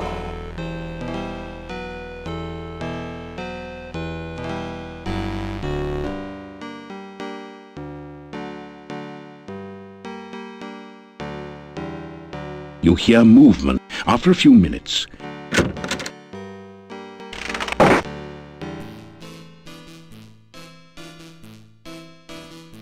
you unlock the door.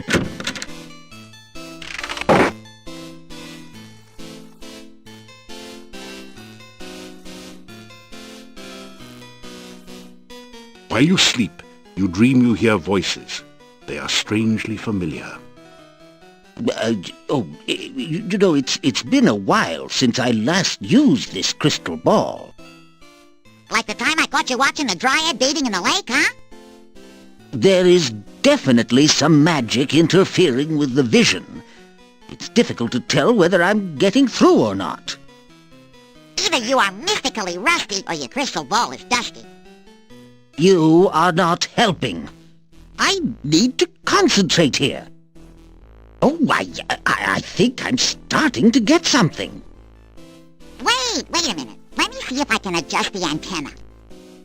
You hear the sudden sound of music and a different voice saying, "And now for something completely different." The music and the voices fade as you start to awaken. You awaken as the sun begins to rise.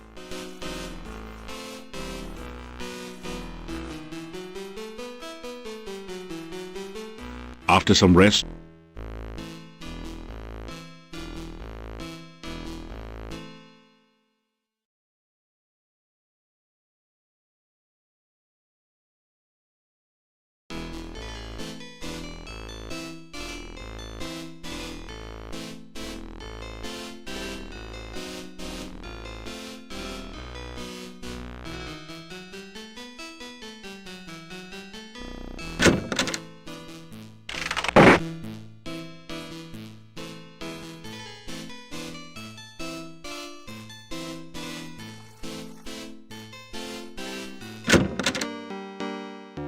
The werewolf threat has ended.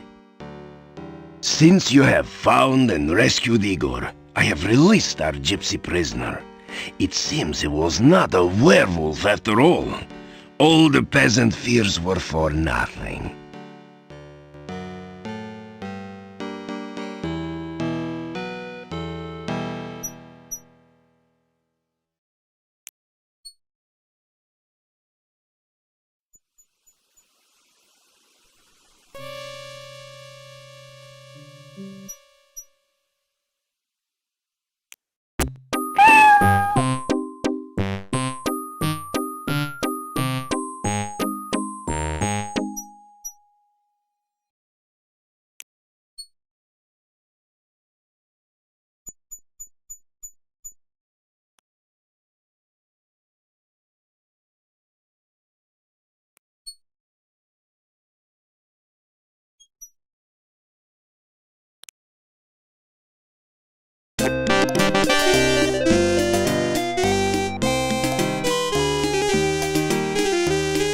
Greetings and welcome to our camp. You are a stranger no longer. When you saved me from death, our lives became intertwined. Henceforth, you are to be known as a gypsy friend. Come now, I will take you to the leader of our camp.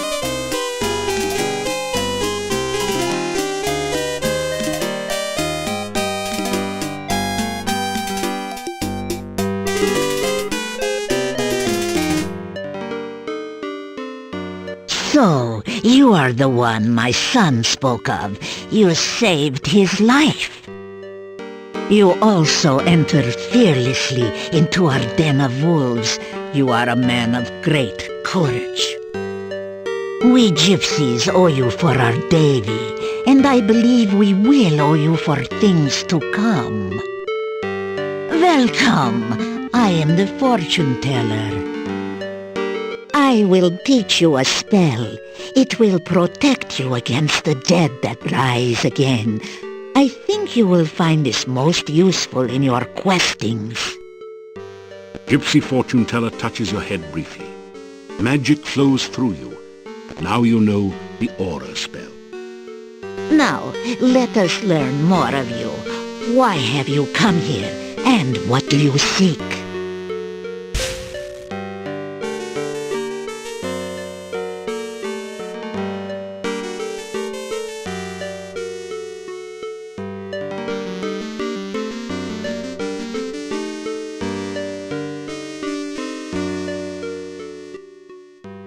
We gypsies are not werewolves. We are shape-shifters. We take on the form of wolves for hunting.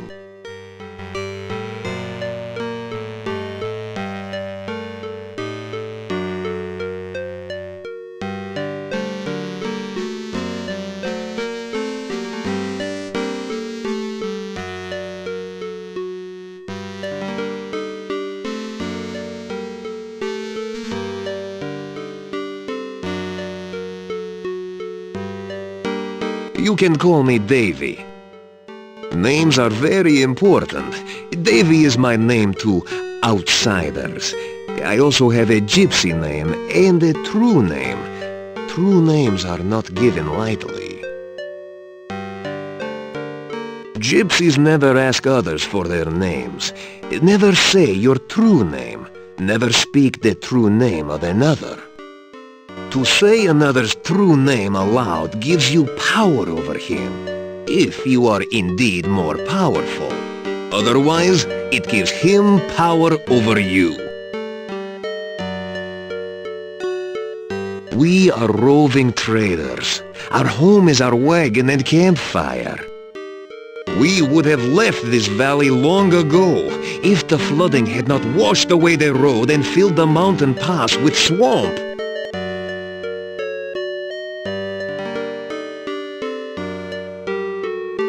The road from the town used to lead to the pass to the southwest. That was the only way in and out of this valley.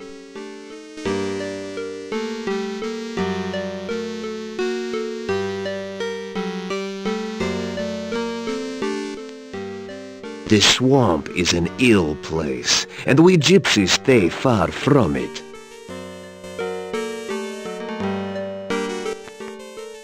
I was borrowing some corn from the cornstalks outside the town when the burgomeister and some townsmen came from the gate. I moved behind the cornstalks to stay out of their way. They looked to be heading to the graveyard. Then one of them pointed at me and shouted, and suddenly they all grabbed me. I had no chance to run. I had no idea what was going on. I knew gypsies were disliked in the village, but I did not know we were so feared.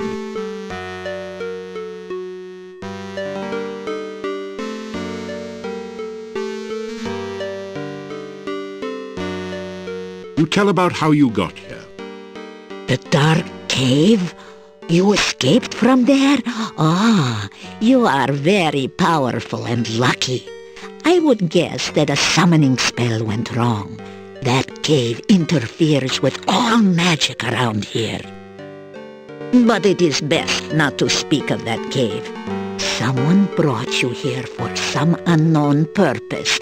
Most interesting. Oh my, for an outsider, you are most polite. You tell the gypsies your name. We are honored to know your name. It is a good name, a strong name. You bear it well.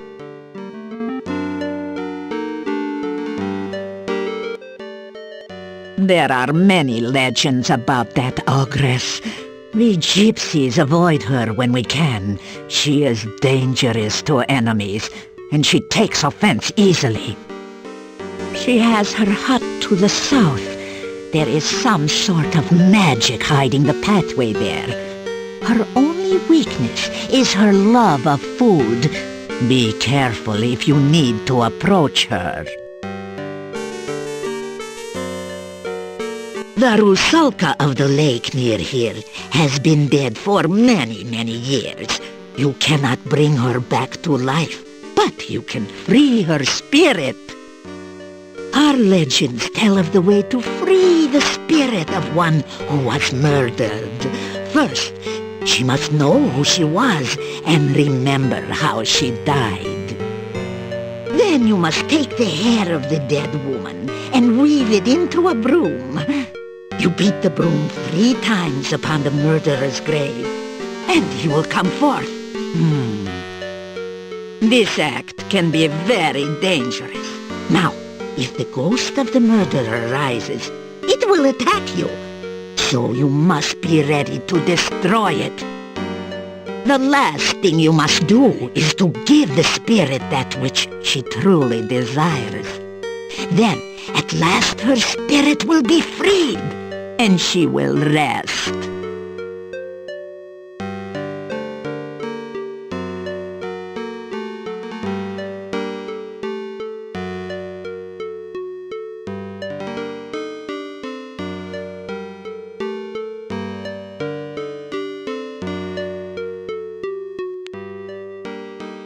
I have been gifted by true sight and foreknowledge. These are gifts with knife edges. Oh, I have seen my own death, and knew my true love's death the day I met him. Still, it is most useful. I will read your fortune in the cards, if you wish. You have only to cross my palm with silver. So much for the legends about werewolves, huh? Or at least a coin of value. But I warn you, no future is fixed. What the cards show of the future can happen, but only if you take the actions to create this future. And it is not easy to determine what those actions are, dear. Such is life. This valley has always been a nexus of power. Magic is very strong here. My people for generations come here to renew and strengthen their ties to the mystical ways. My dear, we are not the only ones drawn by this power. The magician Irana created a magical refuge here, Others, more dark, were drawn here as well. Oh, be wary and watchful at all times here. The magic of this land has become twisted, and there are many dangers around you. Oh.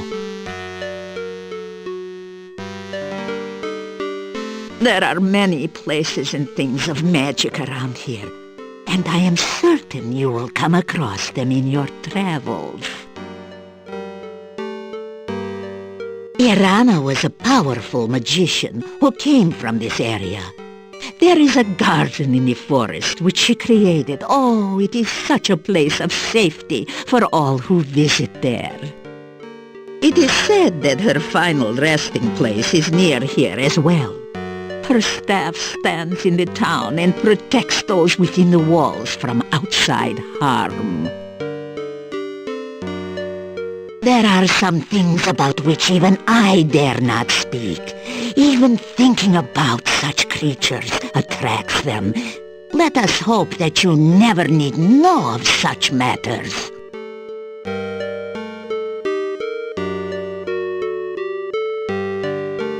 Creatures of the night, shapeshifters, skin changers. We are man or beast by our own will, to run on four legs, to howl at the moon, to chase the terrified prey through the hills.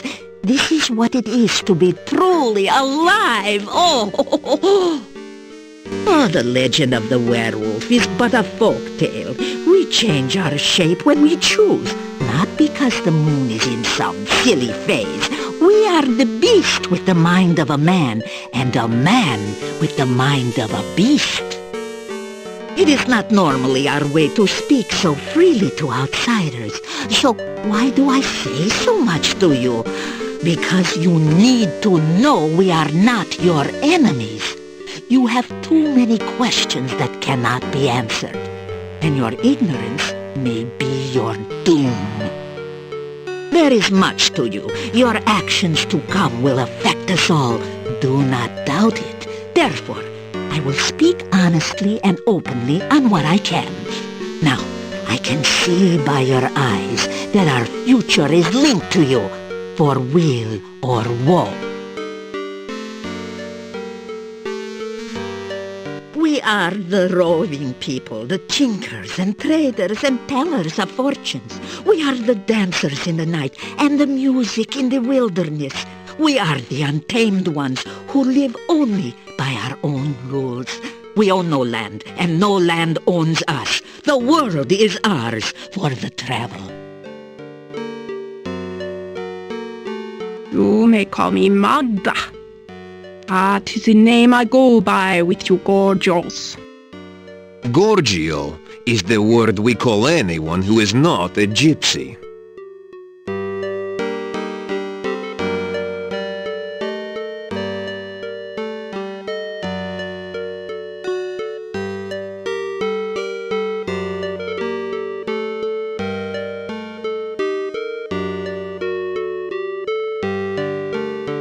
Now, you listen to the words of an old gypsy fortune-teller. You will initiate this reading of the cards. The shuffling and cutting attunes the cards to those vibrations which surround you. You do not control the cards, nor do I. It is the cards which show what they choose to show. I will reveal to you the meanings of the cards. It is up to you to interpret how they affect you. You may reveal the first card.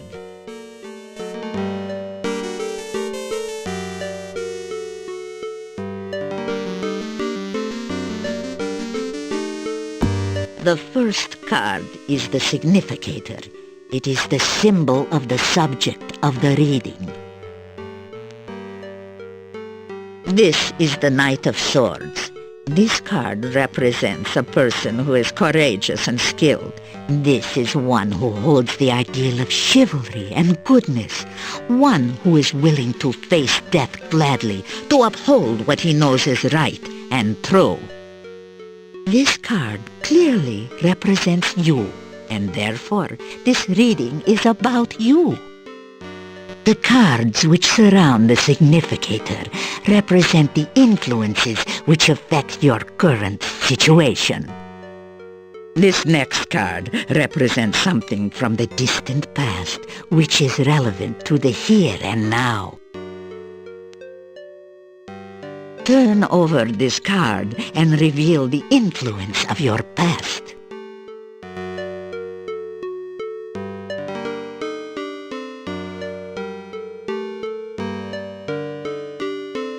This card is the High Priestess.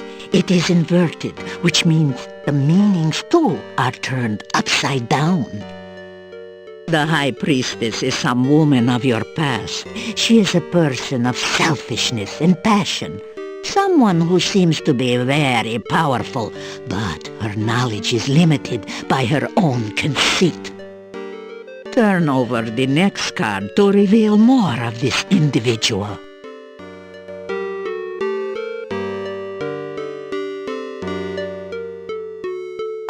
The Four of Coins. Now that is the card of the miser. This woman of your past has power, but uses it selfishly. This is a person who cares only of her own needs and wants, and does not care what she does or how she influences others. This person is one who, as long as you satisfy her needs and vanity, will be willing to aid you, providing it does not require any amount of effort on her part. However, if you act against her, her vengeance will be swift and violent. This is not a person to disregard, and she plays an important part in the events around you. Reveal the next card, something of the more recent past, which has consequences in the present.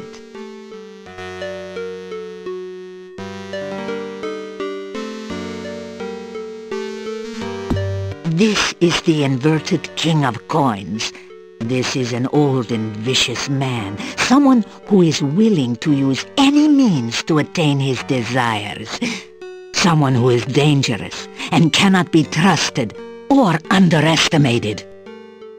Reveal the next card that we may learn more of this person.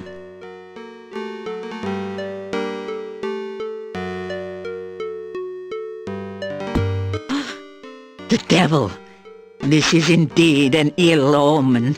This person is influenced by black magic, a man of power and dark desires. Yet the devil is a sign of bondage and subservience, and this person has faced unexpected failure of some sort. This is someone of great evil, someone who cannot be trusted. This is one who will bear you ill will, yet is somehow prevented from harming you or gaining his revenge, for now. Should he gain his freedom, this man will seek to destroy all which stands between his goals and himself. Turn over the next card to reveal a surrounding influence.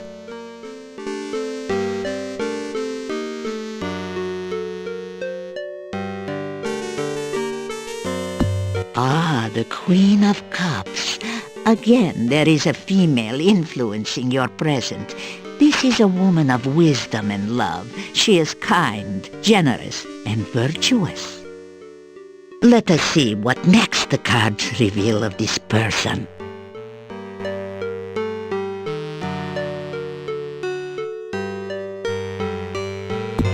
The star. It is a symbol of hope and spiritual influence. Now this is a woman in touch with her magical nature. She is gentle and loving, yet there is great strength within. This is a woman who generates hope and help through her actions. The next card reveals the overriding influence upon the future.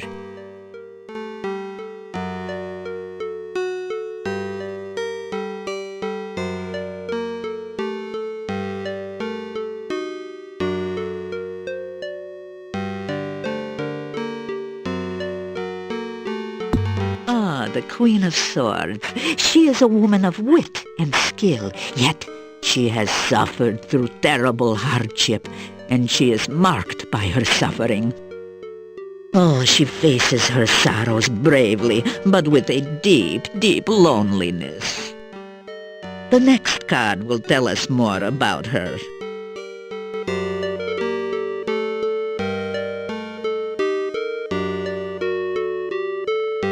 The moon.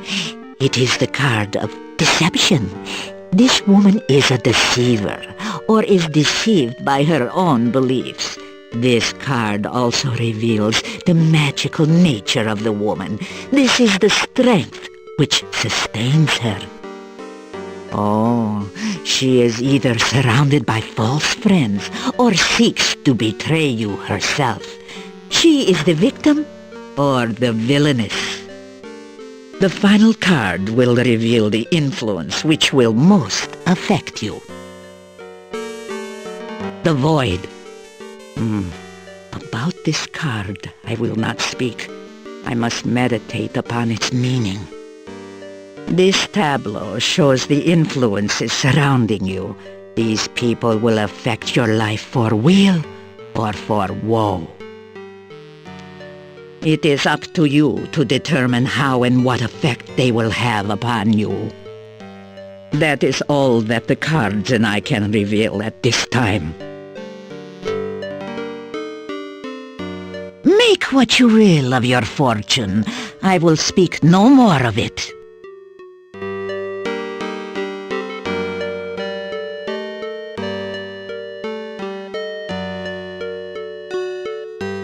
You say goodbye. Ah, you weary of talk.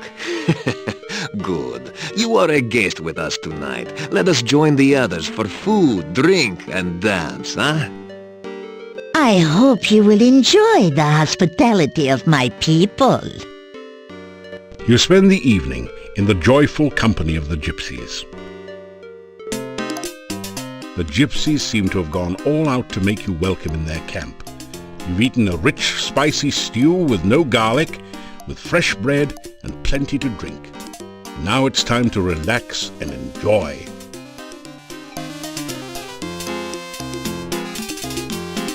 Come, is she not beautiful? Ah, why do you hesitate? Go, join in the dance!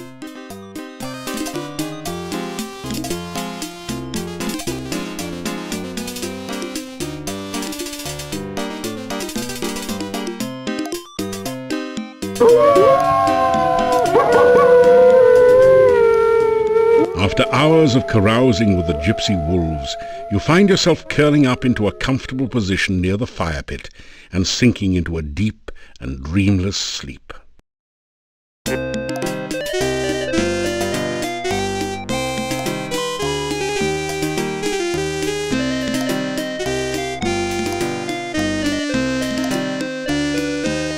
The gypsies generally use horses. The gypsy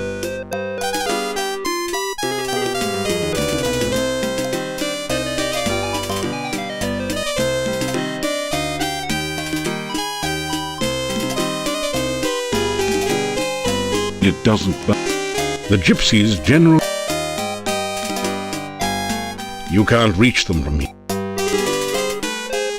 The gaudily painted blue wagon looks as...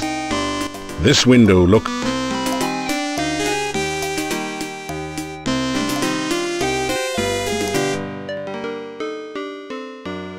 I had a vision of you again last night.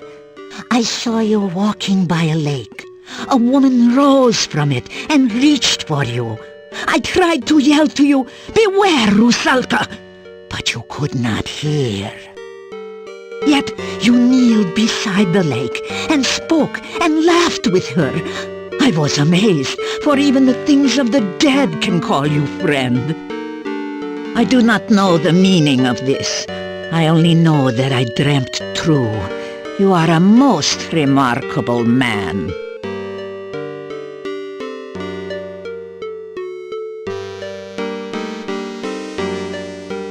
It is a real pleasure to speak with you again. You tell about some of your adventures. Ah, you tell strange stories, but I can sense that you speak true. You have lived the most exciting life. I do not think this valley will be the same when you leave.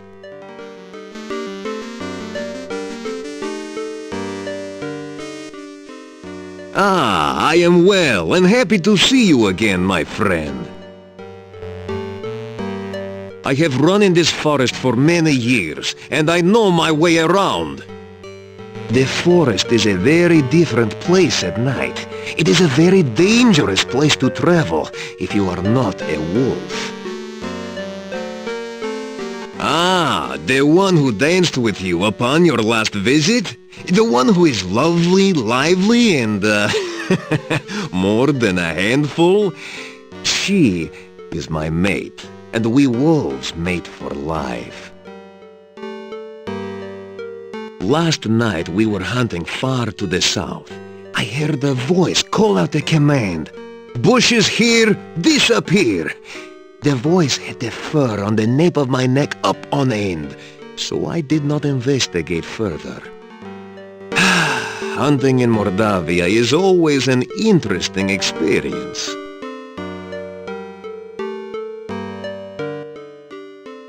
The Rusalka of the lake near here has been dead for many. Our legends tell of the... Then you must visit the I have always had dreams and visions. Some of these are true events. Some are only what could be true. These visions are, like most dreams, clouded in mists. Their meanings, too, are very shadowy. If you wish to learn of your future, allow me to look into the cards. You have only to give me a crown, and I will give you a reading, huh? I am the leader of this pack, and I wish I could lead them from this valley. I have had troubled dreams of late, and the game is getting scarce in this area. Many are the kinds of the dead which do not rest. Some are harmless, some most helpful, but most are extremely dangerous. Some, like the Rusalki, are victims of crimes. Others, like the wraiths, are the spirits of criminals who cannot rest. But most powerful and fearsome of all are the Nosferatu, the vampires. The Rusalki are the spirits of drowned maidens. Some are the victims of accidents, and others were the victims of murderers. They retain their physical bodies and try to drown all who approach them. There is said to be a Rusalka in the lake to the east. I have heard tales that a Rusalka may be tamed through kindness, but I have never heard of anyone actually trying such a thing. Oh, no. A wraith is a spirit who cannot rest because of greed. They refuse to leave behind their possessions, and so haunt the sight of those objects. If you travel by night, you sometimes can see a mound of rocks where no rocks were by daylight. This is the burial mound of a wraith. Avoid it, for the wraith will try to draw their life from you if you get too close.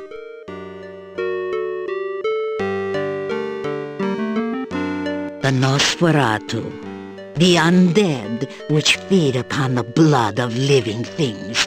If a man is drained unto death by a vampire, he will rise from his grave as a revenant, hungering for the taste of human flesh.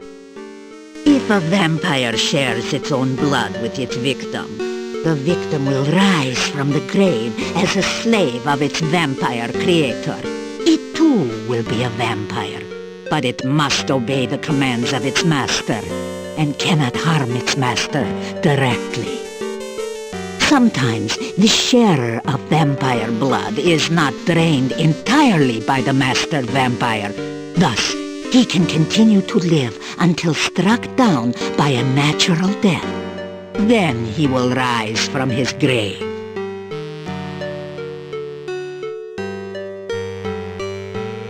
The old rulers of this land, the boyars of the castle, were the Borgov family. They ruled this land for as long as my people remember.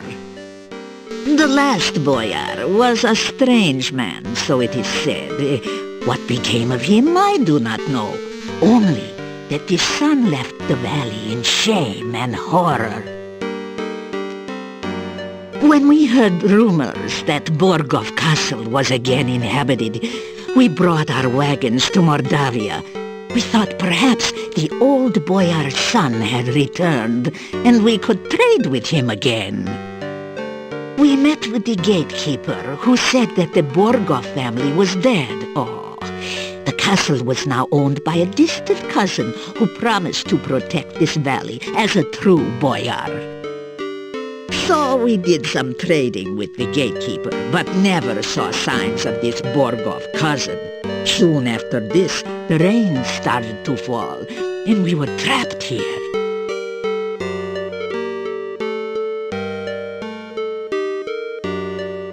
You say goodbye.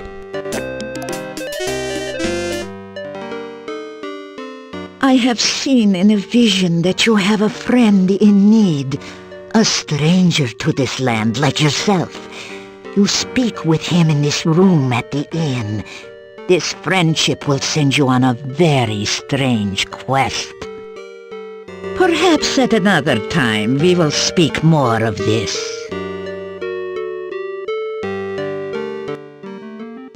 We have to hunt farther and farther from camp each night. There are many creatures which hunt, but few things to eat. The other night, I was hunting in the hills near the castle. I looked up at the walls and saw a man standing on the edge of the parapets. He was dressed very strangely and wore an odd hat on his head. Suddenly, he raised his arms. He shape-shifted into the form of a bat and flew off. I have a feeling you once knew this man.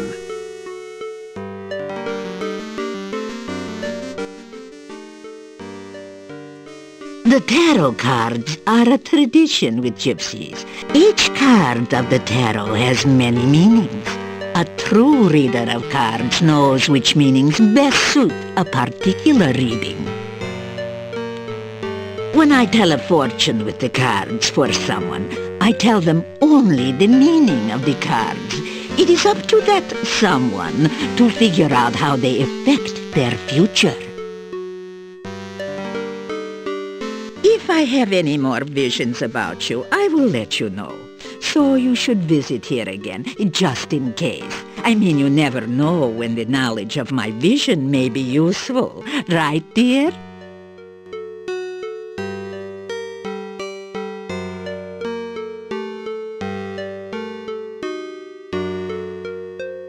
You say goodbye. I wish you well upon your travels, sire.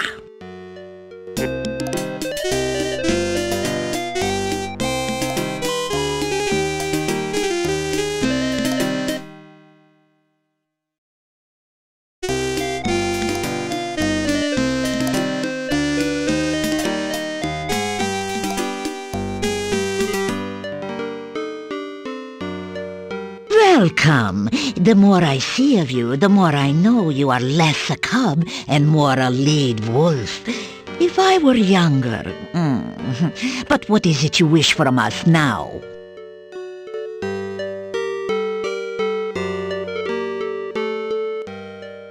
The magician Irana's death is shrouded in mystery.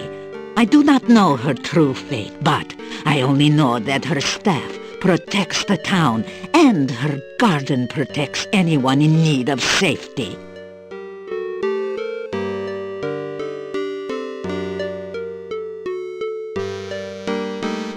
The staff of Irana has a great deal of magic.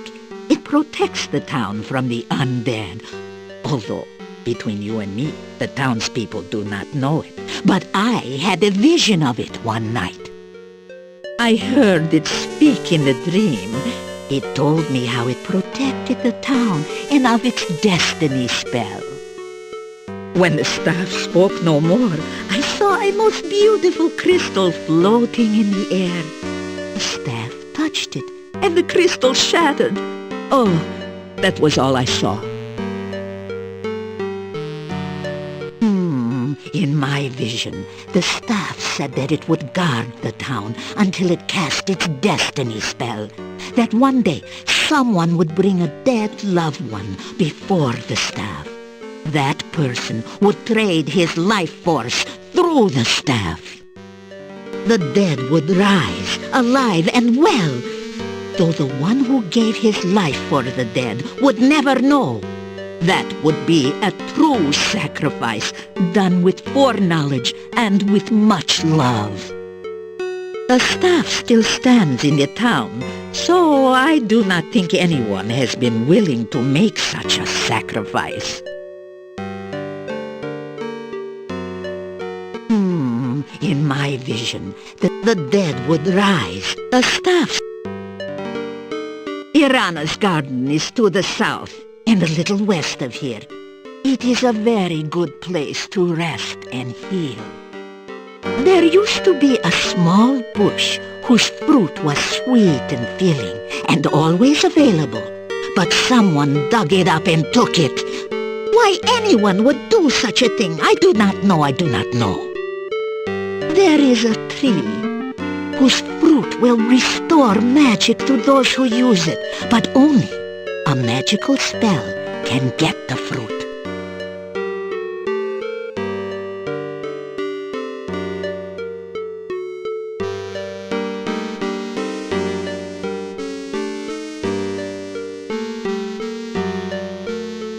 You say goodbye. Farewell, and be careful.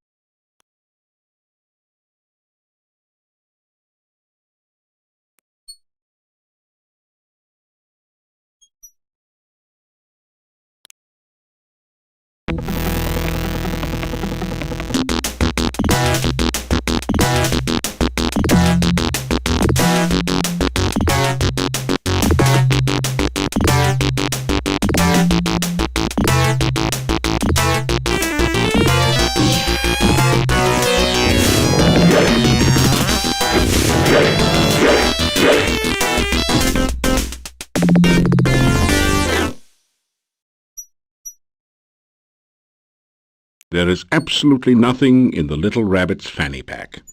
Well, maybe a pocket watch, but you don't need one of those.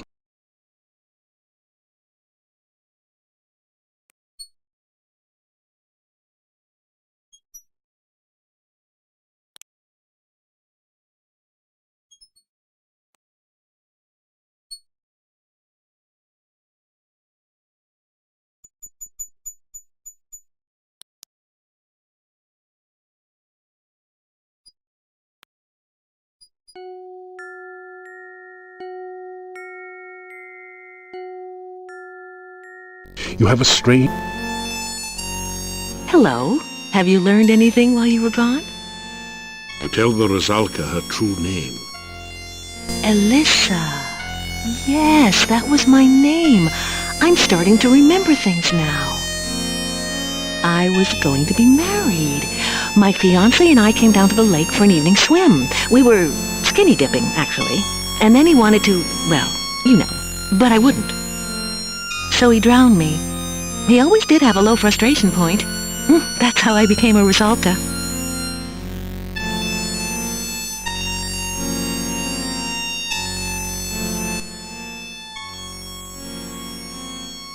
You know, I can't even remember the jerk's name. Just as well we didn't get married. You want some of my hair? Sure. Here, I've got plenty of it. How do you think I'd look with short hair?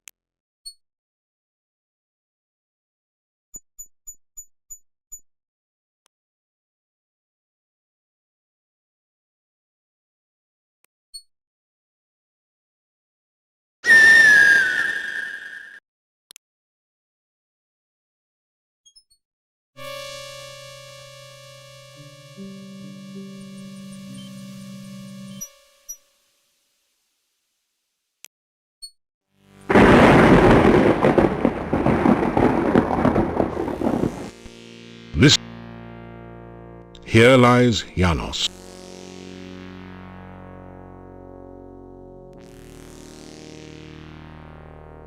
That didn't do anything. You dust yourself off. You sweep the grave clean, but nothing.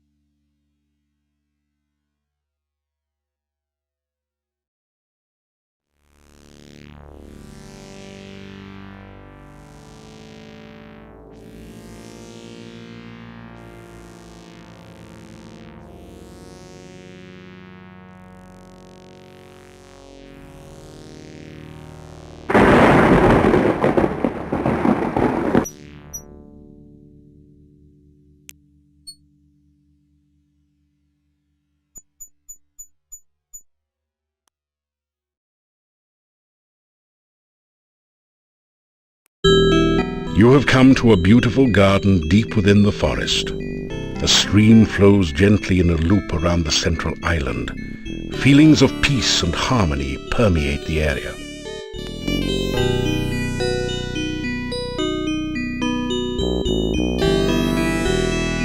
After some rain, after some rain, after some rain, after some rain, after some rain,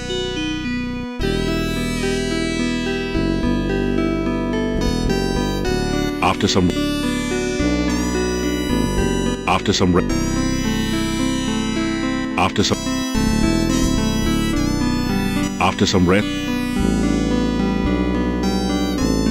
after some rain.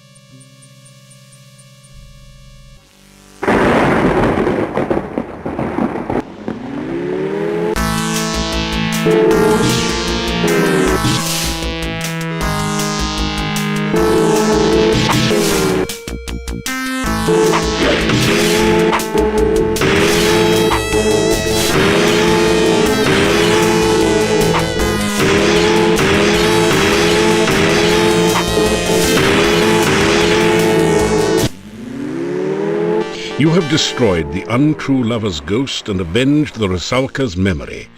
Nice work if you can get it.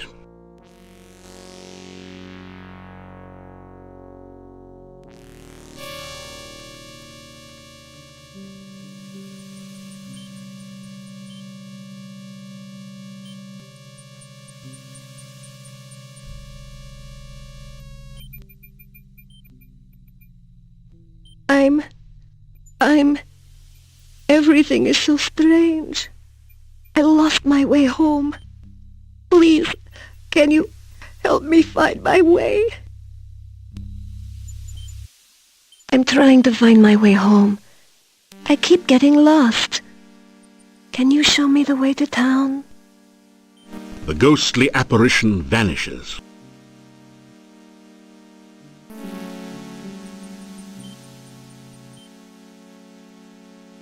There you are.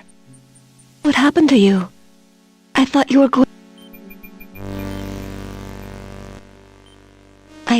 I live in town. I am looking for berries. The wild blackberries should be ripe now. I want to surprise my husband with a pie. It's getting dark now, and I need to get home.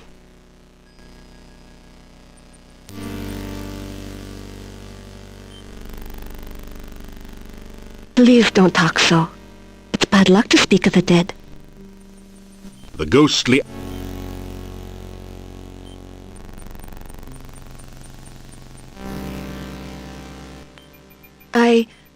I don't understand. Every time I try to follow you, I find myself here again. Why can't I leave this place? Why can't I go home?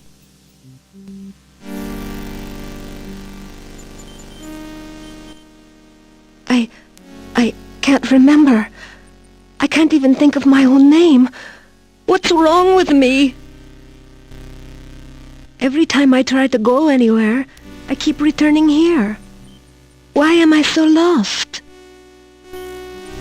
Everything is so hazy when I try to think of things. It's like trying to look at things far, far away. I should be able to remember my own home, shouldn't I?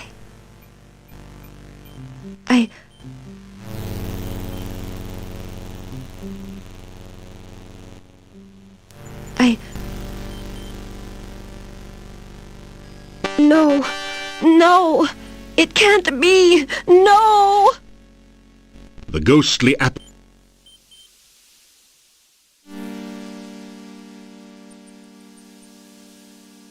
I remember now.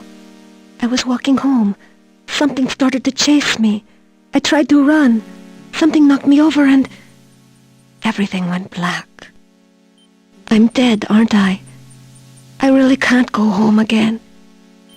I'm just a ghost.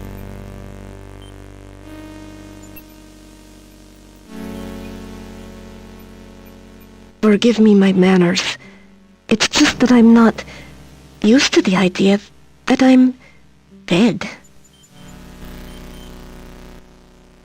My name was Anna. I can remember things now, but everything is like a faded dream.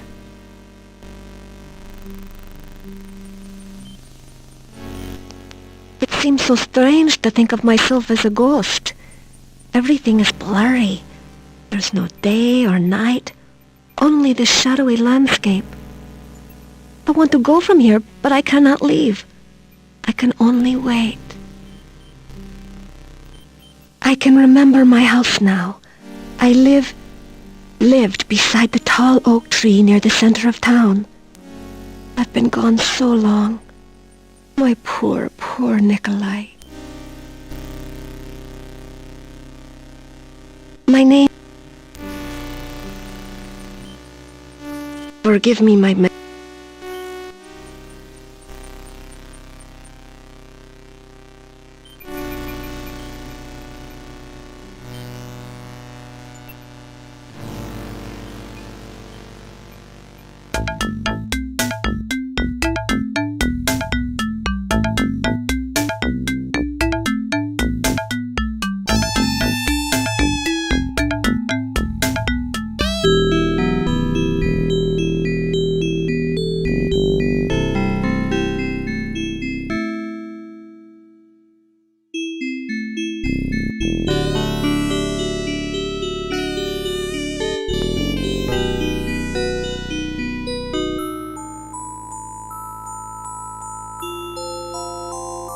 You feel the sensation of floating freely in a swirling cloud of magic.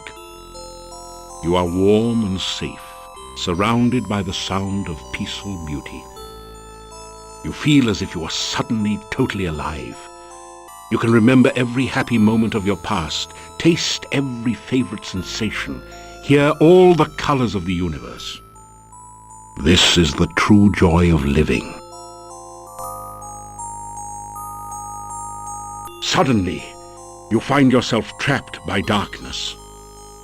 You cannot breathe. The darkness is tearing the warmth, life, and magic from your body. Pain! The agony of lungs without air, the burning cold of a body trapped in ice, the terror of helplessness as death approaches. You float, cold and lifeless. You awaken as the sun begins to rise.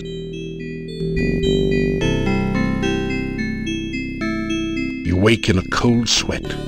You remember every detail of the nightmare as though it had really happened to you.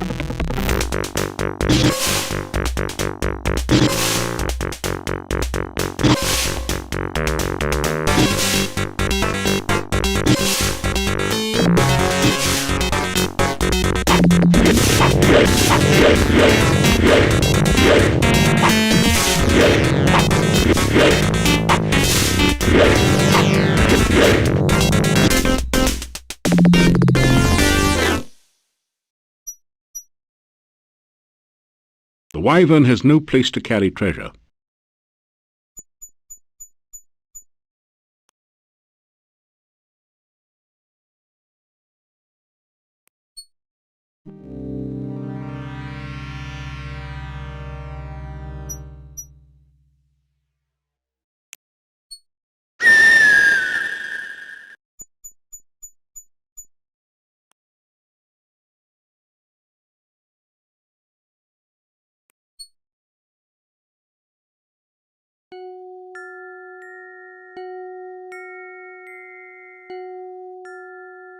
You have a strange... You did it, didn't you? I felt you getting rid of my ex-fiancé. Now I feel so strange. What's happening to me? What's going to happen next?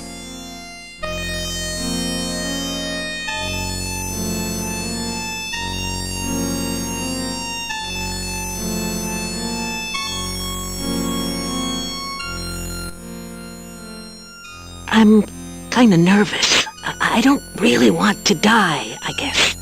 Still, I don't really want to hang around drowning people. I just don't know what to do or think. You're the hero.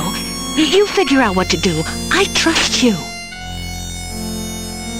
You want to kiss me now? Are you sure about this? I mean, it is unlucky to kiss the undead, you know. You could wind up dead or something. You...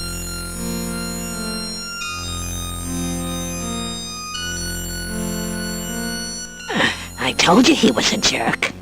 Jano's the jerk. I remember he even had bad breath. Hi. Sorry I didn't comb my hair before you got here. I tried, but it kept falling out. Guess I don't look so good, do I?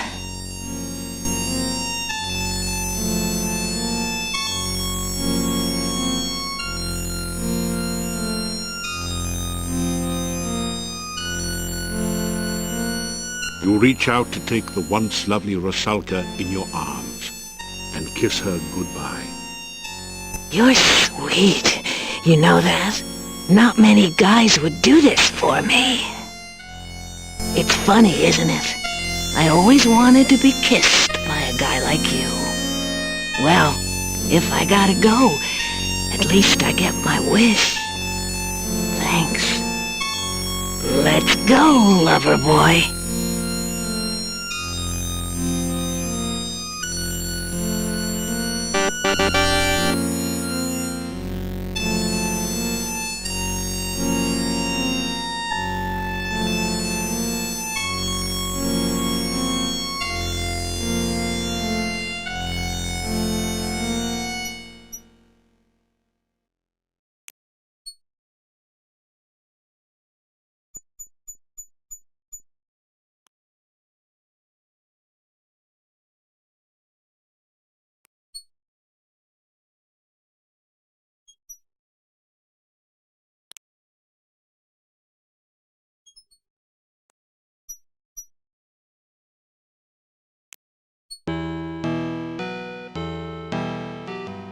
You are always on the go, my friend. Take care.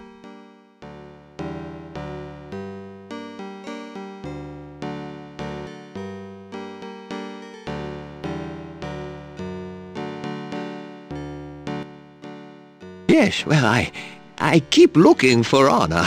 Will you help me find her? She's missing. Anna has been gone for a long... You don't have any rations. You better...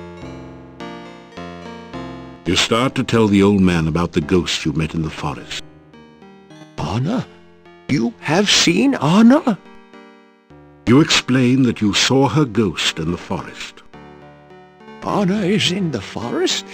Where is she? I must go to her.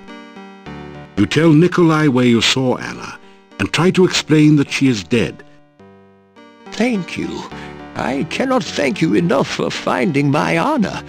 I will go to her now. I will help her find her way home. Thank you again.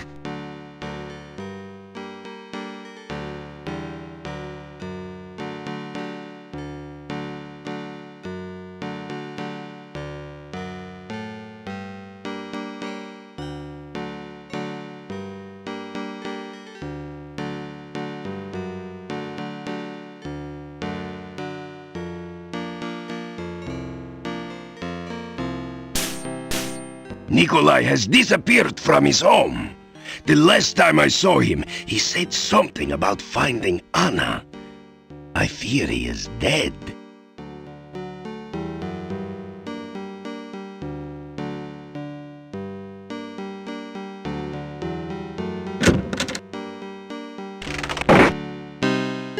I suppose you heard that the gypsy didn't kill Igor after all. Dmitri has set the gypsy free. No good will come of it. You mark my words. The man was clearly a werewolf.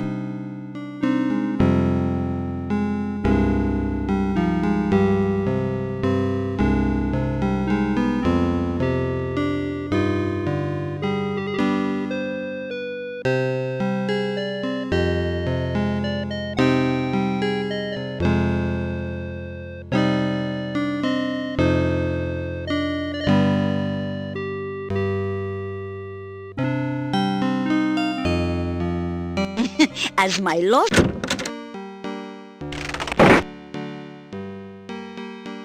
That didn't...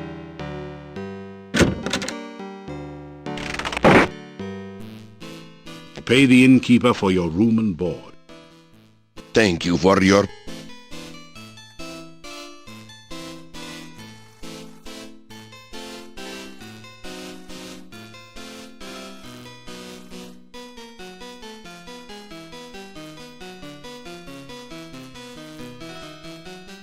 Nothing like a good breakfast to get you off to a good start in the morning, especially when everything's laced with garlic.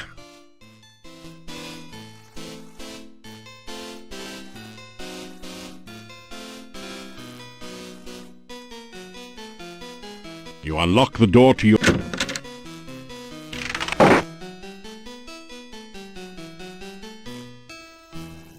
After some rest,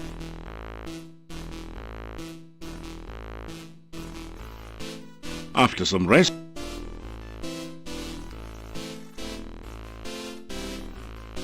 after some rest,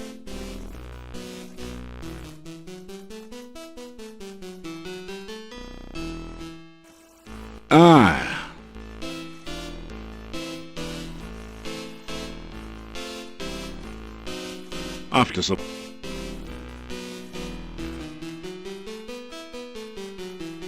after some rest.